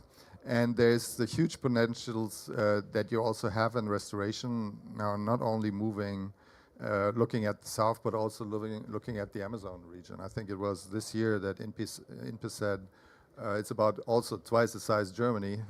It's easy for me to have that comparison. That is available for restoration, which is more or less the 20% of the Amazon that has been lost over the last decades. So this is huge potential, financing needs, and what can we do about this? And that allows me, after some first general numbers on what's KfW doing on NBS globally, land back in Brazil with my words. So on an international scale, we are very happy to be an important provider of climate finance for biodiversity protection and nature-based solutions. The current portfolio is some 3.5 billion euros in open portfolio, more than 300 projects. It's annually coming about 50 new projects, and in 22 it was $500 million and a little bit more on new projects added. So that's continuous work, and we want to be, and we believe at least, rather effective on this work as our fair share on behalf of the German government to contribute to biodiversity preservation and nature-based solutions. In Brazil, the current portfolio and the Amazon Fund is one key element. The overall portfolio is somewhere between 400 and 500 million euros, and yeah, so happy that the Amazon Fund is back in the family of the German corporation there. And beyond the Amazon Fund, a lot of you will know there's the Red Early Mover program. It's the same spirit. It's results-based, honoring what has been achieved and what is being achieved on the policy side with a results-based payment. And then this tickling down in a set of projects and measures. On the REM side, we always said, okay, we need to have a little bit of a closer look and accompany the actual implementations as well. And in the same side, there is a new initiative started some 2 years back with concept work on Fundo Floresta in the Amazon region. Same idea, moving towards results-based work. But I don't want to bore you too much with our portfolio. The challenges are on the side of financing and effectiveness in the implementation of these projects. And therefore, I always look at the content side, and the content side is preservation and restoration. Very simple. And we also said from the German corporation, we want to intensify our look at restoration. So great to hear that BNDES is also moving forward on that end, and we are doing that jointly also with Floresta Viva. But on the other hand, in the existing forests, and that's at heart of the Brazilian Forest Service, we have a lot to do still as well. And therefore, I would like to emphasize the importance of protected area management. I always say converting paper parks into real implementation and making implementation on the ground effective on all levels. And emphasizing the importance of good concessions. You know, the point is, when it comes to financing, how do you really get the private sector involved? And forest concessions, in our belief, are important in that regard, because on the long run, it will be only about preservation and protected areas and good management. So getting private sector into forest management in a good way, in a good controlled way, will be important. And I remember the numbers of more than 10 million hectares in concessions being planned by the Brazilian side. On the restoration, I think there's much potential which is still not mobilized in Brazil. And you have a very impressive forestry sector in the south, a very commercial approach, and there's impressive growth rates, but that growth is in the south. So what to do in order to move that development that has been seen in the past also to other regions in Brazil? And this is not a new story, but I think we need to visit this issue again and to really think which financial instruments can be used by the development corporation, by the development banks, by private sector to foster that potentials in restorations. And Floresta Viva might be one element, working through also to a certain extent through carbon markets, but the entire arsenal of instruments that the development corporation has is available. So it can be grant-based, it can be subsidized concessional loans, it can be guarantee structures. BNDES, you have impressive work on that end in for example, energy efficiency guarantee structures. Why not think about these sort of approaches, and I know you are doing that, in order to also make this next step towards restoration. So in a nutshell, not taking more time, I would like to emphasize this aspect of getting private sector on board for well-managed concessions and also for restorations through greenish plantations. And I think that would be great to allow Brazil even more to leverage on its superpower, which it is in the environmental sphere. Many thanks for the moment. Martin, thank you very much. I would just like to comment about the restoration arc that we launched yesterday, that was made. I talked a lot about PPCDA, but it's not the only public policy that we deal with. We work a lot with SFB to work on the arc of restoration and the Planavec. That's the public policy for restoration and so on. And so it's very important to be here with Garo, who worked together with us. BNDES does nothing by itself. That's very good. I think it's for us, it's about the connection. We were talking before about the cisternas that we make together, or the rainwater. We do it together with other ministers, and the restoration also, but not only with ministers. I'm seeing here from BIA that we also work together, the states. And I'm happy to be here with Garo that can tell more about it. And also because I was planning to ask you, Garo, about the concessions. So I'm very happy Martin brought this issue here. So I'd like to ask you about the concessions or restoration and so on more. And what else the Brazilian Forest Service is intending in this agenda. Thank you very much. Thank you. Thank you, Martin. Thank you, Luciana. Thank you for coming. Good morning, good evening. I don't know who is watching us streaming, so you have to say good morning, good afternoon, good evening. I want to focus on 2 points in two sectors, let's say, or the same sector, but 2 programs.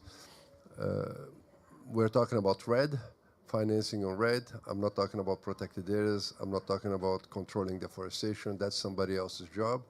Very important indeed, but that's not the job of the Forest Service. So our job here is to ensure that forests have value, because that's part of RED. If your standing forest has value and you manage the forest, you do not deforest. it sounds silly, but that's it is. Forest management in the tropical countries is not deforestation. We only cut 4 trees per hectare every 30 years in the same hectare. So forest management, and this is the very important concept, is not deforestation. In Europe, in US, in temperate areas, clear cutting is part of the forest management. And there is nothing wrong with it, because that's the best system to work when you have pines, Douglas fir, etc. That is not the system in tropical countries. So by doing sustainable forest management, you're cutting 4 trees per hectare. We're taking a lot of precautions. I can guarantee you go back there 10 years after it's cut, you don't even understand that the forest was cut. You go to a hectare, cut 4 trees, and you let the forest stay for 30 years until you come back and you cut again the smaller trees, which now, after 30 years, grow. So it's very important to understand it's part of RED, because now you're financing, you're supporting the forest to stand. From the point of view of forests, you are reducing deforestation. Now, come to numbers. The estimate that the Brazilian Geographic Agency has, IBGE, is that 12 million cubic meters of roundwood comes out of the Amazon every year. 12 million cubic meters of roundwood. Most of it is consumed in Brazil. So this is not a specialty boutique thing that somebody is using and it's easy, let's cut down. It's part of our business. We need to use the timber, and there is nothing wrong with it. So the key here is how can we make 12 million cubic meters of roundwood coming from sustainable management, so it's not from deforestation. We need 20 million hectares. It's a bit different numbers, but let's round it up. We need 20 million hectares. If we put 20 million hectares under forest management, sustainable forest management, certified, etc., we would supply the current market. We would not need to cut one single hectare for the purposes of trees. Okay? So that should be the goal, to how to increase the supply of timber in the market. For that, forest concessions work on public land. Brazil has national forests. Parts of the national forest can be managed. We do, when the protected area, the Park Service of Brazil, ICMBio, takes a national forest as this piece of it, a subset of the forest, you can go and do forest management. We do all the technical side. We do the social consultation. Then we are getting this data, handing to BNDES. BNDES does the econometric analysis. Then we put out for bidding. Companies bid. Companies win the concession. They pay us a fee. They pay fees to state, which is, I think, also important to understand. We pay a fee for the municipality where the business is. And I can tell you that creates jobs. We have one that I visited that is the largest employer of the county, of the municipality, also the largest tax-paying ICMS in the municipality. So it's good for business in the local places, because those places are not large and need to do it, and that's a sustainable forest. So what we need for financing, well, we need our work to get done. We need to monitor, and we track to do restability, but they need credit to do this. Sometimes when they do the bidding, they don't have the money for the guarantees, for the collateral, etc. That's a problem. Banks in general, I'm not saying BNDES, but banks in general do not understand it. If you are doing what I'm explaining, you're cutting you're getting 100,000 hectares, make it easier. You got a 90,000 hectare concession a year, you're only harvesting 30, right? You're only harvesting 3 or 9, sorry, because every year you have to rotate. So you're not harvesting 90,000 hectares, and you're not clear cutting. And it takes 2 years to do all the necessary upfront work to prepare it. So if the banks provide us, not BNDES, but the commercial banks provide credits, which are 6 months grace period and 3 years to pay, that's not going to work, because then you want to maximize profit in the short term. Now we're thinking this is a business that they're getting concession for 40 years. So We need to get financial products which are aligned with the logic of long-term forest management, not forest plantation, not agriculture. The other thing that I think is important to mention in Brazil, and that's not different, I can tell you that when I started this business, and I'm not going to say when was this, but it was last century, let's put it this way, right? The sawmills were old. Now they are ancient. It's the same sawmill that it was built in 60s, 50s. So right now, and I'm giving you an astonishing number, 52% of the log, a roundwood log that gets into the sawmill, does not become useful timber, becomes waste. 52%. This looks like baseball. When you only, you have lower number getting success than other one. You only have 48% generating timber, and 52% is waste. So we need a line of credits that also support not anybody, but those that are doing sustainable forest management. They should have a line of credit like we have for agriculture, that every 3 years you have a line of credit to modernize the agriculture because you have new combines, new tractors, etc. We don't have a line of credit for modernizing the processing industry, because that would also, if we decrease the waste by 4%, you also decrease the need for logs, right? It's just, but we don't have that credit. And I want to I should have made that remark. Right now in Brazil, we should differentiate logger from a forest entrepreneur. The logger is the guy that goes there, clear cut, walks away. That's a logger. But not everybody is a logger. The guy is in the timber industry. He's getting a concession for 40 years. You shouldn't call it a logger. It's the same thing in Portuguese when we call garimpeiro and the mining guys. Garimpeiro is a gold digger, but he has no, we differentiate the gold digger from the mining company. So why we don't differentiate the logger that robs trees, cut down, does deforestation from the other guys? Now we have enough volume in the private sector and our concessions. Just to give you an idea, we have 1.3 million hectares in concession. We have 22 contracts. And the private sector also has some good management with FSC certification, etc. So there is a critical mass of enterprises which now deserve some kind of support to improve. Because if they improve their profit, that also induces the other guys to go in line and becomes part of the forest management because you're making more profit. Right now, they are competing with the same industry. It doesn't make sense.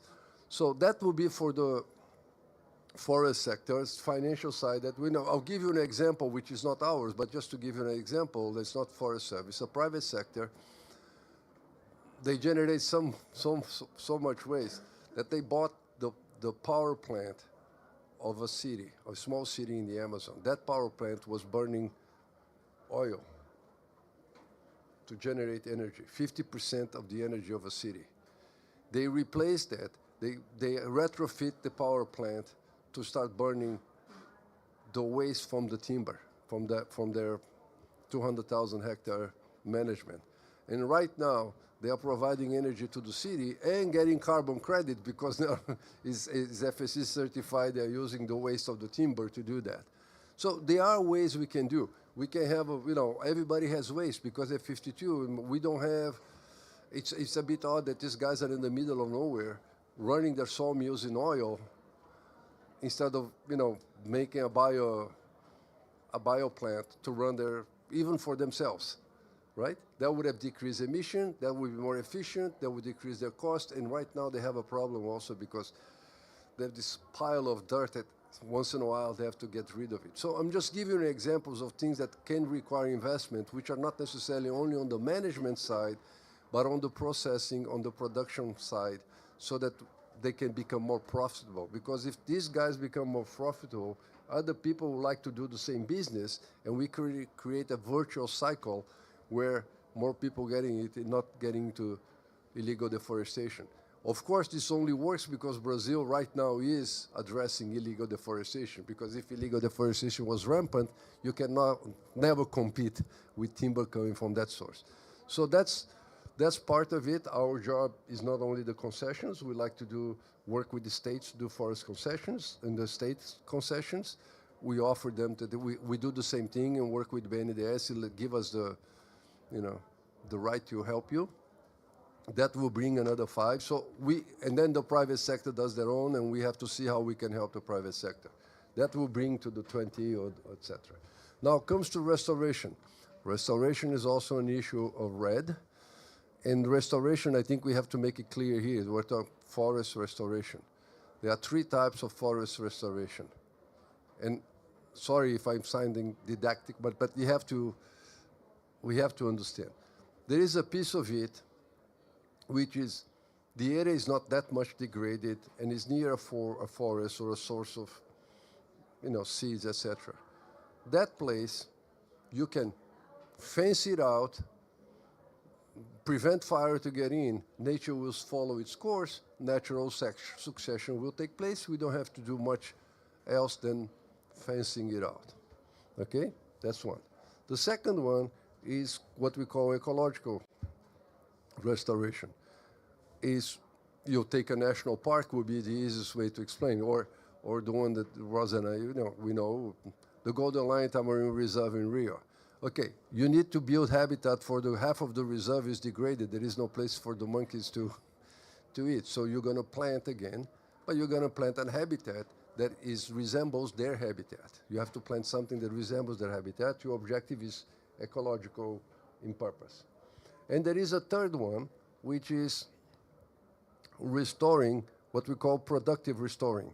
You plant a mix of species, of native species of the region, but they have some economic value. Let's say in the Amazon, you can plant cacao, açaí, andiroba, Brazil nut, kind of ipe, which is tabebuia, kumaru, species which are wood. So you make a mix, people start making money out of it. So some places you have to do ecological restoration, some places you can do productive restoration, some places you just have to fence it out. So they require different type of monitoring, they require different type of financing. This is why I'm making this difference, because you make money differently. Then you have to look at land use. So we do have an astonishing number, in my point of view, 1.2 million hectares of degraded forests inside the protected areas of Brazil. Federal alone, 1.2 million hectares of degraded forests inside the protected areas of Brazil. That's history. We want to change history.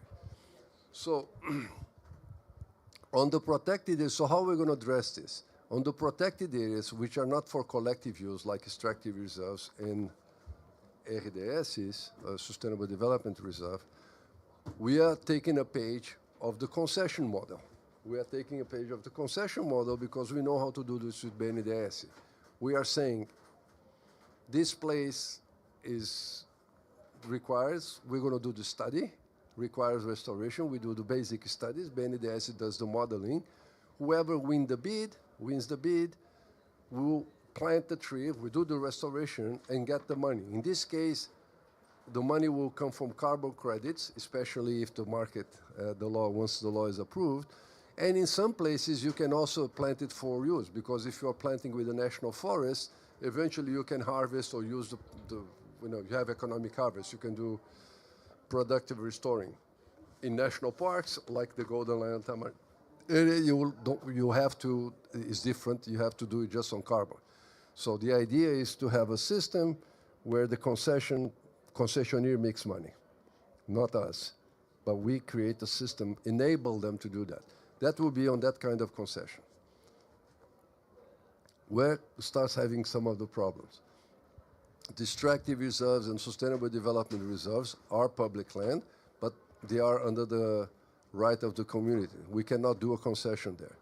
Let's take the very emblematic Chico Mendes Reserve. 70,000 hectares deforested, 70. The community needs to use this area. So how can what the Forest Service does, or is doing, is providing technical assistance, etc. We say fomento in Portuguese, all the support. but they need the money.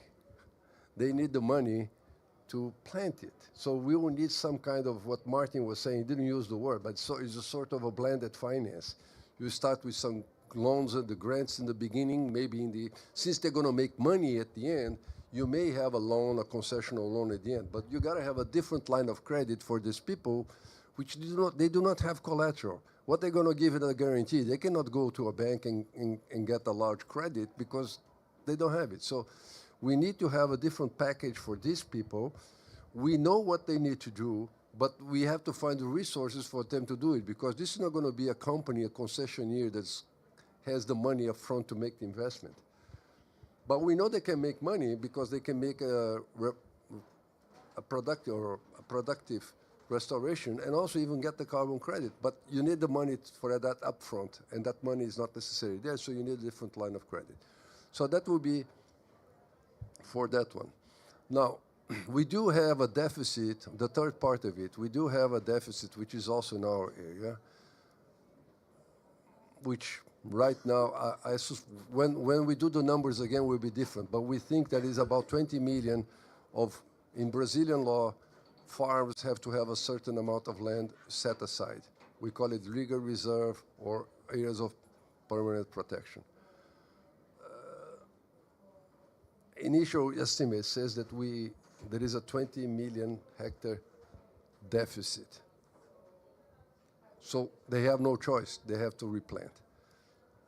I don't think we need to, it's not the government's job to finance the guy that did something wrong. But they need to get some kind of credit, something, not from us, from regular markets. But then I come to the other side, what the Forest Survey wants to do. With the help, actually, with the Germans and others. Restoration is an end of a process. When you talk forest concession, the trees are already there. Here, restoration is the end of the process. In order to have a restoration, somebody must have collected the seed. Somebody must have done the seedling. Somebody has to provide technical assistance. Somebody has to dig up the holes where you're planting the seedlings. You have an entire, what I call a production chain, all the way to restoration. So it's not up to, oh, I want to restore 1,000 hectares, but then there is no nursery. I don't know where to get the seeds. I'm soybean farmer or a rancher. I have no idea how to do that. And we don't have this. We have a lot of pilots done by communities, what we call redários, or a network of seed collectors. But this is not organized. It's not organized in an efficient way. It is not spread it. So the Forest Service, and I think it will be good to have credit for that, that will be concessional support, wants to develop those networks in the areas where there is more demand so that they become more professional. Who is going to get the jobs? Are the people in the rural area. This provides a lot of jobs. United Nations calculates that for every hectare you deforest, that you have to restore, you create 7 jobs. Because the communities will have to collect this. They are the ones that know where the trees are. They can collect the seeds, but they need to know how to collect, how to pack, how to ship, otherwise they get molded. They can do the seedlings if it's necessary, depending on the practice used. So they can do the planting, provide the seedlings, and sell the seedlings. There is this whole, they can even be the guys working in the field if needed. So you have this whole system that you can support if we make it more consistent. We can provide technical assistance, others can. We have a lot of examples in Brazil. But we have to be a bit more systematic with the programs that target creating this and making this more professional. You see, when we're talking an established industry, and people say, well, I heard people saying, if you have demand, the supply will come. That's true for an established industry. If you are talking about a car industry, and now all of a sudden we're going to sell more cars, I can imagine, the tire factory providing my cars or my tires, the windshield industry providing more windshields. But we are not talking about an existing industry as such. So we're going to create demand and we need to look at supply.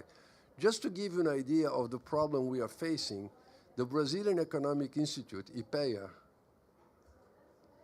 in 2015 said that the Brazil produces total, that includes eucalyptus, etc., 150,000 seedlings a year.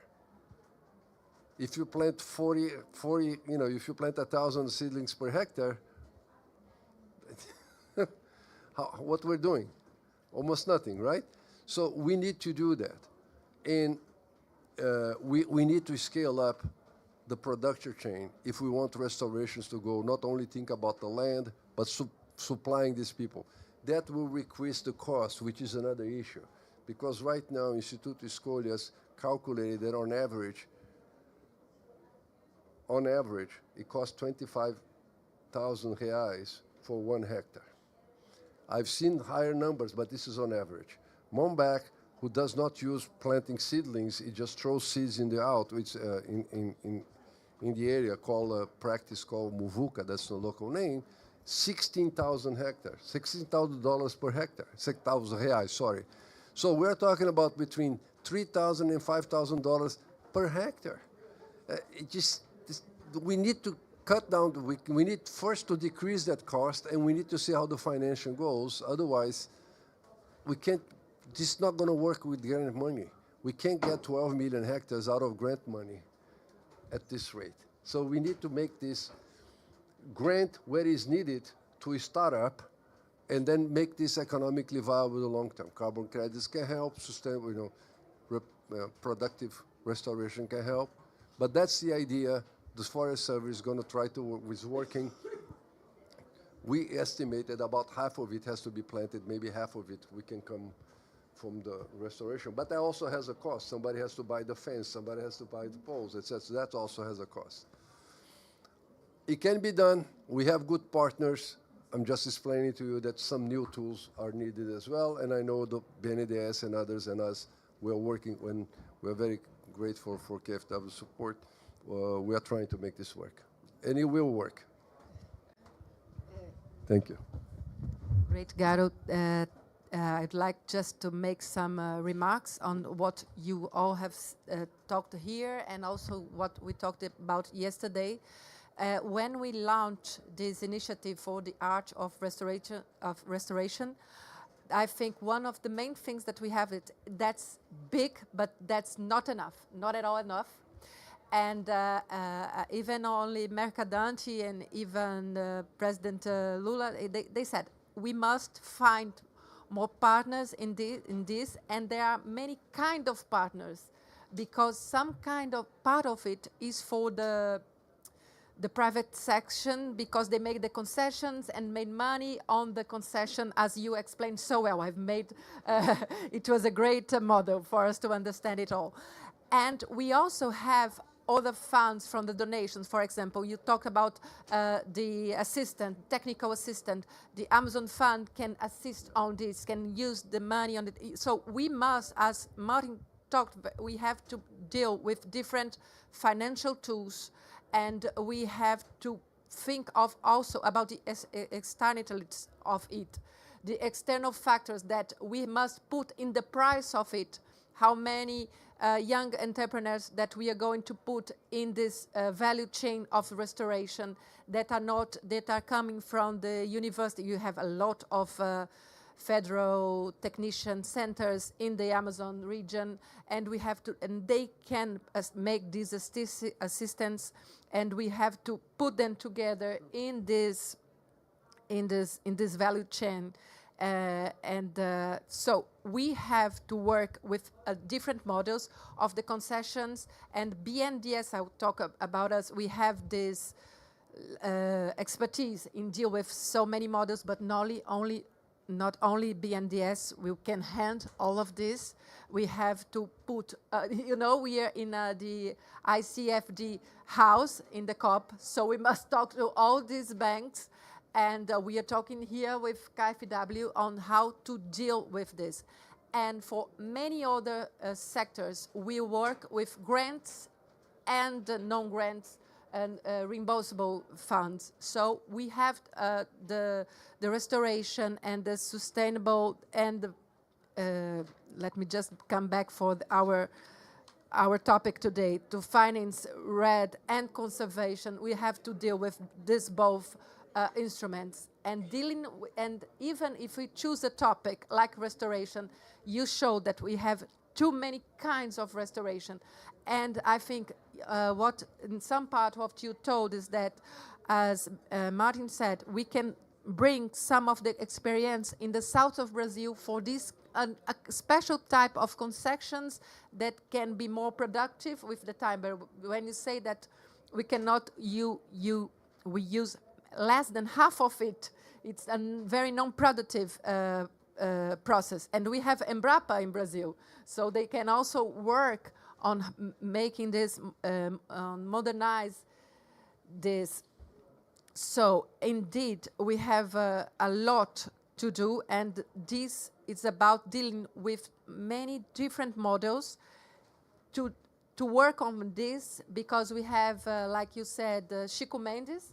That's a very important one, and it's also have, how can I say, it's a very illustrative. We cannot lose the Chico Mendes reserve. And yes, it's emblematic. Thank you very much. It's emblematic. So we must do it, work both in Chico Mendes and also in other projects like that we have. We say to an entrepreneur, the private sector, that in other plants you can work in here, and we need all these arrangements. So I think we had a lot of work, and I would also bring back that these kinds, as you said, Muvuka, and so we deal with science and with traditional acknowledgement. So it's very interesting, and dealing with a scientific and both traditional acknowledgement. We also are dealing with nature-based solutions, because when we are talking how to deal with Chico Mendes and so many other protected areas and indigenous lands, because we must focus also on this. We cannot talk without mention the traditional acknowledgement and nature-based solutions. So I think we have a lot of challenges, and I would just ask to ask Martin and you, Garo, if you had comments. I would ask you to comment on Garo's speaking. Yeah, Garo, maybe just a short one. In general, I think so. There's plenty full of challenges, yes, and I think success will largely depend on simplicity. That's easy to say, yeah. There's the different levels of administration that need to be covered, the setup that we were talking about between conservation and restoration, etc. But just taking the example of restoration, with the following your division of different categories and hearing the costs, if you square that, there will be some indications, some low-hanging fruits where it makes more sense to start regionally and with which technological packages. And I'm a strong believer in getting started and perfectioning on the way. So if I think on this path of restoration, that would be my thought. If there is potentials to go that way and getting started, and the Germans are very good on perfect plannings. Don't go that way. Garo? No. Oh, you have yours.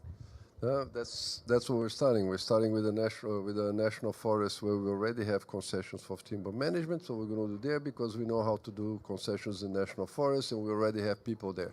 I'm not going to start with the most complicated ones. We have to start with that one. The emblematic one is also important because it calls attention. But also for restoration in the private areas, and we're going to have support from the Germans. I also want to concentrate on clutches, where you have the largest deficits of permanent protection areas. Why? Because in the Cerrado. Because Cerrado is the cradle of the waters of entire Brazil.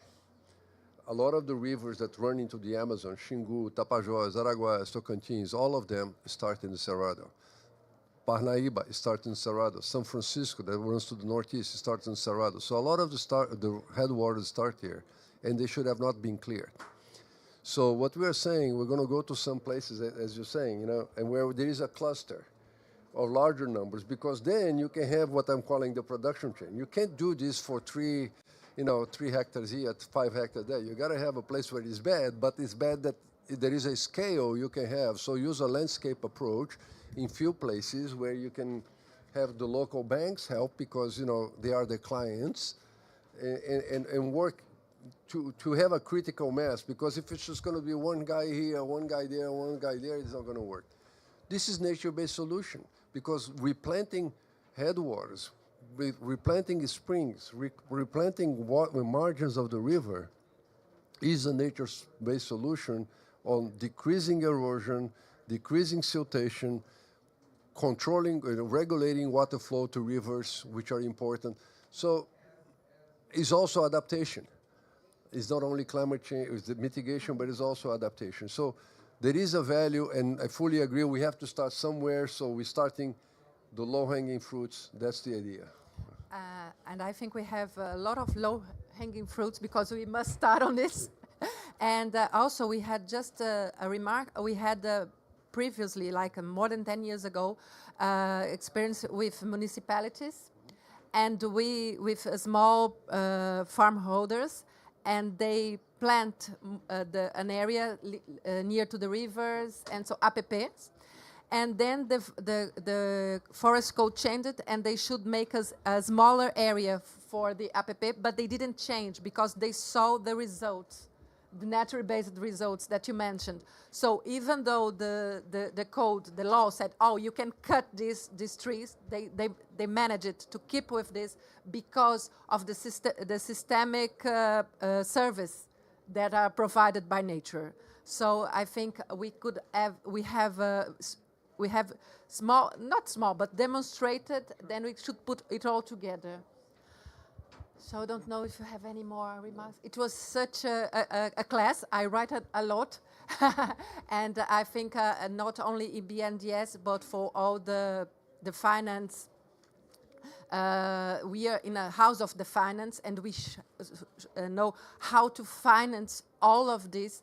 And I think we have a pathway, and we can go, even if we do something wrong, we must start, and we do so. I think we won't have we don't have so much time to make it wrong, so it's important for us to be discussing it here. Thank you very much.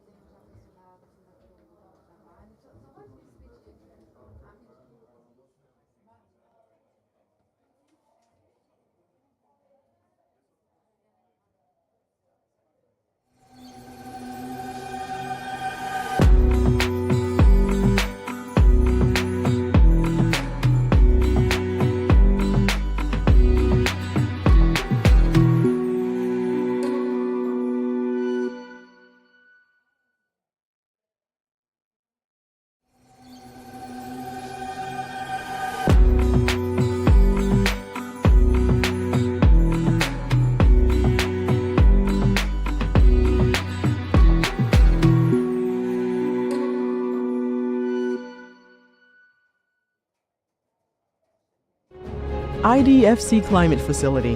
Let's work together to implement the Sustainable Development Goals towards 2030 and beyond. What is IDFC?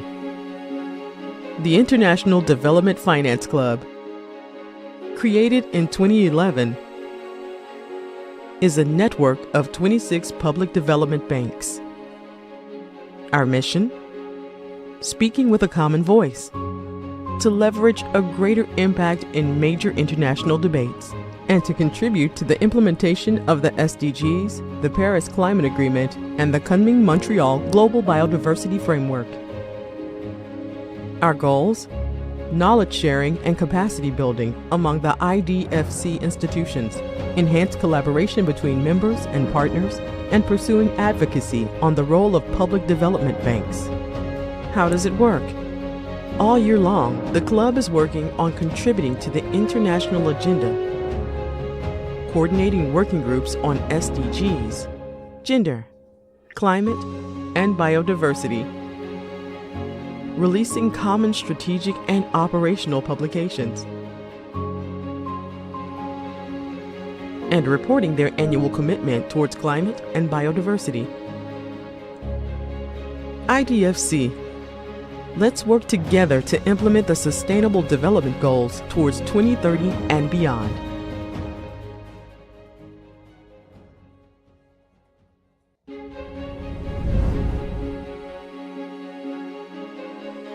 What is IDFC Climate Facility? Created in 2019, the facility has been supporting IDFC members in enabling knowledge exchange and offering capacity development on climate-related topics. Our 3 goals: to strengthen climate finance expertise and capacities, to originate and develop joint climate projects, to institutionalize and facilitate collaborative work among members on climate change.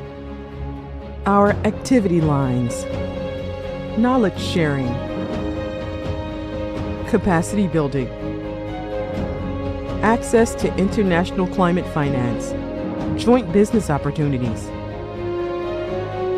In the past couple of years, the IDFC had been supporting members in mainstream common principles on mitigation and adaptation, developing a framework for the operationalization of the Paris Agreement alignment, promoting a mentoring program between institutions, delivering climate toolbox including GHG accounting, climate risk assessment, Paris Agreement alignment and climate strategy, offering trainings on climate risk assessment, climate strategies, and adaptation, supporting events and partnerships to the international agenda, mobilizing resources and facilitating joint business opportunities and project proposal. IDFC Climate Facility. Let's work together to implement the Sustainable Development Goals towards 2030 and beyond. What is IDFC? The International Development Finance Club, created in 2011, is a network of 26 public development banks. Our mission? Speaking with a common voice, to leverage a greater impact in major international debates, and to contribute to the implementation of the SDGs, the Paris Climate Agreement, and the Kunming-Montreal Global Biodiversity Framework. Our goals? Knowledge sharing and capacity building among the IDFC institutions, enhanced collaboration between members and partners, and pursuing advocacy on the role of public development banks. How does it work? All year long, the club is working on contributing to the international agenda, coordinating working groups on SDGs, gender, climate, and biodiversity, releasing common strategic and operational publications, and reporting their annual commitment towards climate and biodiversity. IDFC. Let's work together to implement the Sustainable Development Goals towards 2030 and beyond.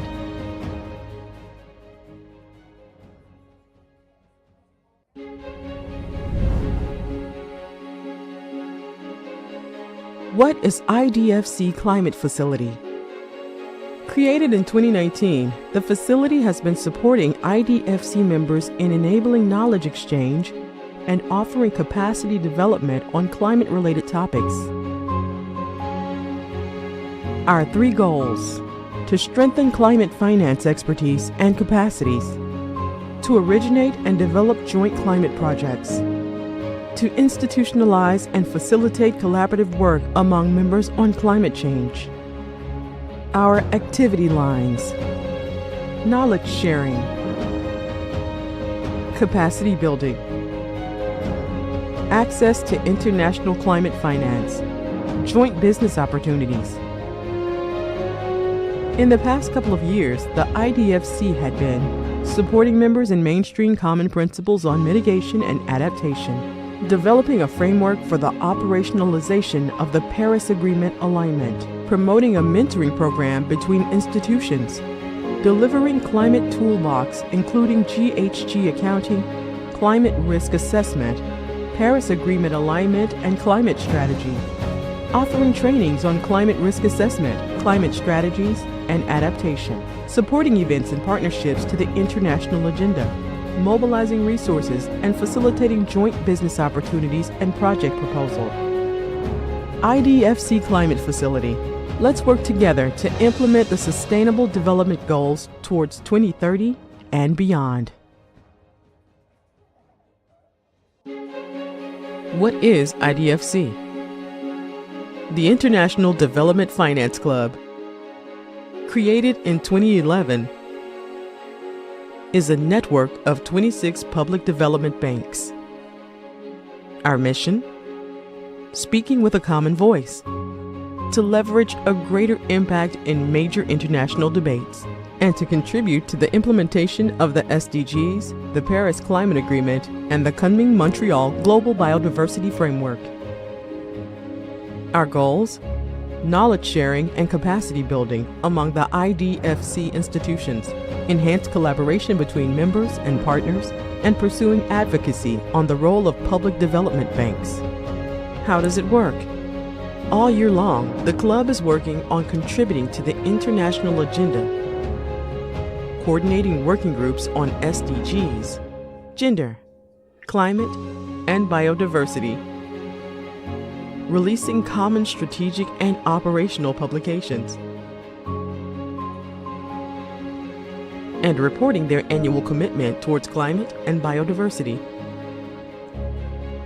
IDFC. Let's work together to implement the Sustainable Development Goals towards 2030 and beyond.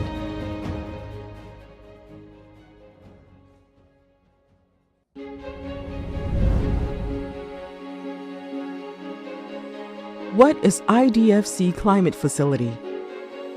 Created in 2019, the facility has been supporting IDFC members in enabling knowledge exchange and offering capacity development on climate-related topics.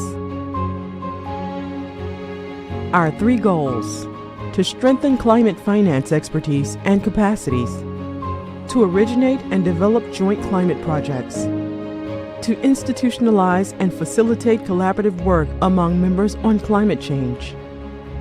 Our activity lines: knowledge sharing, capacity building.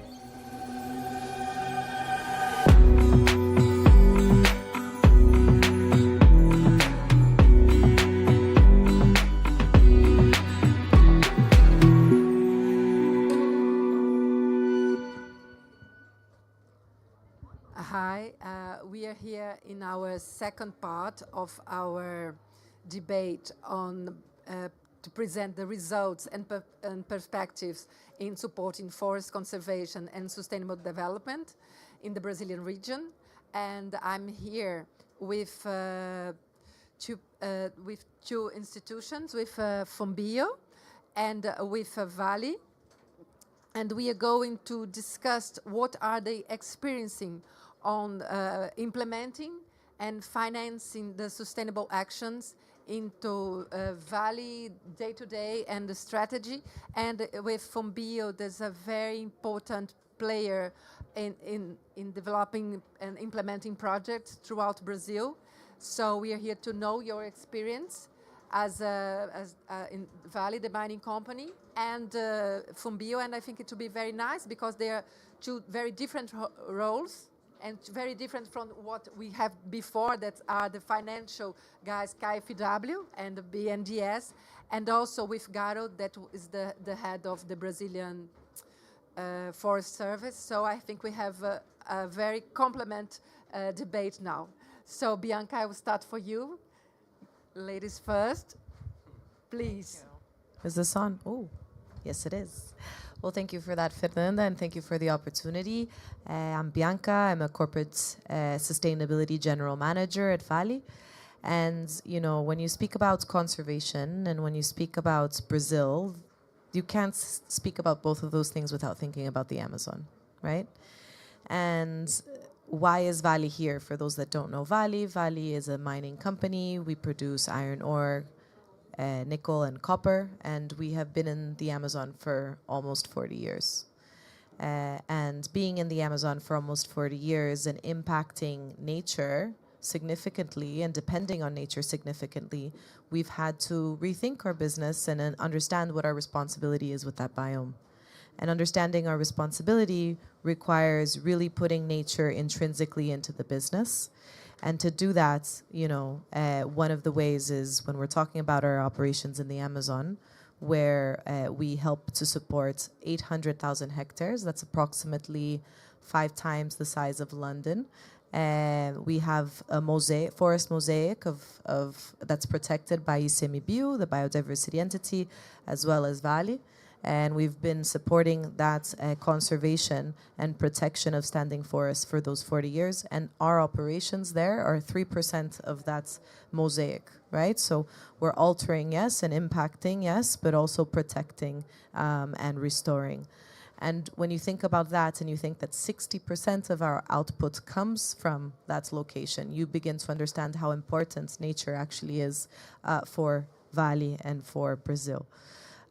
So when we're talking about that and looking at forest conservation, we're really talking about future-proofing our business and future-proofing the territories where we're located to ensure that that is front and center. That's going to require us to look at the environment and social together. It's going to require us to look at Vale and the territory together. It's going to require us not to walk alone. So looking at financing that was discussed before, looking at civil society and their role, and really putting all hands on deck because the challenges are enormous. So we truly believe in Vale, the potential of private and public financing, right? We've talked about Floresta Viva in the last one. We're also supporters of that, of matching funding for restoration. With BNDES, we're receiving proposals and grants for climate solutions and climate and nature solutions to address these challenges. So we really believe that innovation needs to occur in all aspects, from financing all the way to implementation. And we can't do that alone. And so a couple of examples here of what Vale is doing. We have a forest target to protect and restore 500,000 hectares outside of our fence lines by 2030. 100,000 of these will be restoration and 400,000 of these will be protecting standing forests because they both play an essential role. When we're talking about restoration, we're looking at investing in businesses such as Belterra, which is restoring degraded areas in Brazil in small and medium farms. And the reason we're doing that is because this restoration needs to consider, obviously, the benefits to biodiversity, but also the benefits to the people that depend on that land, right? If things aren't connected, it's not going to work in the long term. So we're really looking at ecosystem services, biodiversity improvements, development improvements, and obviously the CO2 sinks that come from these projects. Another example that we're doing in Rio Gregório with Fundação Amazônia Sustentável, FAS, is poverty alleviation, right? So we're looking at 27 communities and 203 families and looking at payments for ecosystem services. So alleviating them from poverty, but also introducing sustainable practices for subsistence and for producing for subsistence, but also diversifying and potentially finding new income generation. We're also working with HISEX, which are extractivist reserves, together with ICMBio. As you can see, everything's always together. We can't do it alone. We've realized that. So with the HISEX, we're looking at expanding the bioeconomy and looking at production chains from those biomes. So improving the production chain of babaçu, improving the production chain of the Brazil nuts, improving the production chain of pirarucu, and doing that in Pará and Amazonas. So even in states where we're not located. Why? Because the Amazon is everyone's business, and if we're there and we're the largest operator, it's our business too, right? So it really requires us to expand our sphere of influence. We have an inclusive restoration project, which is piloting in Minas Gerais and Pará, which are places where we operate, to see how we can improve public policy for restoration that is a part of the forestry code, so obligations that are happening, so how we can do restoration for those purposes. And we're investing in science. So Vale has a technological institute that's about 14 years old. About 14 is quite specific, but anyway. And we're investing in science because science plays a significant role. We're here at COP, we're talking about the climate targets and NDCs, right? But we also believe that science can really push the needle when we're connecting climate, nature, and people, when we're looking at the bioeconomy and finding the best strains for the projects for restoration and for conservation. And the project I want to bring up is the genomic sequencing that we're doing together with ICMBio, where we're sequencing the genomics of the Amazon to find the genetic references that are most important for species that are either threatened or endangered, but also species that have economic value and that can be produced and on these projects for the bioeconomy and restoration that we do with families. So, I mean, I can continue. We have a platform that does AI, Previsia, together with Microsoft, that's predicting deforestation and bringing that information back to the government. So, I mean, again, it is a territorial approach. It requires a landscape view. It's complex, it's difficult, but, you know, if you put the right minds into perspective, we're optimistic that we're going in the right direction.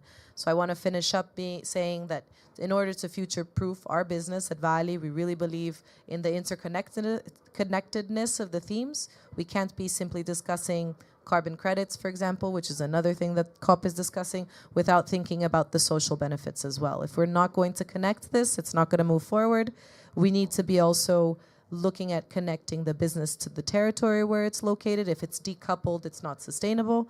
And lastly, this will all require radical partnerships and transformation in order for us to move forward. So that's my 2 cents. Thank you so much for the opportunity. Bianca, thank you a lot. It's good to know this, and it's very good for us to know that you are linked with public policies, because then you have continuance in what's been doing, because then once I think you are working with ICMBio and looking at all the guidelines. So I think that's very important. And when you work with indigenous and traditional people, it's very important because you have to follow a lot of all the guidelines and the sets from the OIT and so on. And it's important also for BNDES. You are always learning on this, the Cancun safeguards and so on. So I think even for BNDES, that is a public bank, a development bank, it's very important for us to know what if you are going right, we are going accordingly to the public policies. So it's very nice to hear it from you. And when you are working with the public policies, we are not alone. That's very important also. And Manuel, please, it's very nice to have you here. I'm sure that you have a lot to talk to us. And I would also ask you to talk to us about the challenges, because you deal with projects in Amazon region, very different ones. You deal with different communities, different set of financing with partners, different partners. So I'd like to hear from you your main experience, your main challenges, and what do you see from the investor side that can be done for the work to be more productive. I think it's nice for us to listen it from you, and for the projects to be better implemented. Thank you, Fernanda. It's a challenge for me, but let's see. I will do my best.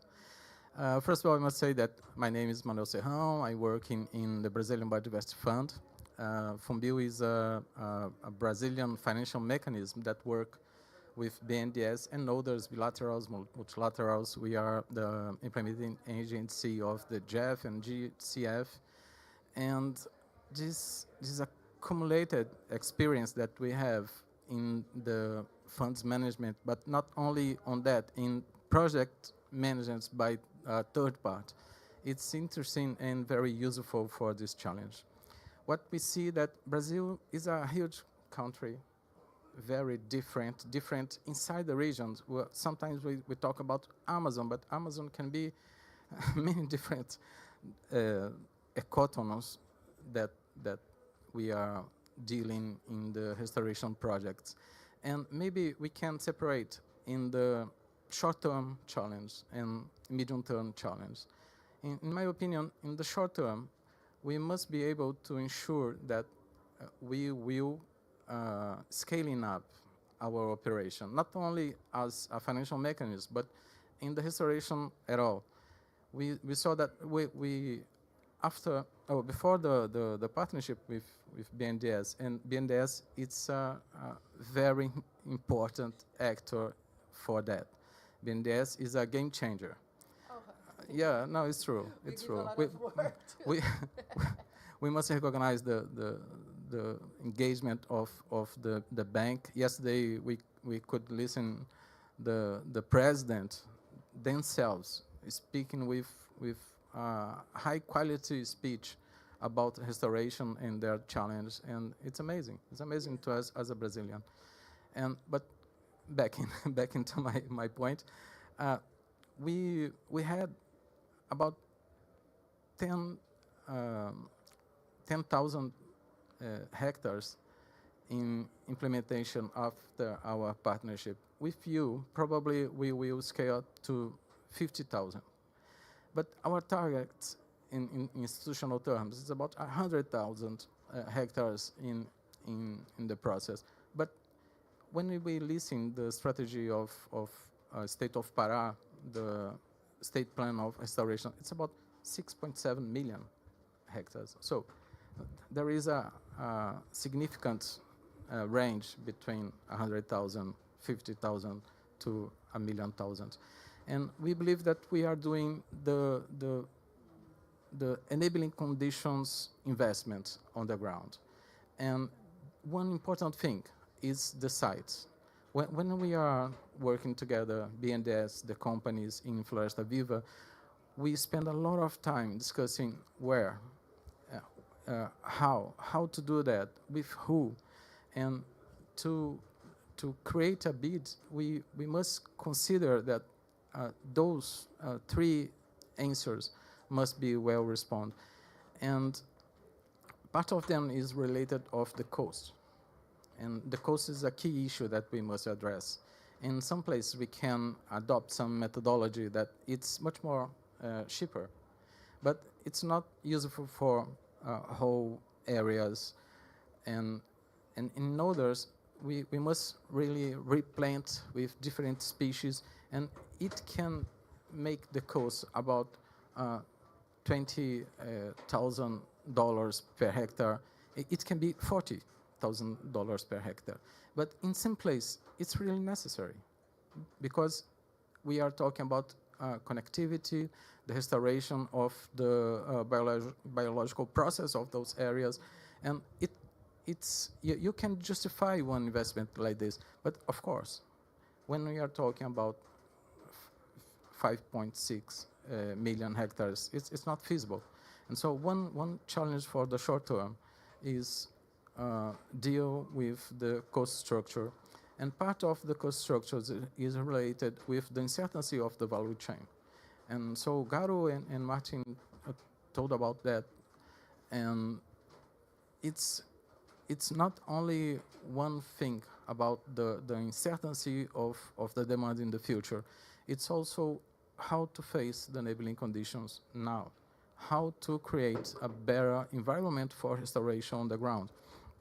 And once again, the decision of the sites that will be restored, it's very important because we must ensure that we are investing in the clustering process that will reduce locally the costs of restoration.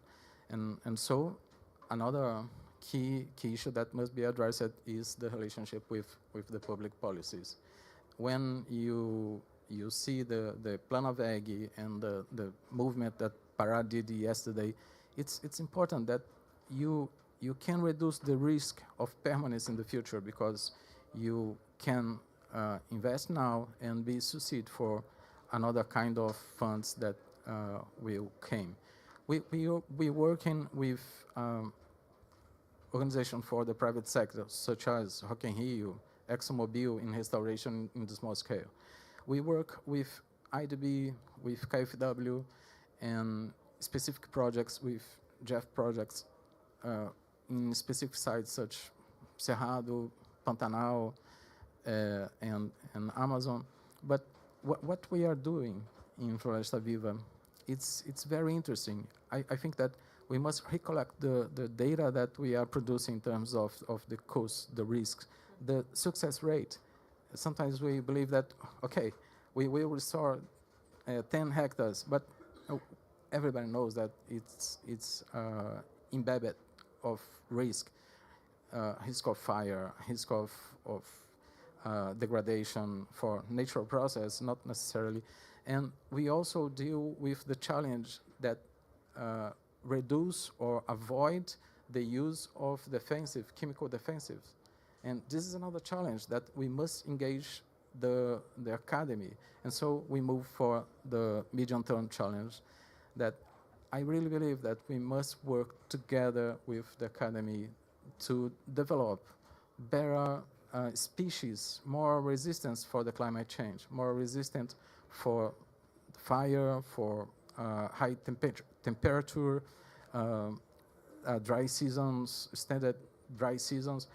And these answers, probably, our science and technology system in Brazil is very robust, but they are not able to answer these questions today.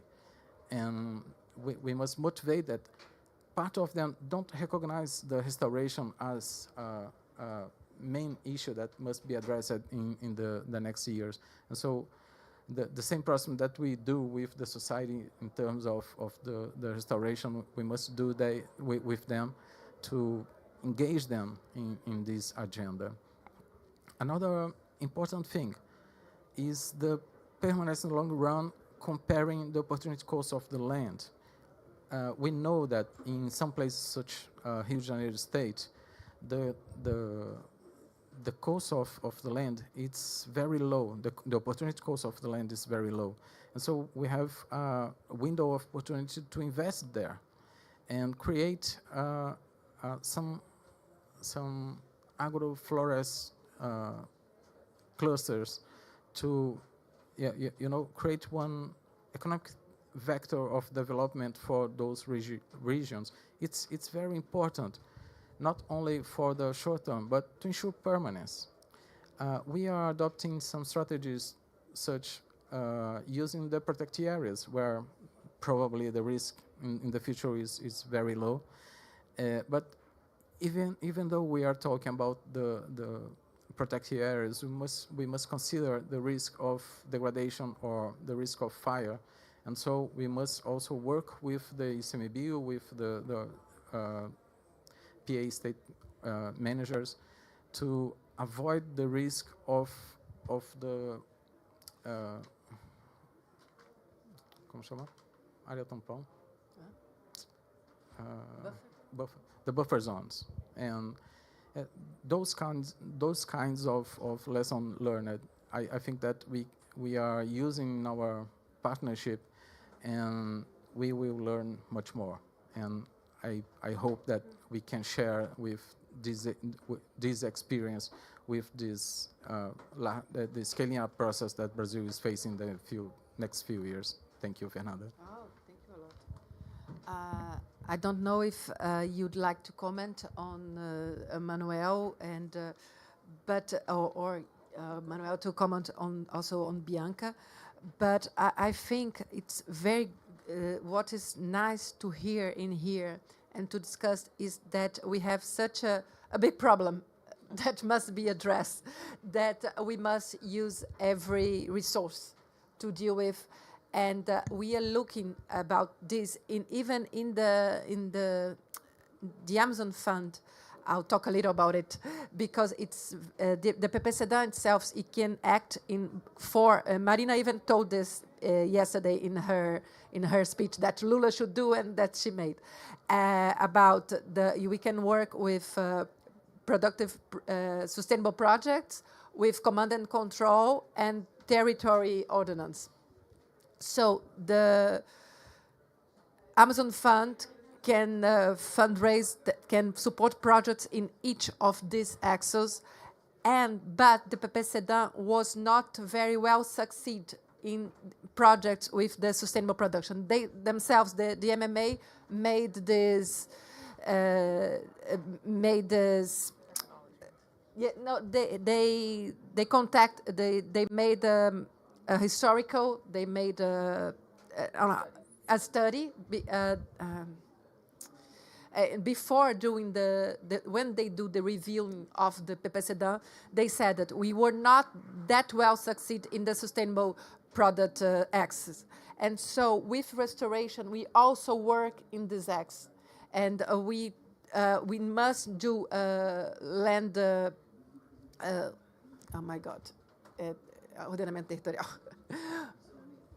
Yes, we must work with territorial zoning. We work with productive, sustainable production for the value chain of the restoration value chain. That's also what we work. We must think about nature-based and also with people.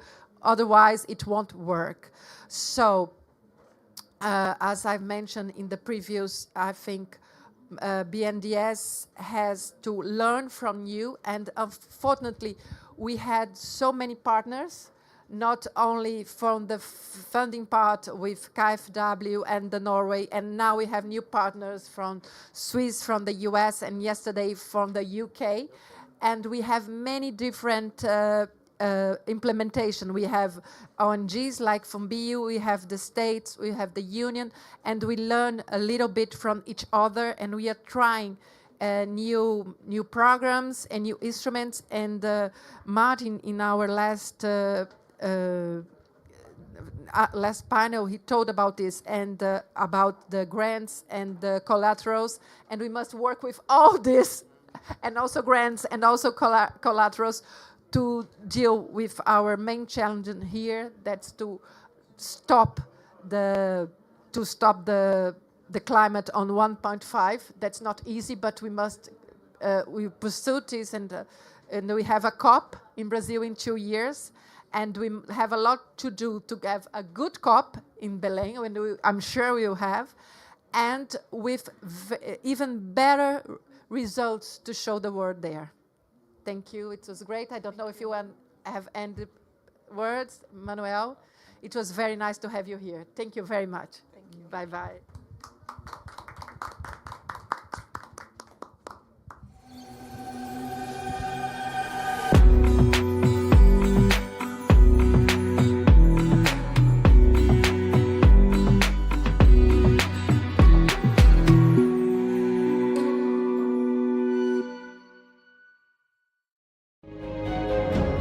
Access to international climate finance, joint business opportunities. In the past couple of years, the IDFC had been supporting members in mainstream common principles on mitigation and adaptation, developing a framework for the operationalization of the Paris Agreement alignment, promoting a mentoring program between institutions, delivering climate toolbox including GHG accounting, climate risk assessment, Paris Agreement alignment, and climate strategy, offering trainings on climate risk assessment, climate strategies, and adaptation, supporting events and partnerships to the international agenda, mobilizing resources, and facilitating joint business opportunities and project proposal, ID and operational publications, and reporting their annual commitment towards climate and biodiversity. IDFC. Let's work together to implement the Sustainable Development Goals towards 2030 and beyond.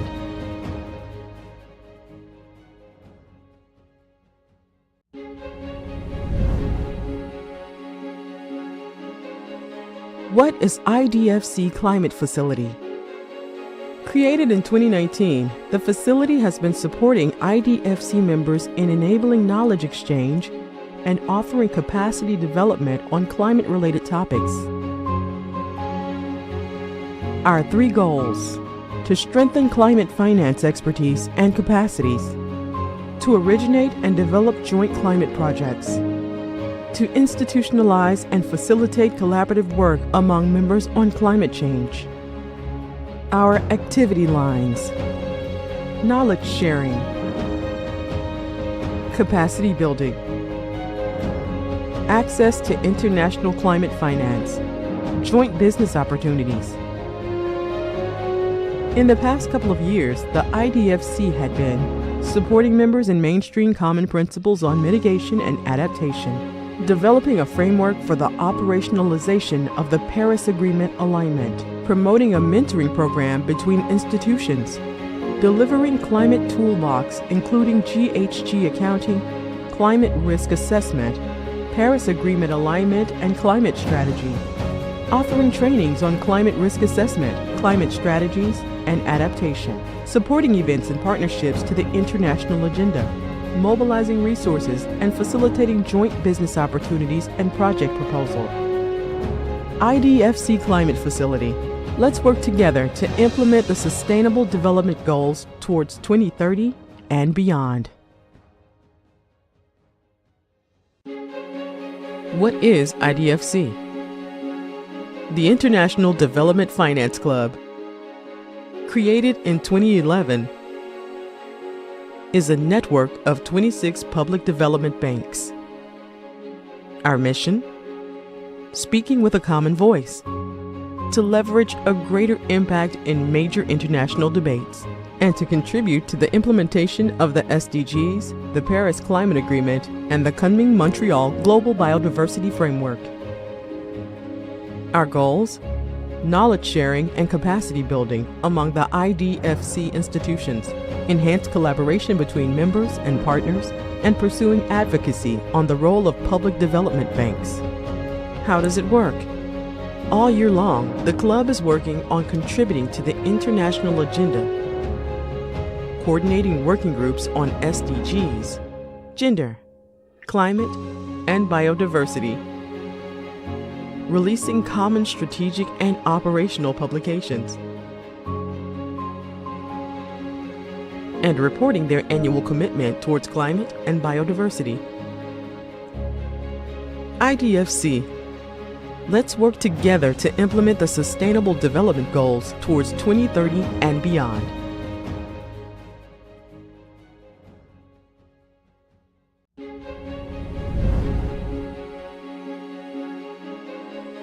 What is IDFC Climate Facility?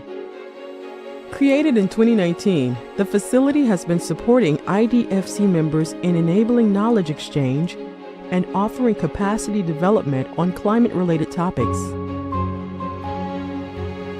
Our 3 goals: to strengthen climate finance expertise and capacities, to originate and develop joint climate projects, to institutionalize and facilitate collaborative work among members on climate change. Our activity lines: knowledge sharing, capacity building, access to international climate finance, joint business opportunities. In the past couple of years, the IDFC had been supporting members in mainstream common principles on mitigation and adaptation, developing a framework for the operationalization of the Paris Agreement alignment, promoting a mentoring program between institutions, delivering climate toolbox including GHG accounting, climate risk assessment, Paris Agreement alignment and climate strategy, offering trainings on climate risk assessment, climate strategies, and adaptation, supporting events and partnerships to the international agenda, mobilizing resources and facilitating joint business opportunities and project proposal. IDFC Climate Facility. Let's work together to implement the Sustainable Development Goals towards 2030 and beyond. What is IDFC? The International Development Finance Club, created in 2011, is a network of 26 public development banks. Our mission? Speaking with a common voice, to leverage a greater impact in major international debates, and to contribute to the implementation of the SDGs, the Paris Climate Agreement, and the coming Montreal Global Biodiversity Framework. Our goals: knowledge sharing and capacity building among the IDFC institutions, enhanced collaboration between members and partners, and pursuing advocacy on the role of public development banks. How does it work? All year long, the club is working on contributing to the international agenda, coordinating working groups on SDGs, gender, climate, and biodiversity, releasing common strategic and operational publications, and reporting their annual commitment towards climate and biodiversity. IDFC. Let's work together to implement the Sustainable Development Goals towards 2030 and beyond.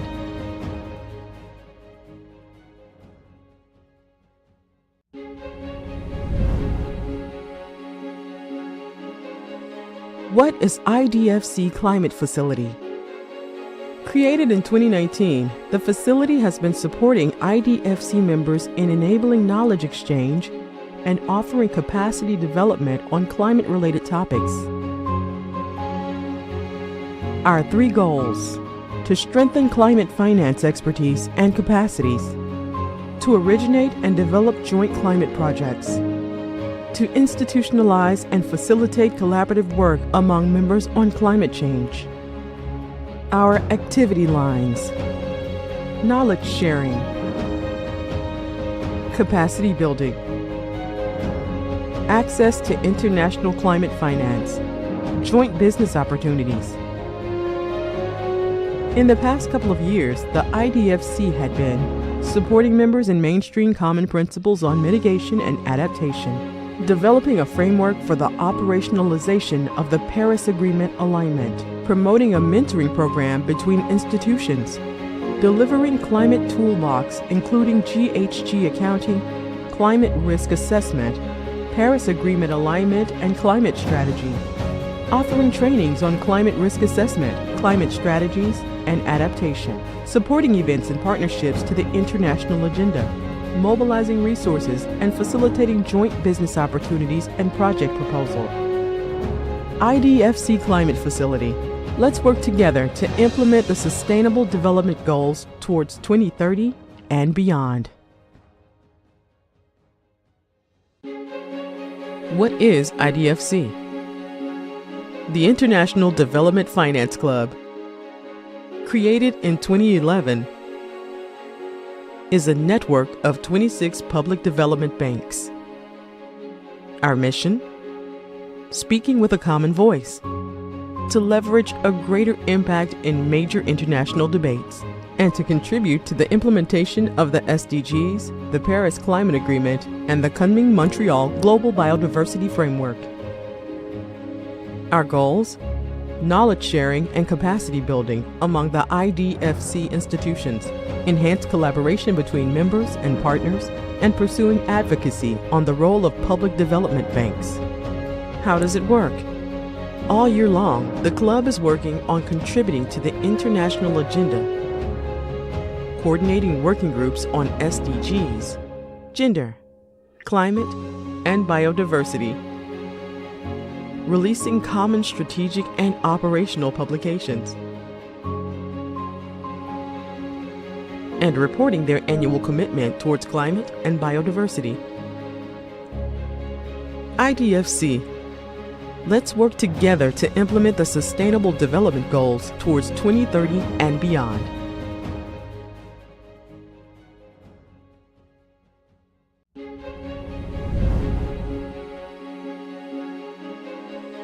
What is IDFC Climate Facility?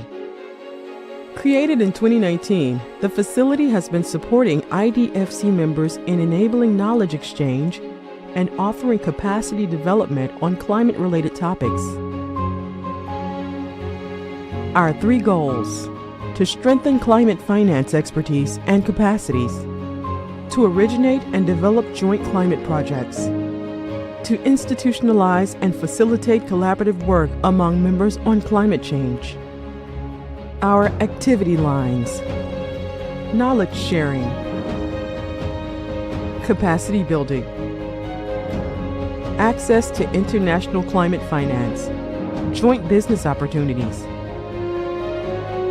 In the past couple of years, the IDFC had been supporting members in mainstream common principles on mitigation and adaptation, developing a framework for the operationalization of the Paris Agreement alignment, promoting a mentoring program between institutions, delivering climate toolbox including GHG accounting, climate risk assessment, Paris Agreement alignment and climate strategy, offering trainings on climate risk assessment, climate strategies, and adaptation, supporting events and partnerships to the international agenda, mobilizing resources and facilitating joint business opportunities and project proposal.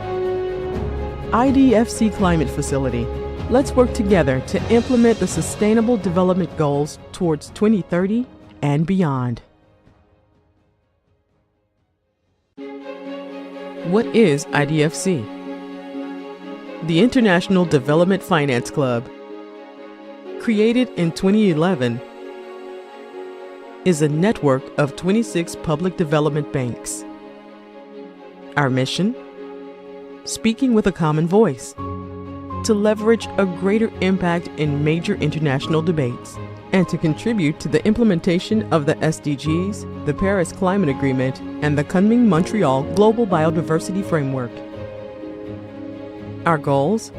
Knowledge sharing and capacity building among the IDFC institutions, enhanced collaboration between members and partners, and pursuing advocacy on the role of public development banks. How does it work?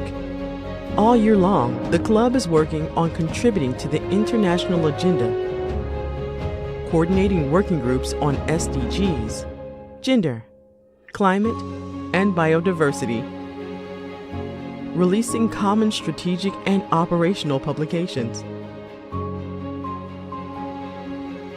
and reporting their annual commitment towards climate and biodiversity.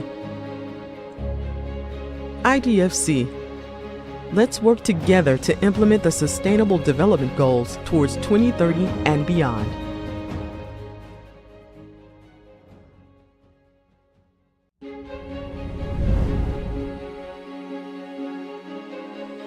What is IDFC Climate Facility? Created in 2019, the facility has been supporting IDFC members in enabling knowledge exchange and offering capacity development on climate-related topics. Our 3 goals: to strengthen climate finance expertise and capacities, to originate and develop joint climate projects, to institutionalize and facilitate collaborative work among members on climate change. Our activity lines: knowledge sharing, capacity building, access to international climate finance, joint business opportunities. In the past couple of years, the IDFC had been supporting members in mainstream common principles on mitigation and adaptation, developing a framework for the operationalization of the Paris Agreement alignment, promoting a mentoring program between institutions, delivering climate toolbox including GHG accounting, climate risk assessment, Paris Agreement alignment and climate strategy, offering trainings on climate risk assessment, climate strategies, and adaptation, supporting events and partnerships to the international agenda, mobilizing resources and facilitating joint business opportunities and project proposal. IDFC Climate Facility. Let's work together to implement the Sustainable Development Goals towards 2030 and beyond. What is IDFC? The International Development Finance Club, created in 2011, is a network of 26 public development banks. Our mission?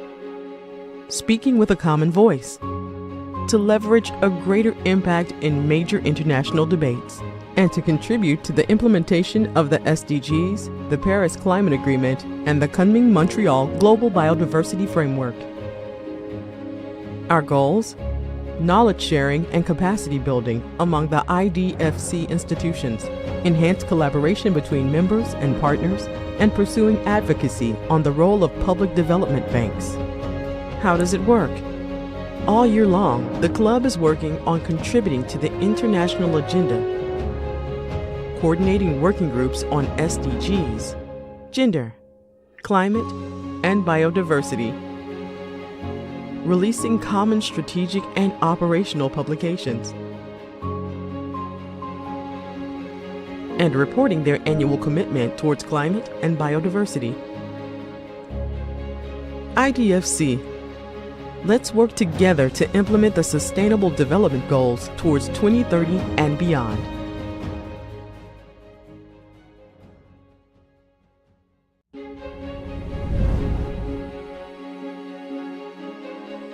What is IDFC Climate Facility? Created in 2019, the facility has been supporting IDFC members in enabling knowledge exchange and offering capacity development on climate-related topics. Our 3 goals: to strengthen climate finance expertise and capacities, to originate and develop joint climate projects, to institutionalize and facilitate collaborative work among members on climate change. Our activity lines: knowledge sharing, capacity building, access to international climate finance, joint business opportunities. In the past couple of years, the IDFC had been supporting members in mainstream common principles on mitigation and adaptation, developing a framework for the operationalization of the Paris Agreement alignment, promoting a mentoring program between institutions, delivering climate toolbox including GHG accounting, climate risk assessment, Paris Agreement alignment and climate strategy, offering trainings on climate risk assessment, climate strategies, and adaptation, supporting events and partnerships to the international agenda, mobilizing resources and facilitating joint business opportunities and project proposal. IDFC Climate Facility.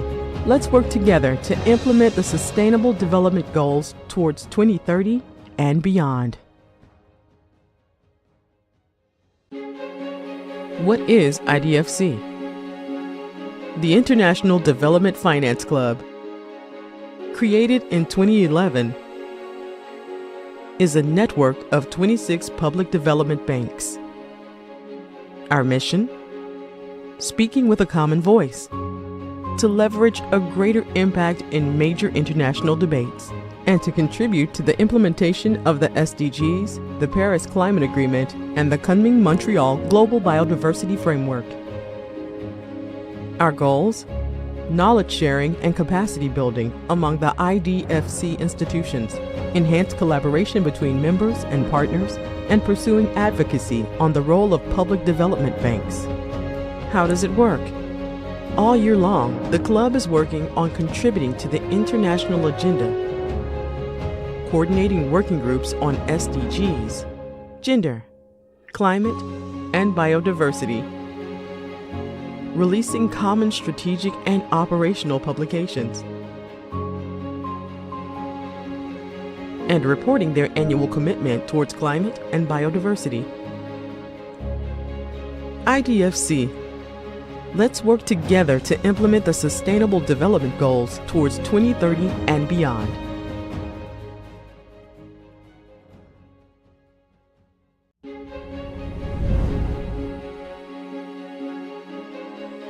What is IDFC Climate Facility? Created in 2019, the facility has been supporting IDFC members in enabling knowledge exchange and offering capacity development on climate-related topics. Our 3 goals: to strengthen climate finance expertise and capacities, to originate and develop joint climate projects, to institutionalize and facilitate collaborative work among members on climate change. Our activity lines: knowledge sharing, capacity building, access to international climate finance, joint business opportunities.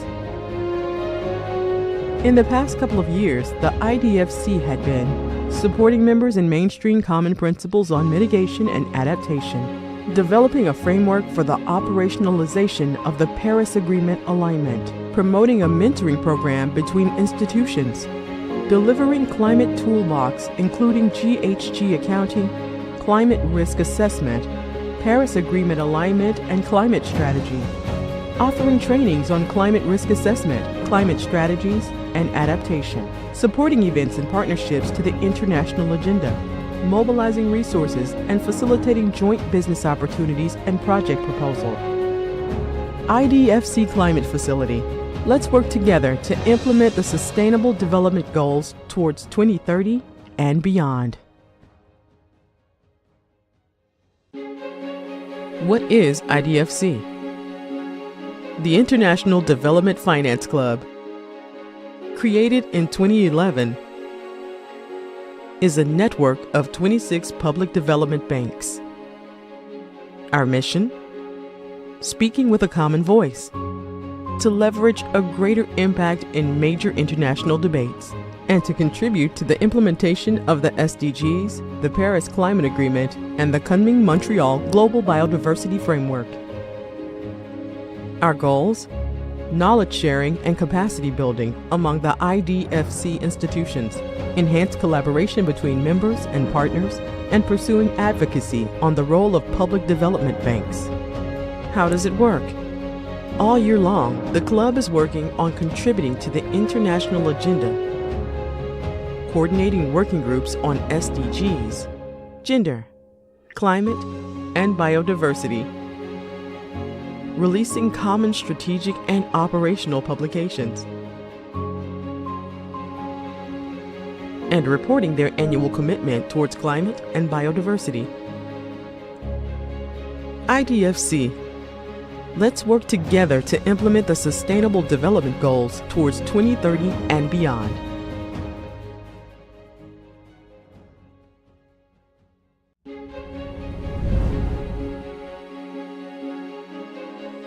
What is IDFC Climate Facility? Created in 2019, the facility has been supporting IDFC members in enabling knowledge exchange and offering capacity development on climate-related topics.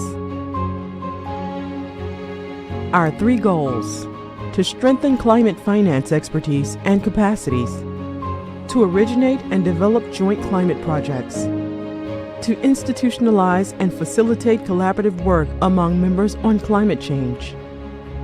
Our activity lines: knowledge sharing,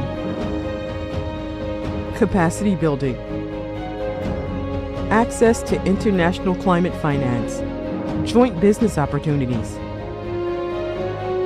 In the past couple of years, the IDFC had been supporting members in mainstream common principles on mitigation and adaptation, developing a framework for the operationalization of the Paris Agreement alignment, promoting a mentoring program between institutions, delivering climate toolbox including GHG accounting, climate risk assessment, Paris Agreement alignment and climate strategy, offering trainings on climate risk assessment, climate strategies, and adaptation, supporting events and partnerships to the international agenda, mobilizing resources and facilitating joint business opportunities and project proposal. IDFC Climate Facility. Let's work together to implement the Sustainable Development Goals towards 2030 and beyond. What is IDFC? The International Development Finance Club, created in 2011, is a network of 26 public development banks. Our mission? Speaking with a common voice, to leverage a greater impact in major international debates, and to contribute to the implementation of the SDGs, the Paris Climate Agreement, and the Kunming-Montreal Global Biodiversity Framework. Our goals? knowledge sharing and capacity building among the IDFC institutions, enhanced collaboration between members and partners, and pursuing advocacy on the role of public development banks. How does it work?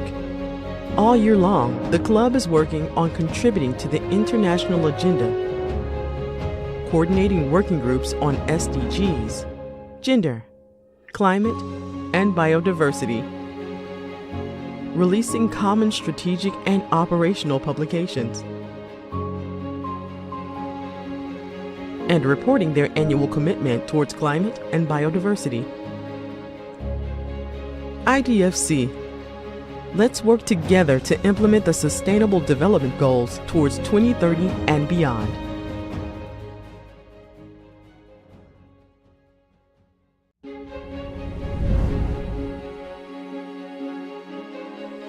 What is IDFC Climate Facility? Created in 2019, the facility has been supporting IDFC members in enabling knowledge exchange and offering capacity development on climate-related topics. Our 3 goals: to strengthen climate finance expertise and capacities, to originate and develop joint climate projects, to institutionalize and facilitate collaborative work among members on climate change. Our activity lines: knowledge sharing, capacity building, access to international climate finance, joint business opportunities. In the past couple of years, the IDFC had been supporting members in mainstream common principles on mitigation and adaptation, developing a framework for the operationalization of the Paris Agreement alignment, promoting a mentoring program between institutions, delivering climate toolbox including GHG accounting, climate risk assessment, Paris Agreement alignment and climate strategy, offering trainings on climate risk assessment, climate strategies, and adaptation, supporting events and partnerships to the international agenda, mobilizing resources and facilitating joint business opportunities and project proposal. IDFC Climate Facility. Let's work together to implement the Sustainable Development Goals towards 2030 and beyond. What is IDFC? The International Development Finance Club, created in 2011, is a network of 26 public development banks. Our mission? Speaking with a common voice, to leverage a greater impact in major international debates, and to contribute to the implementation of the SDGs, the Paris Climate Agreement, and the Kunming-Montreal Global Biodiversity Framework. Our goals? Knowledge sharing and capacity building among the IDFC institutions, enhanced collaboration between members and partners, and pursuing advocacy on the role of public development banks. How does it work? All year long, the club is working on contributing to the international agenda, coordinating working groups on SDGs, gender, climate, and biodiversity, releasing common strategic and operational publications,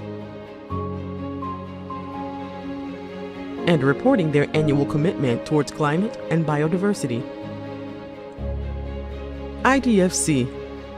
Let's work together to implement the Sustainable Development Goals towards 2030 and beyond.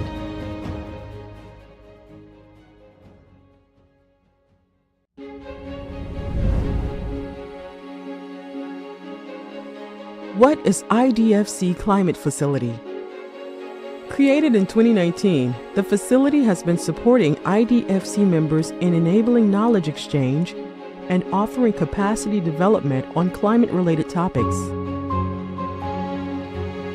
Our 3 goals: to strengthen climate finance expertise and capacities, to originate and develop joint climate projects, to institutionalize and facilitate collaborative work among members on climate change. Our activity lines: knowledge sharing, capacity building, access to international climate finance, joint business opportunities,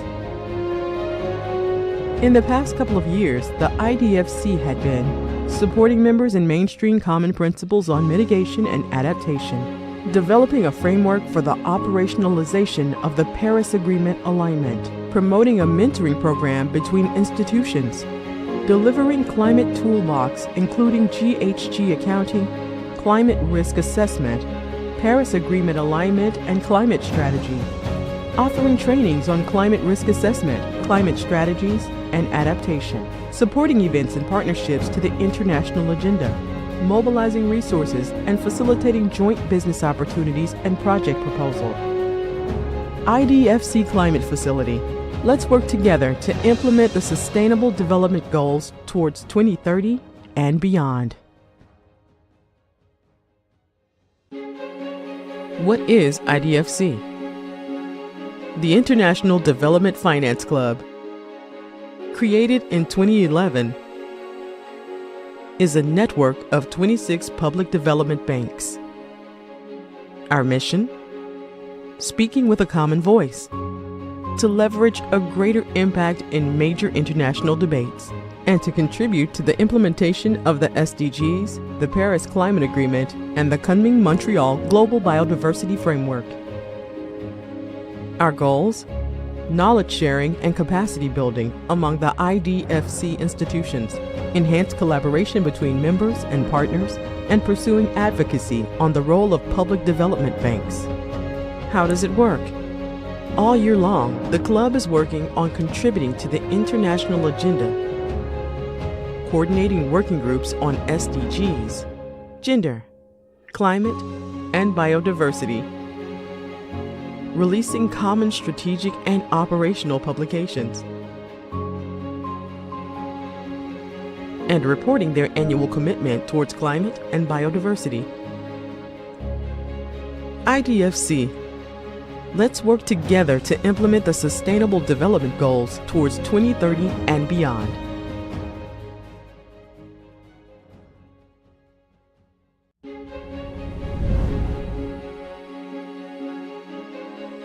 What is IDFC Climate Facility? Created in 2019, the facility has been supporting IDFC members in enabling knowledge exchange and offering capacity development on climate-related topics. Our 3 goals: to strengthen climate finance expertise and capacities, to originate and develop joint climate projects, to institutionalize and facilitate collaborative work among members on climate change. Our activity lines: knowledge sharing, capacity building, access to international climate finance, joint business opportunities. In the past couple of years, the IDFC had been supporting members in mainstream common principles on mitigation and adaptation, developing a framework for the operationalization of the Paris Agreement alignment, promoting a mentoring program between institutions, delivering climate toolbox including GHG accounting, climate risk assessment, Paris Agreement alignment and climate strategy, offering trainings on climate risk assessment, climate strategies, and adaptation, supporting events and partnerships to the international agenda, mobilizing resources and facilitating joint business opportunities and project proposal. IDFC Climate Facility. Let's work together to implement the Sustainable Development Goals towards 2030 and beyond. What is IDFC? The International Development Finance Club, created in 2011, is a network of 26 public development banks. Our mission? Speaking with a common voice, to leverage a greater impact in major international debates, and to contribute to the implementation of the SDGs, the Paris Climate Agreement, and the Kunming-Montreal Global Biodiversity Framework. Our goals? Knowledge sharing and capacity building among the IDFC institutions, enhanced collaboration between members and partners, and pursuing advocacy on the role of public development banks. How does it work? All year long, the club is working on contributing to the international agenda, coordinating working groups on SDGs, gender, climate, and biodiversity, releasing common strategic and operational publications, and reporting their annual commitment towards climate and biodiversity. IDFC. Let's work together to implement the Sustainable Development Goals towards 2030 and beyond.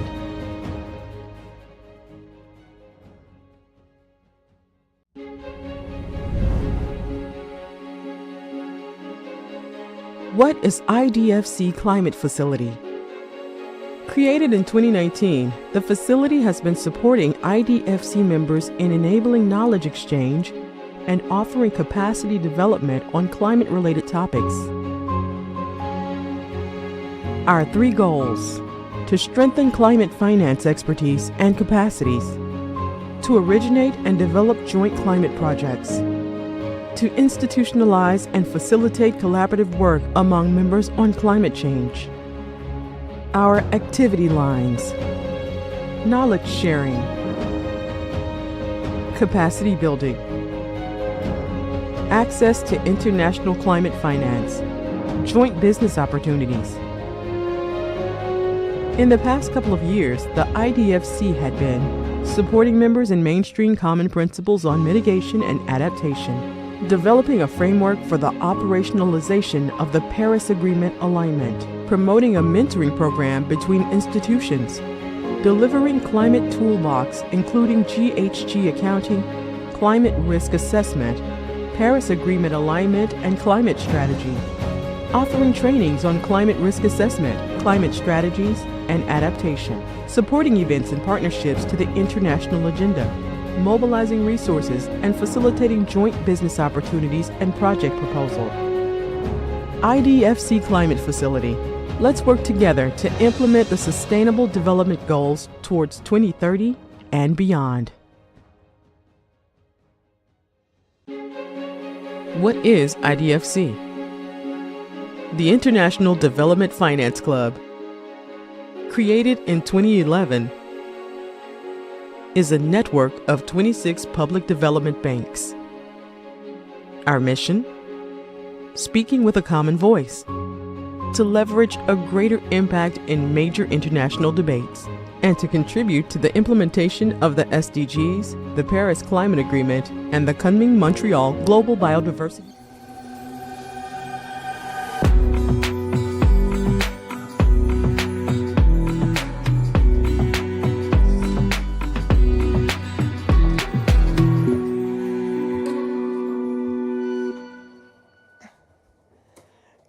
Hello, everybody. Good afternoon. It's such a pleasure to be here. Thank you for finding this pavilion. I think we all had a moment of panic when we realized it was in this large building and we had no idea where it was. So thank you for sticking with it and finding, and for the people who helped me help others get here too. So, and a big thank you to IDFC for hosting us, and hello to everybody who is online, both now and in the future. So I'm Bella Tonkanogi. I'm director at Climate Policy Initiative, and since 2019, we've been very proud to be the host for the Secretariat of the city's Climate Finance Leadership Alliance, which is the only multi-level and multi-stakeholder coalition aimed at closing the investment gap for subnational climate infrastructure. We all know that urban climate finance needs are very large, and we are nowhere near that. CCFLA a couple years ago released the State of Cities Climate Finance Report, which talked about that, putting numbers for the first time around how much finance is flowing and how much finance is needed. Well, today we are really excited to have another first. We are releasing the first ever report on urban climate finance and the multilateral development banks. I am going to depart from the talking points that the team put together for me very diligently, because I think we're a family here at CCFLA. And this will be really kind of more from the heart, where we started this project back at the beginning of the year, Priscilla said, hey, you know, I think this MDB reform thing is kind of big. Hey, why don't we think about how cities fit into that picture? And I said, okay, yeah, that sounds like a great idea. So she started, you know, we put a team together, a research team within CPI. We started talking to Josue about who's, you know, of course, a long time in the MDBs, really a trailblazer on urban climate finance within the MDBs and now advising C40. And he said, oh, that's an interesting idea. We talked more to C40, to the Global Covenant of Mayors, who came on board with us as partners. We then brought in Bloomberg Philanthropies, who brought in the COP28 presidency team to really to put together an event back in April at the World Bank IMF Spring Meetings on cities' climate finance in the context of MDB reform. We've really been seeing as this topic has now gained so much momentum, and through this work that we've done over the last 10 months now, really kind of blood, sweat, and tears pulling this together with the support and the help and the challenges of the MDBs, who in particular challenged us a lot on the data, but it's good. It was good challenges. I think we know we need better data on this. But we really kind of are so proud to have released this report. We launched it yesterday at the Local Climate Action Summit, again with Bloomberg Philanthropies, COP28 presidency, big event. Priscilla presented it this morning at the Urban's SDG Finance Commission, which is mayors and MDBs and private sector and everybody kind of coming together around these topics. And so I just want to say this report, this project is what I think we're at the beginning, honestly, the beginning of something much bigger, which is really putting cities into the MDB reform discussions and really seeing how we can continue to support and pull all of this together, right? I think for me, this project has been like the essence of CCFLA. We are a network coalition. We have MDBs as members. We have city networks as members. We have researchers as members. We have national governments as members. And so we really want to be playing this facilitative role in bringing everybody together. And I think this project really showed that we can do that and we can have a really great impact doing that. And so we're really excited to keep working on this with all of you. So before we get into the technical details, Priscilla is going to present the report. I just wanted to give a round of applause, actually, to all of us for this project and to thank you all for your partnership on this. So thank you. And a big thanks to Priscilla, who has driven this really from the start. So with that, I will turn over to you, and thank you again.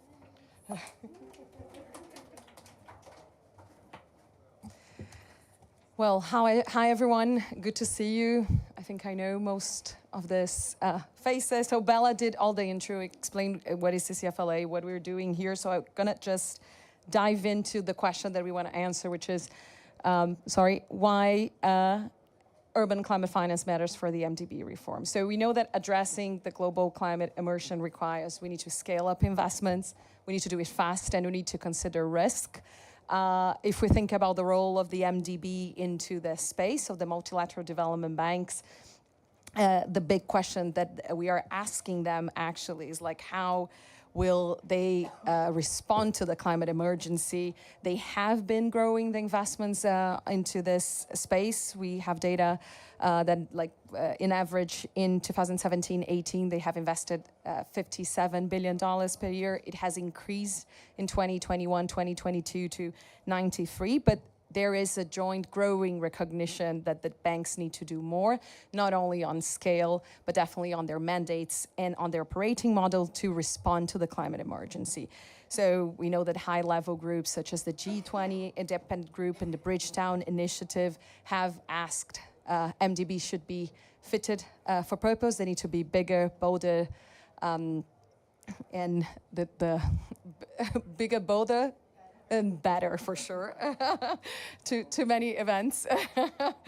And that's where we want to fit cities. And I think the question and the point that we have is that cities have rarely been raised in the MDB reform discussion, but cities are at the core of the climate transition, and we know that. I think most people here work directly or indirectly with cities, so I'm going to repeat the data that you know very well. So cities contribute to 70% of the global energy use, 75% of the total emissions, and cities are very vulnerable and at the forefront of responding to weather and climate, the climate change that is happening with communities. So we see a lot of investment opportunities in cities, and we have a huge investment gap. So our data shows that cities receive less than 1% of their required annual climate finance. So we definitely think, and we want to raise the issue that cities and MDBs, financial resources and technical expertise, put them on a unique position to support urban climate finance further. So the report that we did in collaboration with C40 and the Global Covenant of Mayors is actually a mapping of 10 MDBs and their investments on low and middle income countries. And we built the report around 5 recommendations that we do recommend with findings specifically. So in terms of the methodology, we have work on quantitative data. So we have mapped more than 900 different projects from MDBs from 2015 to 2022, from web scrape data from the 10 MDBs that respond to the joint reform. And we have combine this with qualitative insights from literature case studies. One thing that I want to highlight is that all the 10 MDBs are very different, so they have different mandates, different operating models. So we consider that within the analysis, but what we want to highlight is that within these differences and the role, we know that they can work better together as a community of MDBs and strengthen their uniqueness on this space. So this is the summary of our key recommendations. So they are centered on urban climate finance volumes and shares, strategies and coordination, operating models from the bank, private capital mobilization, and policy support and capacity building. So each one of these 5 recommendations that we have sub-recommendations on, we have based in findings. I'm going to walk you quickly through all of the 5 and some key findings that we have, so you have a better idea, but I definitely recommend you to look in detail to the paper. So in terms of increasing the volume and share of urban climate finance, our analysis suggests that 21% of climate-related MDB finance for low and middle-income countries, so very specific, has gone to urban projects between 2015 and 2022. And this, I think our key analysis here is that despite the rising urbanization throughout this period, what we can see is that the volumes, the total amount of finance have continued to be quite stable. So this is a very key question on how can we respond to the levels of urbanization that we see around the world, investing the same volumes. If we look at the flows, also considering the rising urbanization in sub-Saharan Africa, Middle East, and North Africa, these are the regions that continue to receive relatively low urban climate financing.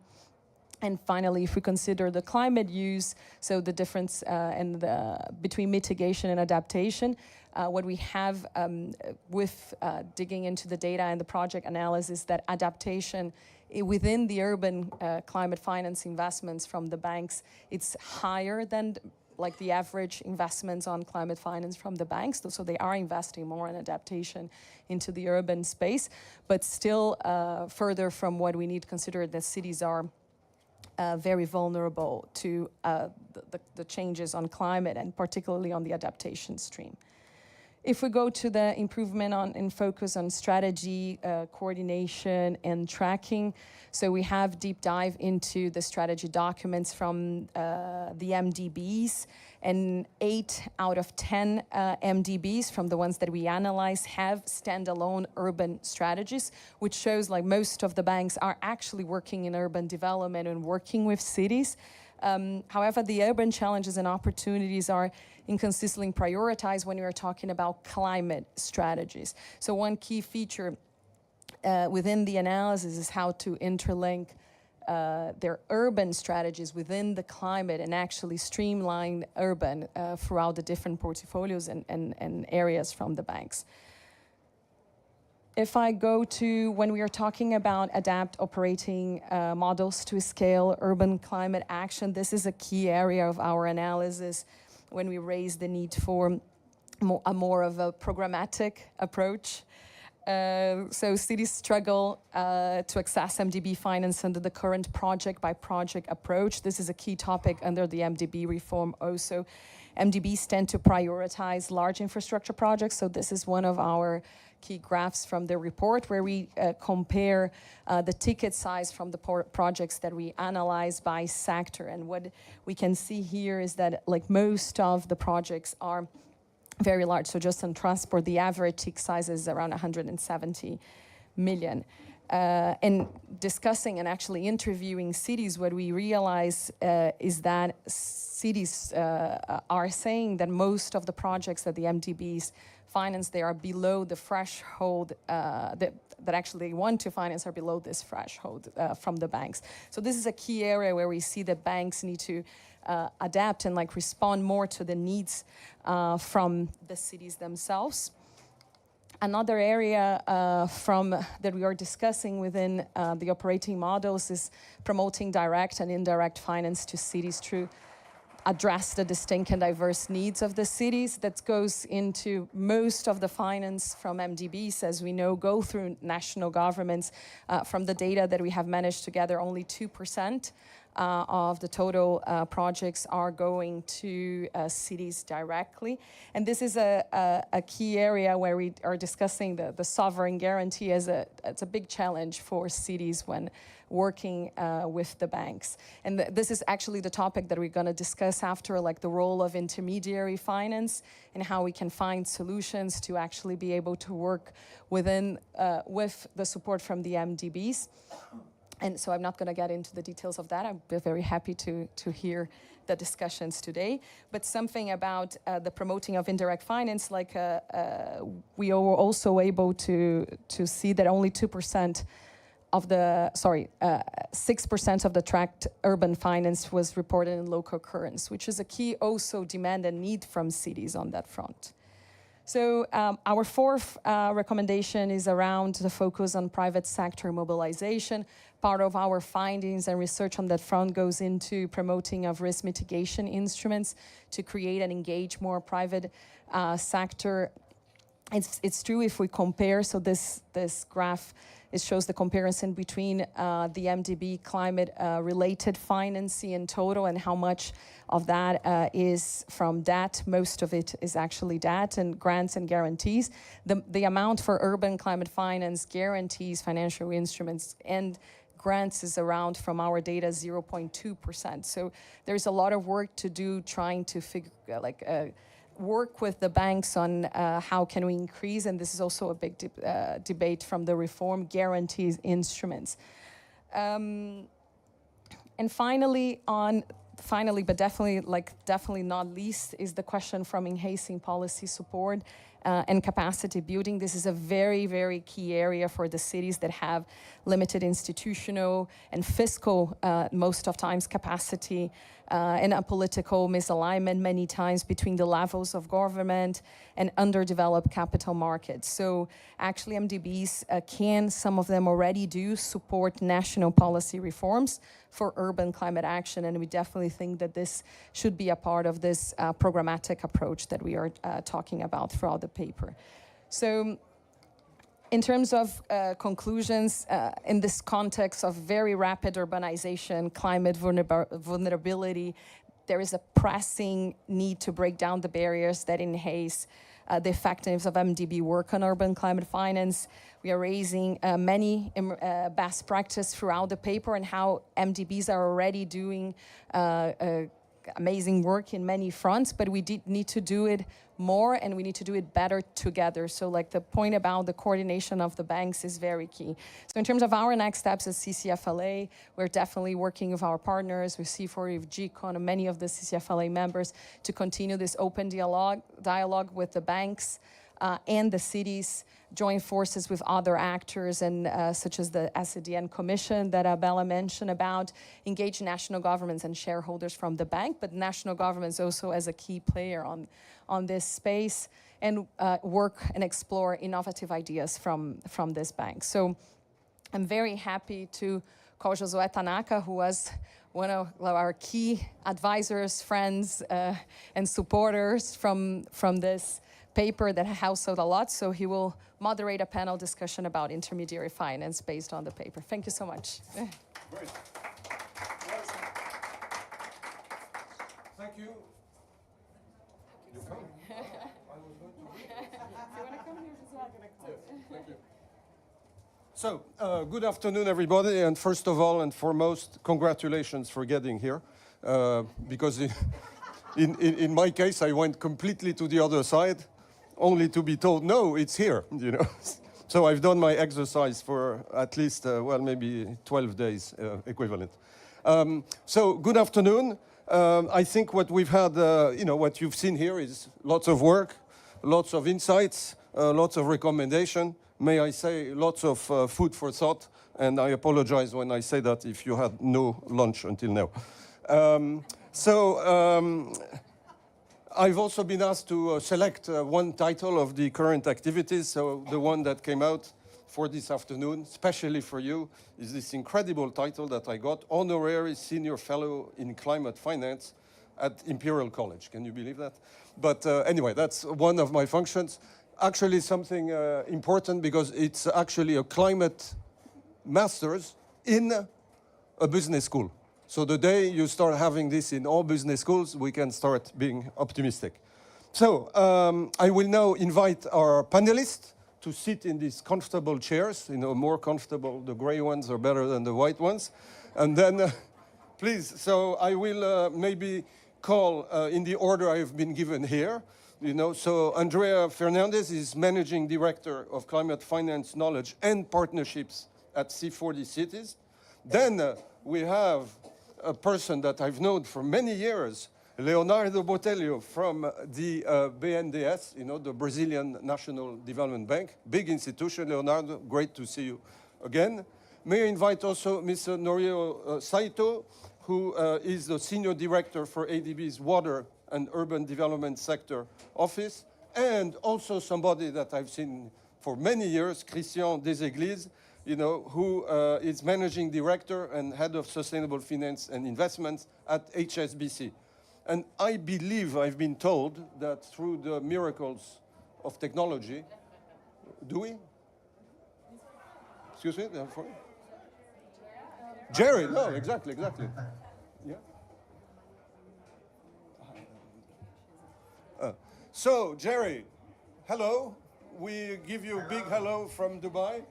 So, Jerry is head of the Urban Development Division at the EIB and is responsible for EIB's advisory work with cities. And also, we introduced Maria Camilla from IDB. So, I guess it's what we could call a super panel.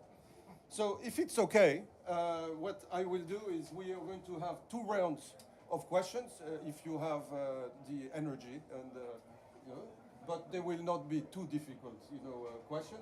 So we'll have a round 1, which will be the same question to all, right? And for you to remember a bit what Priscilla just presented, you know, those 5 findings.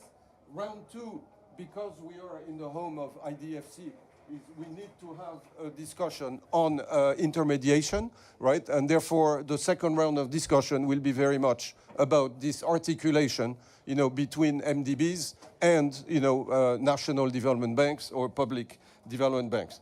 And then at the end, we'll have, I guess what I've been told is a final lightning round where there will be a lightning question asked to our lightning panelists. All right, so let's start first with the first round of questions. And so that's the same question to everybody. And Jerry, get ready because you're on screen, so I'm going to start with you.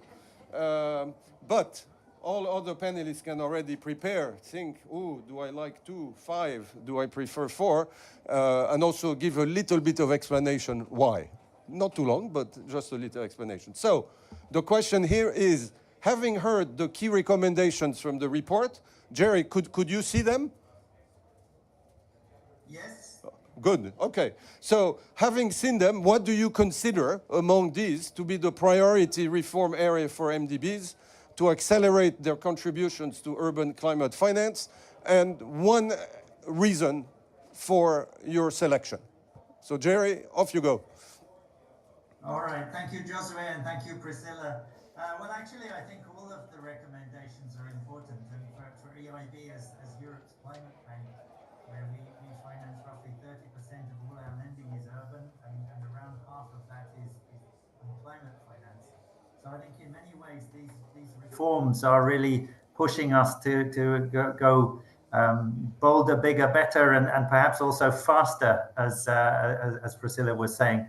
I think that the key ones that resonate with me, I would say, are first of all accelerating concessional financing by partnering and blending with international climate funds and donors. I mean, I think this is particularly important because climate change won't wait for countries to strengthen the city's borrowing capacity.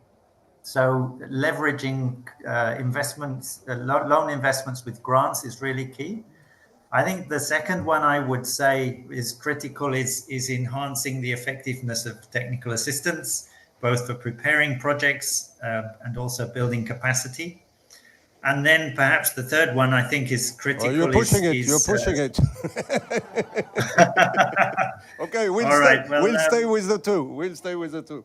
So right. If I may continue with, thank you, Jerry. If I may continue with Maria Camila, one, if possible, your favorite.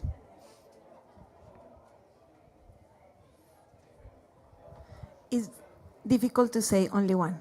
Oh, okay, I give you two then. Okay, thank you. So thank you so much, and thank you for the invitation, and congratulations for the report and for all the work that you are doing. I would say like 3 main things for us.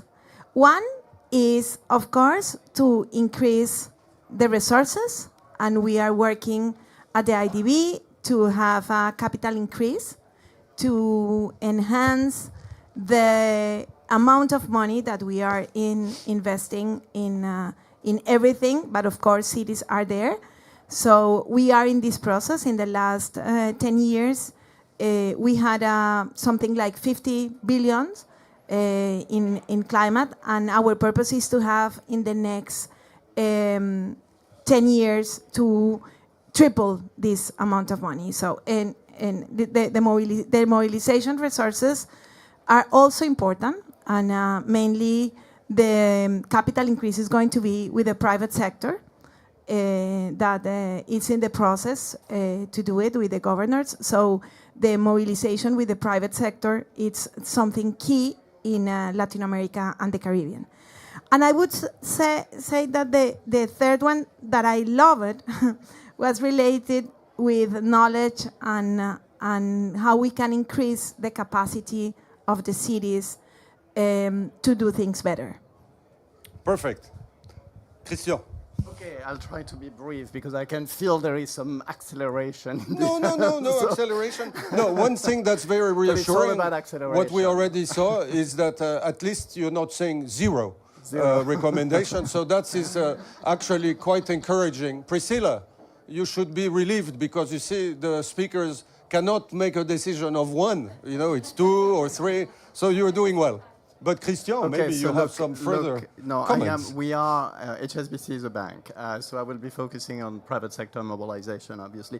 And HSBC, as you may know, is part of the private sector investment lab that was put together by Mark Carney and Shriti Vadera not long ago. So we are part of the conversation with the MDBs, providing advice to MDBs. So look, I think de-risking is really important, but it's not only about reducing the risk, but it's also about making sure that we get the capital relief for that. So working not only with the MDBs, but also with Basel and regulators, so we can make sure that whatever guarantee we get from MDBs will trigger some capital relief. So focusing on the guarantee side, we're looking at a few things which I think are important. First loss guarantee, really critical to crowd in some private investment. With liquidity facilities also, we did, and you know that transaction very well, Jose. We set up a bond, a project bond, greenfield project bond some time ago with a hospital in Turkey called Elazig, which had a liquidity guarantee from EBRD and a PRI from MIGA. Getting this type of liquidity guarantee so we can create products which will come to market faster is very important. And also because it's all about not only mobilizing bank money, but also institutional investors. So we need to think about guarantees at portfolio level or at fund level, so we can crowding the big money which we need for scaling the transition, which is in the trillions, and this is not going to come from banks, it's going to come from institutional investor. So portfolio guarantees, very, very important. One last thing, focusing on finance is great, but we also have to look at the pipeline. And I think that MDBs are critical in making sure that we get a pipeline upstream and that they can help with bankability. So provision finance and also supply of projects. Christian, as usual, private sector efficiency, because you almost answered second question already without having been asked it. So, but I'm sure you will have other ideas too. So Norio, if I can turn to you, your preferred, if you have two, that's okay too, sure. But Okay. no more than three. Sure. Thank you. Yeah, thank you for having me here, and congratulations on the publication of the report. Just to give a big picture about ADB, ADB's sustainable level of lending is about 26 billion a year. But we have recently completed this review of the capital adequacy framework. So our sustainable level of lending has increased to about $36 billion. So we don't have like a particular quota for urban sector, but of course we were expecting that their needs are high. So this urban sector contribution is going to increase in the future.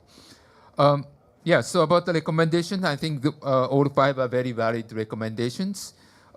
Particularly the ones that drew my attention is basically recommendation 4 and 5 combined, because those are linked. One is about enabling environment improvement so that private sector can come in, but also we can support like a creditworthiness of the cities. So this is linked to this private sector participation.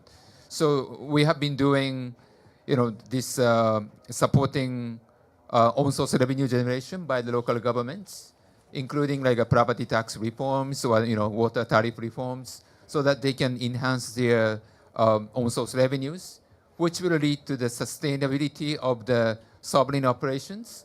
But if they have more predictable source of revenues, then this can attract more private sector. So yeah, let me pause here. Thank you. Thank you so much. And so, Leonardo, you work in a major national development bank in the world. So, and I know also you're very active throughout cities in Brazil. So how do you, which of these recommendations do you feel, if they were applied, to I would like BNDES? to pick the 5. Aye, that's it. But I think that the main one is, of course, accelerating concessional finance. And one thing that drew my attention is the need for more local currencies facilities from the MDBs. Yeah. I think it's absolutely fundamental. And may I take 2? The second one is definitely the increase of building capacity in the municipalities and for integrated projects and so on. I can tell you a short story about BNDES. We are 2,500 employees, and we have a division of project preparation of around 30 people. We increased it to 250, only to deal with project preparation. And this incredibly was reflected in our portfolio of projects, particularly in adaptation. So we are doing a lot in sanitation, working closely with municipalities and states. So I think for the MDBs, In this field of generating bankable projects, all help is needed, and the MDBs can do a lot of difference in this. Great. Thank you, Leonard. And Andrea, finally, your selection. So I'm not the banker on the panel, but I'm here representing city networks. And so for that reason, I'm going to go with a different one, which is, I think, Area 3, the programmatic operating model. And I think it's because putting the hat of a city mayor on, it's really difficult to navigate when there's national development banks, the multilateral, the regional, to understand what are the options for the city, in what ways can they get finance, what are the programs, what are the entry points. And I think a really great example that you know well, Josue, is the EBRD Green Cities program. And it's super clear. This is the program. We will support you in developing an action plan. There's a trigger project that comes from it. The instruments that we have available will allow you to get direct access to finance, which is the biggest issue all of our mayors will say. That's for them is number one, having that agency, that ability to really understand what are those options out there and to pursue them. And I think the challenge our mayors have is navigating this is really difficult. We had a brunch today with mayors of Freetown, Chouani, Bogota, and Dhaka North, and they all talked about the difficulty it is and how they like the direct access and how an element of the operating model that I think also needs to improve is the speed and efficiency in which mayors are able to cities are able to access finance, because mayoral term, the example in Bogota, mayors have one term, 4 years, and that's it. If the project's not prepared in that term, it creates real issues. So I think for putting a mayoral hat on, I would say the programmatic operational model. Yep, that's great. Thank you. And let's say, certainly, I think the observation you made is something that we hear. You talk to any mayor, they will always complain about time, how long it takes. Clearly, there is a lot of to do too. And one of the observations I make is if you want direct finance, you also need to do quite a lot of due diligence, and that has quite a lot of requirements.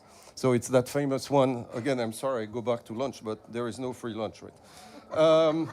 All right, so we shift now to the second round of questions, and that's the round that relates actually to all the institutions that we see on this wall here, and not only those, because we understand from FIC, that there are something like 520, I think, further public development banks in the world. And so I think the questions that we are going to ask now is a question about the articulation, in a way, between the different sources of funding.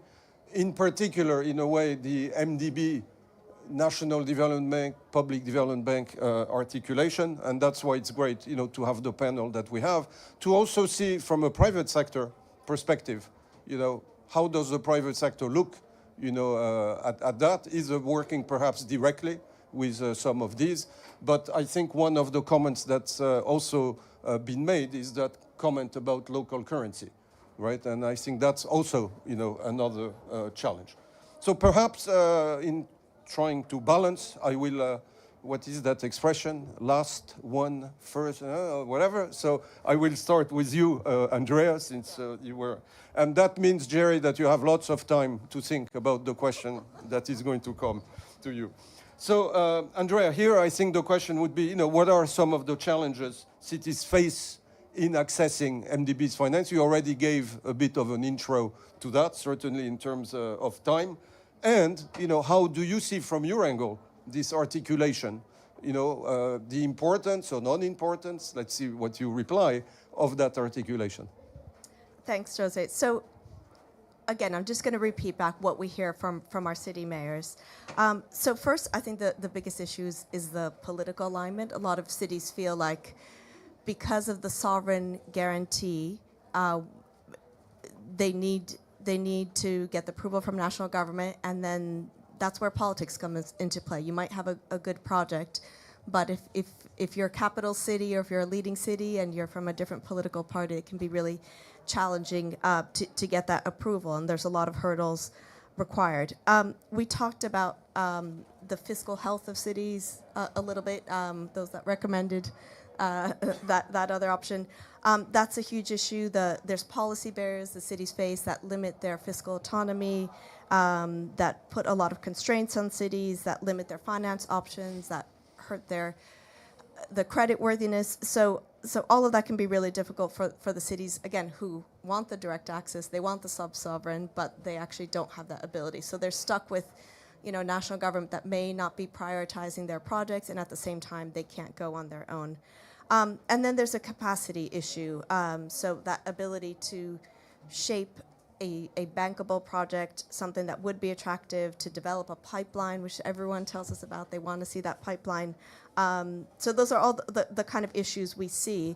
And I think, looking at the wall here, there's, I think, huge potential, in particular working with the national development banks like the BNDESs of the world, not just because of the domestic currency, but I think because the national development banks have, at their core, are really also focused on economic development. They are really principally looking at also how to support that socioeconomic development within those countries.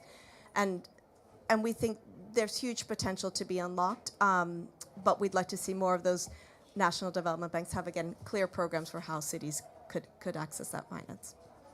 Thank you, Andrea. So if we move to Leonard, if I remember, and I believe you still are, a person that is very much at the heart of this articulation, right, between, in a way, the external and the internal fronts. So it would be very interesting, to hear from you. How do you see, in a way, from your angle, the relationship, and also what are the aspects that you would highlight in terms of why that is beneficial to this question we're discussing in relation to Brazilian cities? Okay, José, I think that the BNDES has a long-term partnership with several MDBs, of course, including World Bank and CAF and BID and several others. How do we operate with them? We have this long, normal umbrella agreement in order to deploy credit for all the cities, but I agree totally with Andrea. The main added value with NDB is its capacity of articulating between the public and the private sector, so that banks like, even new banks like the New Development Bank, look at BNDES, we had a new credit line with them, $1.7 billion US, to deploying in climate investments, mainly in the cities. So one thing I could say it's challenging is the political cycle, as you mentioned, because in Brazil we have 4-year terms. So once we have the results of the elections, we put our team of project preparation directly with the local officials to try to structure a plan for the municipalities, but we have a problem there. When we conclude this plan for the municipalities, it takes 6 to 1 year. So we have 3 years left in the terms of the mayors. So when we conclude the due diligence, we spend 6 more months or something like that. Then we have 2.5 years, and then we have a new mayor, and then we have no project. So it's quite difficult for BNDES as well. So. But I think that this is and one thing, last thing with the MDBs, I would say more participation in capital markets.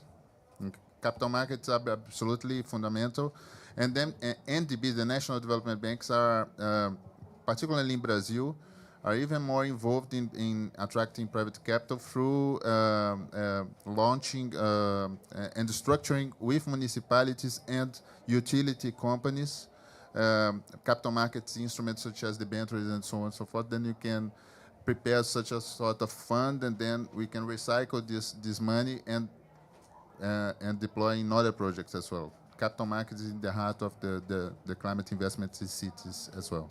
Mm-hmm. Great. Thank you very much, Leonard. So, Norio, I guess what we could ask again is maybe the mirror image, which is, in a way, when you consider, I guess there would be perhaps 2 sub-questions there. Is when you look at cities and the needs of cities, how do you decide to a certain extent to perhaps have a recourse with an intermediary, right? And number two, what are some of the factors that you check or that you look, that are important, for selecting a particular intermediary nationally to be, to reach the cities? Okay. Yes, yeah, thank you for that question. Yeah, when working with those national development banks in Asia and the Pacific particularly, we see a couple of challenges. One is that many of those banks are not necessarily mandated to support municipal infrastructure or urban infrastructure or like a green infrastructure, that climate-related projects. So that's one challenge. And another second one is kind of governance structure of those banks. Some are not necessarily operating in an efficient way, and there are no strong incentives for them to really improve their governance and efficiency. And related to that is they do not necessarily have strong analytical skills on infrastructure or the financing skills. And the last point is about this local currency issue. When the MDBs like ADB provide lending in local currency, then it's not very competitive compared to those NDBs locally mobilizing resources in local currency. And if ADB provides lending in foreign currency, those national development banks may have a challenge in managing the foreign exchange risks. Yes. So those are the challenges. Of course, in terms of potential, there is potential. So once those governance improvement is made, some capacity building is done, some of those NDBs have a good potential to work, and we can channel through those banks to support the municipal infrastructure, contributing climate mitigation adaptation. But also, I think we don't want to deny also the structure where we finance through the national governments to the municipal, urban infrastructure contributing to climate mitigation adaptation. One is because, particularly for the small towns, small municipalities, their financing needs are not necessarily so large. Let's say 5 million, 10 million US dollars. But ADB does not have enough resources, staff resources, to process 5 million loan, for 10 million loan for each and every, so many municipalities. And also, the fiscal autonomy of those municipalities, the local government is rather limited. So when they don't have enough repayment capacity or borrowing capacity, many of those loans we provide to the national governments can be on-granted or only partially on-lent to the municipalities. So even when those municipalities' financial capacity are limited, through the national government, we can still support, urban climate financing to those towns. So I think that aspect should not be really, denied. Yeah, so maybe, those are the points. Thank you. Well, that was a very rich response. So maybe if we move to Christian and a private sector view, I guess perhaps there are two questions. One specific, which is to a certain extent, has HSBC actually been an intermediary, of an MDB for, urban lending or not? Or what has been, the mode by which HSBC to date, has financed cities? Thank you. Thank you very much, José. So yes, we have done a lot of bond issuance, for instance, for MDBs and for many of the names that are on the screen here. And a lot of those bonds, especially the ESG-themed bonds, will have UOP, so use of proceeds, that will be linked to urban climate projects. And this is not only, with MDBs. Same with sovereign. We issued, for instance, a green bond for Chile, which also had some specific allocation of proceeds to urban climate projects. So I think that's one thing we do. But we've also been teaming up and collaborating more closely with others. I'm thinking, for instance, AFD, Proparco here, IFC, in putting together a fund, you may remember that, Josue, called Regio, which was one of the first fund, if not the first fund, public-private partnership with anchor investment from HSBC, from IFC, and from Proparco to provide funding to corporate green bonds. And one of the goals of that fund is related to SDG 11, which is around sustainable cities. So to promote and to invest in projects which will be linked to sustainable cities. I think several of them here are also important delivery partners in like the JETPs, but also I'm thinking Fast Infra, with Fast Infra, which is an initiative we've been spearheading with a variety of players, looking for labeling system, looking for gaps that would facilitate and accelerate financing towards sustainable development and sustainable cities in particular. And these have been very important players in that field. So strong collaboration across the board.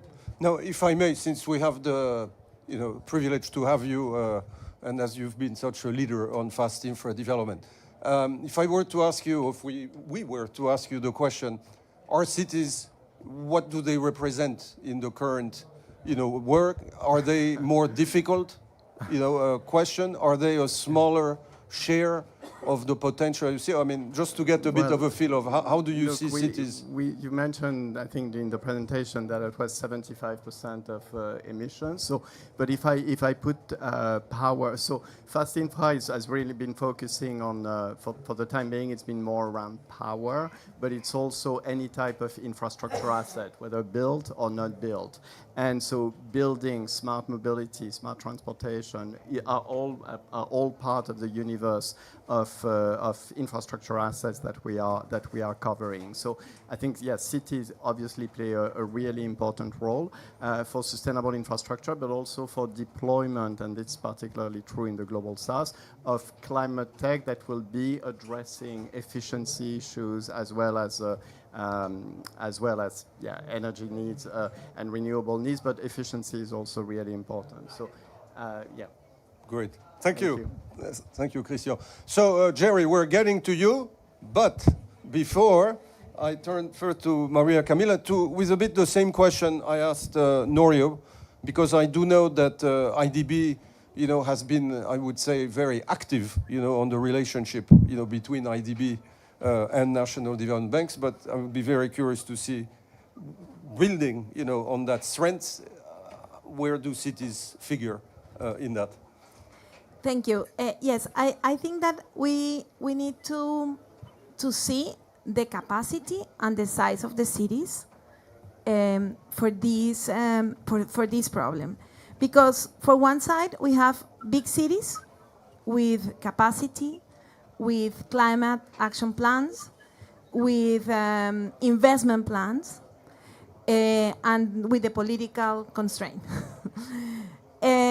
And these are cities that are very close to the market, to the emerging markets, and they have more access and more possibilities to do things, to have green bonds, to do in a different way. And then we have like intermediate cities, in the case of Latin America and the Caribbean, where the national development banks are key in this process. We have several examples. We have worked with, for example, in Colombia with Findeter, which is a national development bank, and they are intermediate to get the things done with the municipalities. But the most difficult thing there is that we need to work very hard and harder, I believe, in the capacity building, because it's not only the money, the problem. The problem is also the capacity of the municipalities to have things done and to be able to implement the projects. So we need to do a lot of things there, and I can also mention work with Ecuador, also with the Bank of Ecuador, where we are working in water and sanitation, and we do with them not only the money, but also to try to transfer the capacity, knowledge to do the water and sanitation. And one of my favorites is in Paraná, in Brazil, that we work together in a project that is a municipal fund for municipalities. And this is something at the state level. So it's not only cities, it's a subnational level. And they are working with the cities, these are municipal funds, that they can access to this type of funds. So we have different type of experiences, and I would say that this is more like for the intermediate cities that we have in the region. But then we have the smallest one, which are a big challenge, and in terms of climate action plans are also very important, and we need to improve the way that we are doing to transfer to them the knowledge and the capacity. And I also believe that the cities network are super important there. Mm-hmm. Thank you very much. And that gives Jerry great transition, right? This emphasis on capacity, given what you do, right, Jerry? But also, I understand that EIB itself operates with a model that often includes intermediated finance. So the question to you there is, do you believe that that's important? Does it need to be developed further? And what are the factors in doing that? Yeah, thank you, Josue. Well, yes, for sure it's important. And I think that the EIB is certainly inside the EU. Almost every country has either a municipal bank or a national development bank which provides funding to cities. And we're lending through most of them. And they really give us the capacity to lend down to projects as small as a few tens of thousands of euros, to municipalities down to 20,000 people. So they really are key to enabling us to extend our reach. And I think if we look at globally what the situation is, we certainly are trying to do that. We are, for example, in Latin America through Fonplata, we have signed a framework loan which has enabled us to finance through to projects in Brazil and in Bolivia.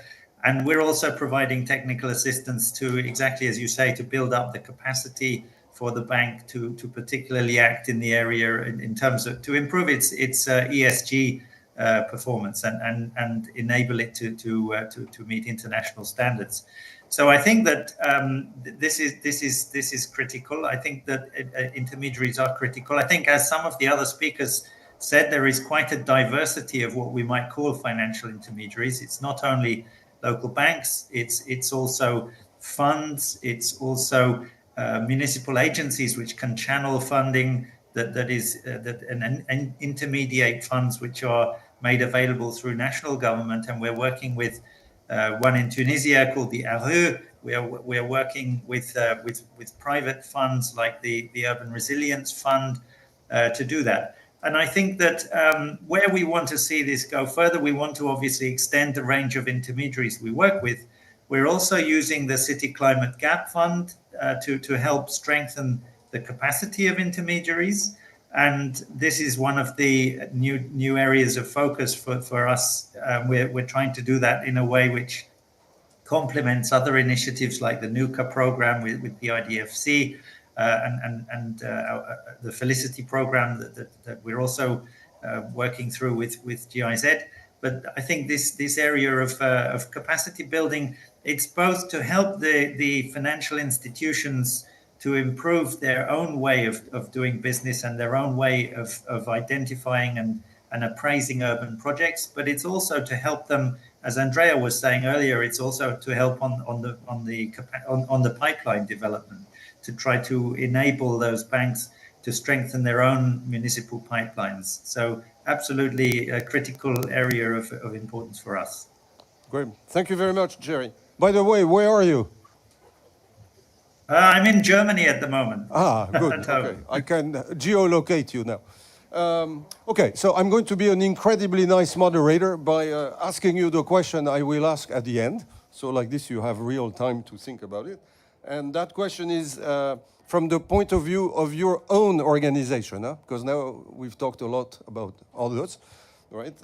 You've talked also a lot about your own organization, but from the point of view of your own organization, what is the one measure that you think would really make a difference in expanding urban climate finance? So it's a bit linked to the first question of the report, but de facto the report may not have thought about everything, right? And actually also the fact is that each organization is its organization with its beauties and its challenges, right? And therefore, perhaps there are certain challenges, if you can mention them, that if lifted, would facilitate, a lot.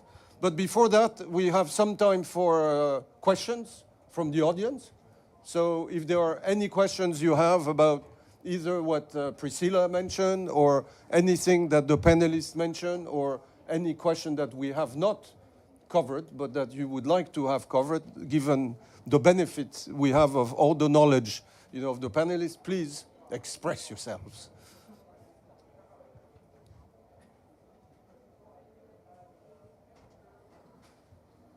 No?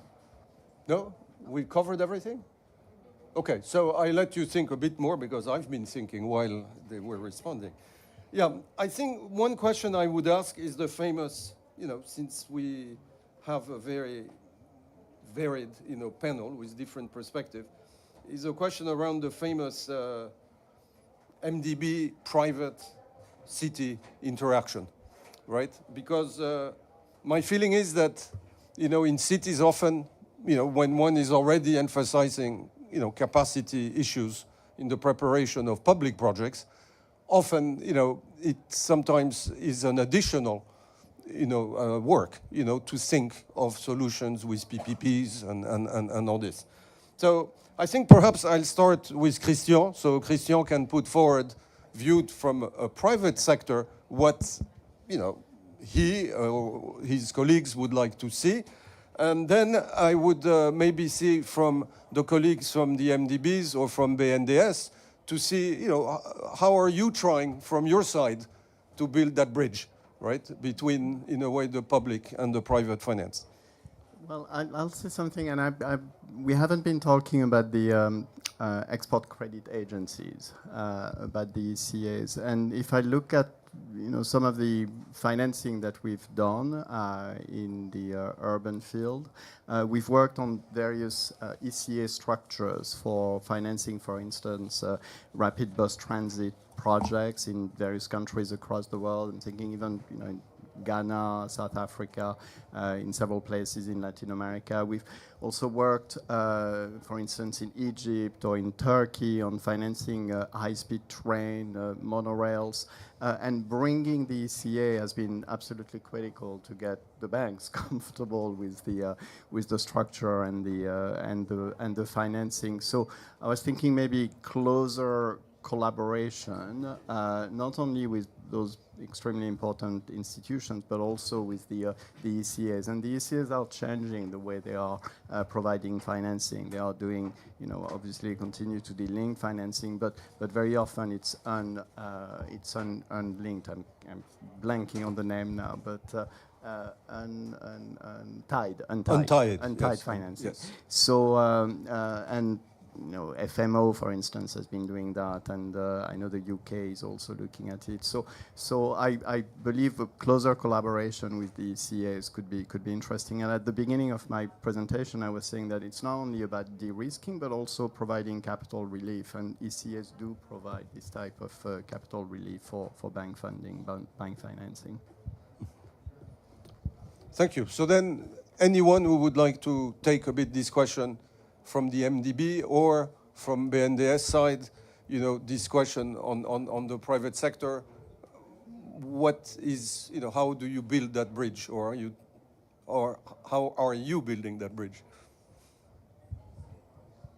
Okay, yeah, thank you. I'm not sure if I may be directly answering your question, but we see the need for, we see the importance of enhancing this subnational financing. So And like EBRD's, this Green Cities program, I think that's a good example. So internally, we are now kind of establishing like a communities of practice on this subnational financing issue, not just this urban, team, but also finance team, public management and governance team. We have private sector operations department, PPP office. So kind of discussion is happening, and we are kind of thinking of having dialogue with other MDBs, what kind of practice they are doing, how we can learn from each other. And in Asia and the Pacific, we did some legal assessment or legal study, but the legal framework is a bit more restrictive in Asia than in like Europe, for example. So we have some challenges in providing, direct financing to subnational entities, but we are really keen to learn the good practices available in other parts of the world and see how that can be applied to our countries. So that way I hope we can kind of bridge the gap to provide more support to those local governments or subnational governments. Leonardo, how do you see that from your angle? Regarding the private sector transactions, there is an interesting case as well that we are experiencing now. Under this new project preparation department that we structured, we have a dedicated division, little division of 5 to 7 people who are devoted only to speak to developers and private investors. Right. All they do. So when it comes to a sanitation project as well, they know all of them, they know their strategies, they know which kind of project would be more attractive for that kind of investor or that investor for the other geography or something like that. And it's really made a difference between the current, the business as usual of BNDES and this proximity with the private sector. And it was reflected, we just supported the state and the municipalities of Rio de Janeiro to privatize, not privatize, to establish the concession of the sanitation. And it was a huge, not only leverage our financing, preparing this project, leverage our financing to the project as well, but we were able to attract new players, international players to Brazil, since we began to talk to them 2 years before the project came to the tender. So it was very interesting. It's very hard. It was a learning process for BNDES, how to speak the same language with the investors. But this has been a very interesting experience. Great. Any question? You have a question?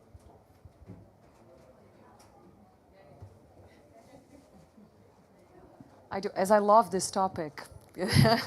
And we have all of you here with us. I'm definitely going to ask you a question. So I'm thinking about the next steps, and particularly the point on the coordinating of the MDB. So like, how can they work better together? So it's a question for Jerry, Norio, Maria Camila, but I would love to hear others' opinion too. So like, one, how can we work like the urban divisions and even the climate divisions from the banks can work better together, or on the processes that they have working with cities to increase and scale urban climate finance. So how do you see the concrete steps? What do we need to do for that to happen?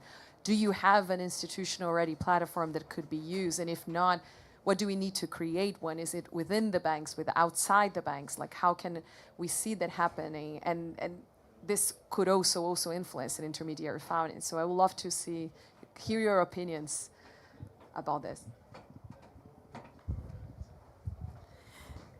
Thank you. I believe that for the Latin America and the Caribbean countries, this is going to be a long process.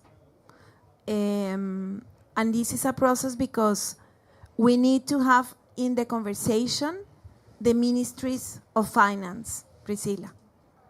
You know this. the ministries of finance are super important in this conversation. Not only the cities, because I mean the macro, the fiscal stability of the countries are not inside the cities, and we need to, I mean, in the case of Latin America, the countries have evolved a lot in the decentralization process, and also to have a macro indicators that could help them to have debt. But the conversation has to be coordinated with the ministries of finance. This is only, and this is something that we can do all the NDBs, I mean, in Latin America, with the World Bank and the CAF too.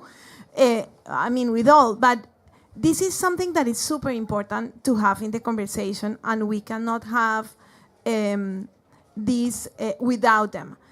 So this is something that I believe it's important in this topic, and it's something that we took years to bring the ministries of finance in climate to be part of this conversation, and was not only a problem of environmental ministries in the region. So now we need to push forward to have exactly the same conversation between the ministries and to have an environment that could enabling this conversation more. Any other question? Yes, Roger, please. Yeah, I think those. Yeah. Thank you. Yeah, so some of you I've seen already this morning at the Global Commission for Urban Finance, so it may be a bit repetitive, but I'm really worried about the speed of deploying finance to cities, right? Last year, I renovated my house. It took me 1.5 years to get it done, right? And this is just digging out the cellar, you know. So doing an urban projects take 5 to 10 years to mature, right? And there's just so many cities are really at the front lines of climate impacts. So strangely, when a disaster happens, we are capable of quite quickly get resources where it's needed because we have the data analytics, which become ever more granular. So just thinking a bit outside of the box, do you see the opportunity, instead of doing the post-disaster, getting kind of climate finance for building resilience to communities who need it most? Because we do the research. By the way, I'm from the World Resources Institute, so you understand that we're kind of quite data obsessed. But we know where it's going to happen. You don't need a glass ball to understand. You know, we have the data, and it gets ever better. So, can you give me some enlightenment on this issue?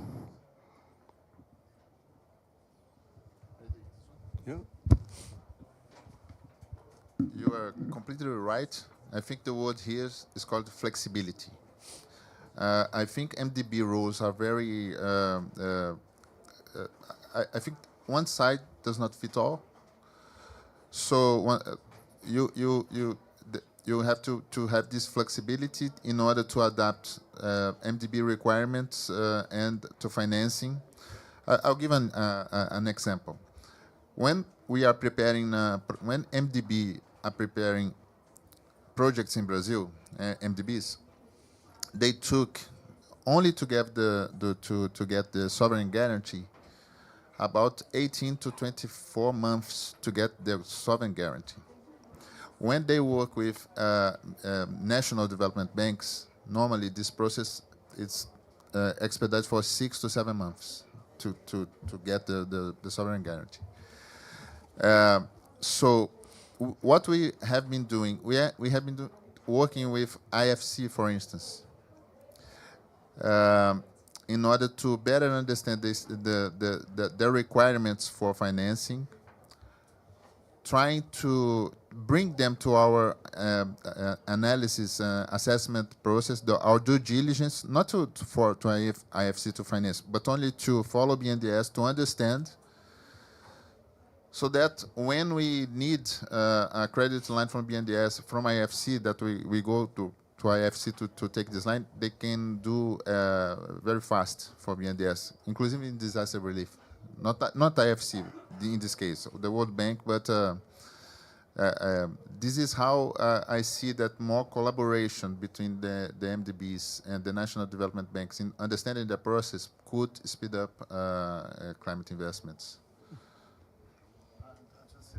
One quick word. I think you're absolutely right in highlighting, the slowness of of the processes, and that has been my experience in blended finance for many years. That is, you think about new solutions, you think about new projects, you think about new funds, new facilities, and it takes 2, 3, 4 years to put together. We set up a joint venture, for instance, with Temasek to provide financing for sustainable, marginally bankable projects in Southeast Asia. It took us a year to put it together, a year to hire the people, another year to start deploying the money.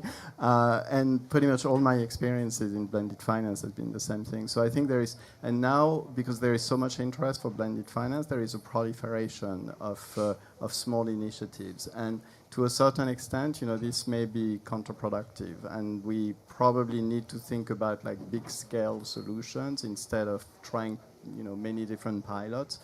Although, some of the pilots may prosper and become scalable, but I think there is a real need or real danger of, this proliferation of things that we're seeing because it takes time and they don't achieve scale.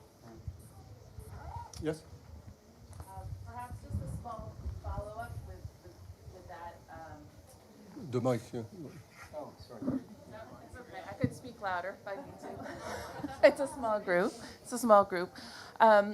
Speaking around the smaller projects, I was wondering what your thoughts were around the idea of pooling the smaller projects together, coming up with portfolios so that you're not necessarily only funding the 5, 10, 20-year projects, but you're actually intervening at a much smaller, even neighborhood scale with those $10,000, $100,000 projects.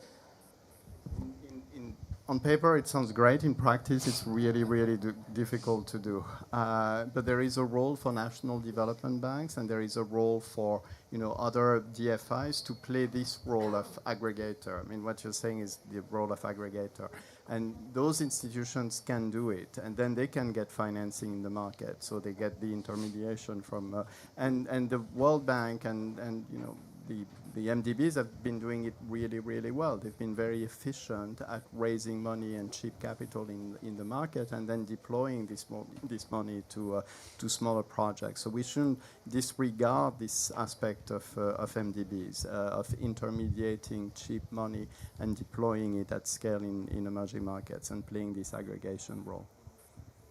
If I can respond to those 2 points. This morning's session, I introduced one of the projects that we processed for Bangladesh called the Coastal Towns Climate Resilience Project. So this supported the 22 coastal towns. So those are small towns. Small one is only like a 10,000 population. Maybe the larger one is still about 100,000 population. So if we try to deal with it individually, probably it cannot be one project. But we consolidated and we were able to process it. And we started with climate adaptation assessment to really see the vulnerability of those towns and how the resilience can be strengthened and what kind of services and infrastructure is necessary to strengthen the resilience of those towns. And Bangladesh is prone to cyclones. So like cyclone shelters, which can withstand strong cyclones, is one of the resilience measure. But of course, we want to make sure that people can evacuate to those cyclone shelters through solid roads. So roads is one thing, and also the drainage system improvement is another, then cyclone shelters. So we took a kind of systems approach, not like just the climate proofing one or two of the infrastructure, but just look at the entire vulnerability and how those resilience can be strengthened. So this is still a relatively unique one, but we want to kind of more mainstream this kind of interventions so that we cannot be just reactive to the disasters, but we can be more kind of preventive, take preventive measures to avoid the disasters in the future. Great. Well, thank you very much. So to conclude, you may have forgotten already that there was a third question, so I will repeat it. But then, you know, in a few seconds, from the perspective of your organization, what is the one measure that you would make, that you think would make a real difference, you know, to expand urban climate finance, so that when Priscilla does the next report, you know, that those bars, you know, will go off the chart. So I'll start with Jerry so that he can check out. Unfortunately, Jerry, there is going to be some drinks and food here, which we cannot provide you on the screen. But anyway, off to you for your answer. Thanks, Josue. I wish I could be there with you guys. But anyway, from me, I think the one recommendation which I think perhaps could have been added into the report. I know Priscilla mentioned it at the beginning, but I think the one area really is adaptation, and the need to incentivize adaptation and make adaptation financing, let's say, more prominent in our financing. And I think the recommendation I would have would be to make adaptation financing more recognizable and give more incentives for actually financing it, and make it more recognizable vis-a-vis mitigation investment, because I think adaptation is the challenge that we're all facing now, and that's difficult to handle. Great. So Thank you very much, Jerry, and greetings from COP28. Maria Camila. Thank you. What would be? I would also say adaptation, and for Latin America, this is very important. Adaptation, it's a key element, and we are not investing too much. And this is, I mean, there are a lot of efforts, but they are not enough at all. And to have, for example, better ways to prioritize the projects. This is something that politically very difficult to do it, because it's something that not happen and you don't know. So the votes are not behind that. And I think that it's very important to be clear the needs that we need and how we can implement them. Thank you. Christian. I think maybe investment roadmaps, so having clear investment roadmaps from the cities as to what the priorities will be, what is the planning around it, and how it will bring the public and the private sector together. I mean, what's missing in the implementation of various of the initiatives we are involved in, I'm thinking about the JETP, is a clear investment roadmap. Super. Thank you. Clear. Yeah, to me, what's important is really to continue the dialogue, and continue dialogue with MDBs, think tanks, or city networks, because there's a lot that I think we can learn from. And we want to really enhance this urban climate financing by learning really good practices available in the world. Thank you. Super. Thank you, Nora. Being very honest, from NDB's perspective, I think working closely with NDBs and MDBs, knowing the banks and trying to escape from mazes, just like the sovereign guarantee processes. So if you can blend a part of direct lending and a part of a non-guarantee, no sovereign guarantee, would make a huge difference in the annual commitments and disbursements of MDBs, and you would speed the process in 2 years or something like that. So one thing for MDBs to consider. Thank you, Leonard. We'll go visit the Minister of Finance, right? Joseph, I'm going to answer this as if I had a magic wand, because I'm going to pick a difficult thing, but that has to happen because it's just fundamental and sustainable, which is this issue of the policy bearers, the fiscal decentralization, fiscal autonomy. There are so many constraints on so many cities, and if you can help cities stand on their own 2 feet, that will enable them to self-finance, get access to private sector, and just be better partners at the other end of the loan. So, but it's quite difficult, and a lot of politically sensitive challenges there. That's why the magic wand is needed. Okay. Great. Well, we'll work on the magic wand. So everybody, we could make a conclusion here by trying to summarize in 12 minutes, but I think that there is no demand for that. So I will conclude by basically maybe having two remarks. One is to say the timing of the report is good, right? Because as we heard from the beginning, both, for example, Norio and Maria Camila mentioned, that the lending capacity is increasing, by significant amounts. So good timing, right, to put the question and to see that, urban climate finance doesn't miss this train. The second one I would say is a bit in your direction, Norio, how you concluded. Very good dialogue, because you accepted to come here. You actually found this building, which is already congratulations. But also we had, I think, a very good discussion, a very good tone, and I think that's great, to take all this to next steps, and the famous word, next steps and results, right? So with that, I think there are some good things out there. So thank you very much, panel. And thank you very much, audience, for being here. Thank you.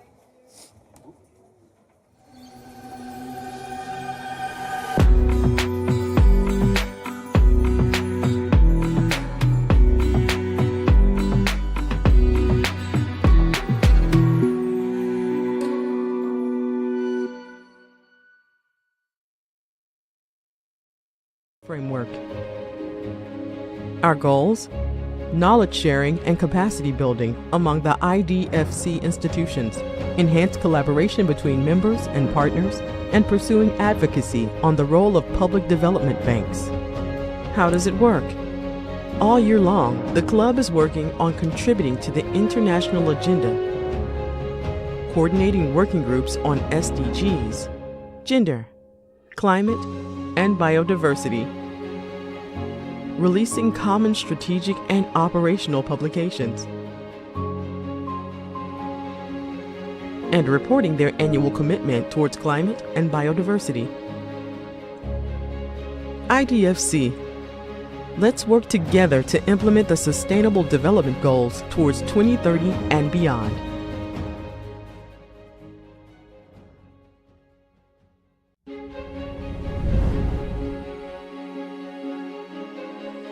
What is IDFC Climate Facility? Created in 2019, the facility has been supporting IDFC members in enabling knowledge exchange and offering capacity development on climate-related topics. Our three goals: to strengthen climate finance expertise and capacities, to originate and develop joint climate projects, to institutionalize and facilitate collaborative work among members on climate change. Our activity lines: knowledge sharing, capacity building, access to international climate finance, joint business opportunities.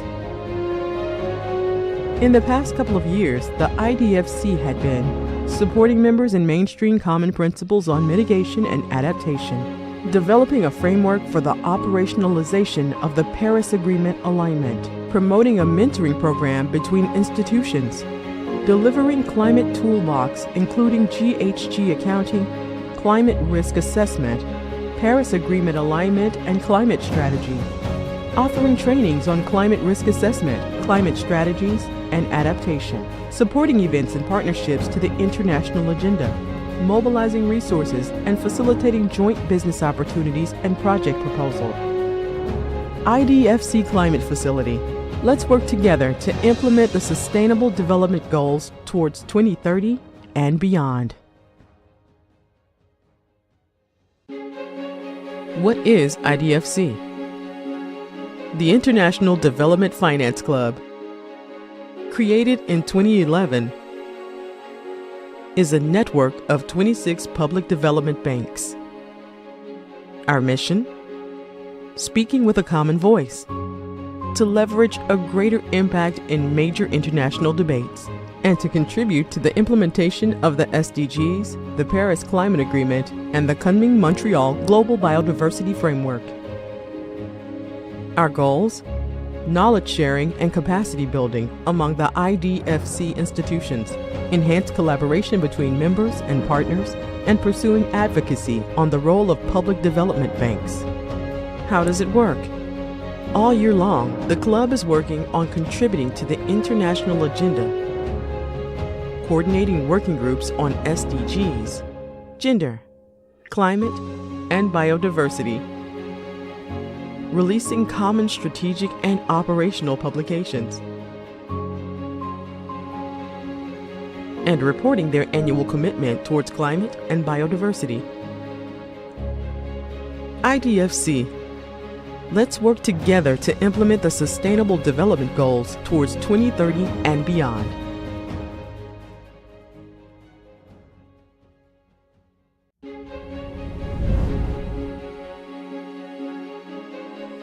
What is IDFC Climate Facility? Created in 2019, the facility has been supporting IDFC members in enabling knowledge exchange and offering capacity development on climate-related topics. Our 3 goals: to strengthen climate finance expertise and capacities, to originate and develop joint climate projects, to institutionalize and facilitate collaborative work among members on climate change. Our activity lines: knowledge sharing, capacity building, access to international climate finance, joint business opportunities. In the past couple of years, the IDFC had been supporting members in mainstream common principles on mitigation and adaptation, developing a framework for the operationalization of the Paris Agreement alignment, promoting a mentoring program between institutions, delivering climate toolbox including GHG accounting, climate risk assessment, Paris Agreement alignment and climate strategy, offering trainings on climate risk assessment, climate strategies, and adaptation, supporting events and partnerships to the international agenda, mobilizing resources and facilitating joint business opportunities and project proposal. IDFC Climate Facility. Let's work together to implement the Sustainable Development Goals towards 2030 and beyond. What is IDFC? The International Development Finance Club, created in 2011, is a network of 26 public development banks. Our mission? Speaking with a common voice, to leverage a greater impact in major international debates, and to contribute to the implementation of the SDGs, the Paris Climate Agreement, and the Kunming-Montreal Global Biodiversity Framework. Our goals? Knowledge sharing and capacity building among the IDFC institutions, enhanced collaboration between members and partners, and pursuing advocacy on the role of public development banks. How does it work? All year long, the club is working on contributing to the international agenda, coordinating working groups on SDGs, gender, climate, and biodiversity, releasing common strategic and operational publications, and reporting their annual commitment towards climate and biodiversity. IDFC. Let's work together to implement the Sustainable Development Goals towards 2030 and beyond.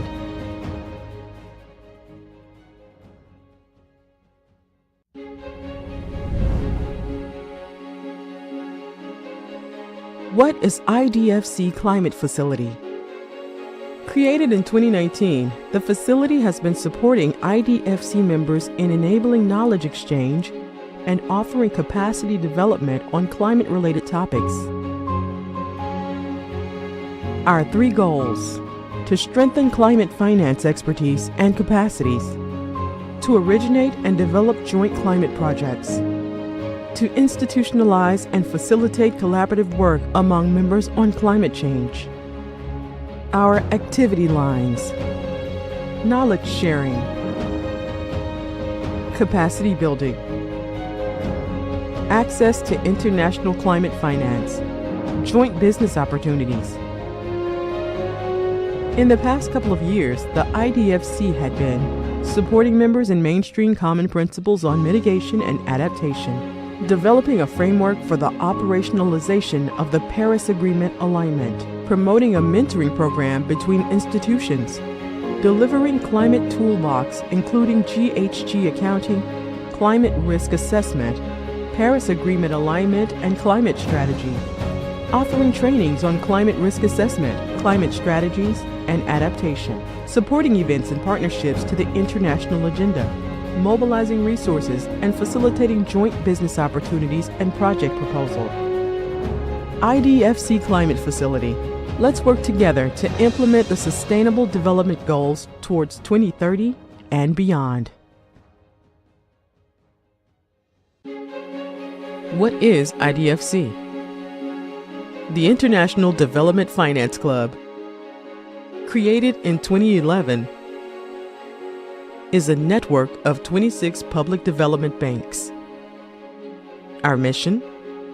Speaking with a common voice, to leverage a greater impact in major international debates, and to contribute to the implementation of the SDGs, the Paris Climate Agreement, and the Kunming-Montreal Global Biodiversity Framework.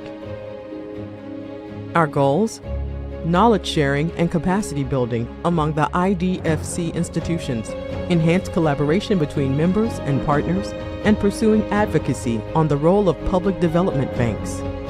How does it work? All year long, the club is working on contributing to the international agenda, coordinating working groups on SDGs, gender, climate, and biodiversity, releasing common strategic and operational publications, and reporting their annual commitment towards climate and biodiversity. IDFC. Let's work together to implement the Sustainable Development Goals towards 2030 and beyond.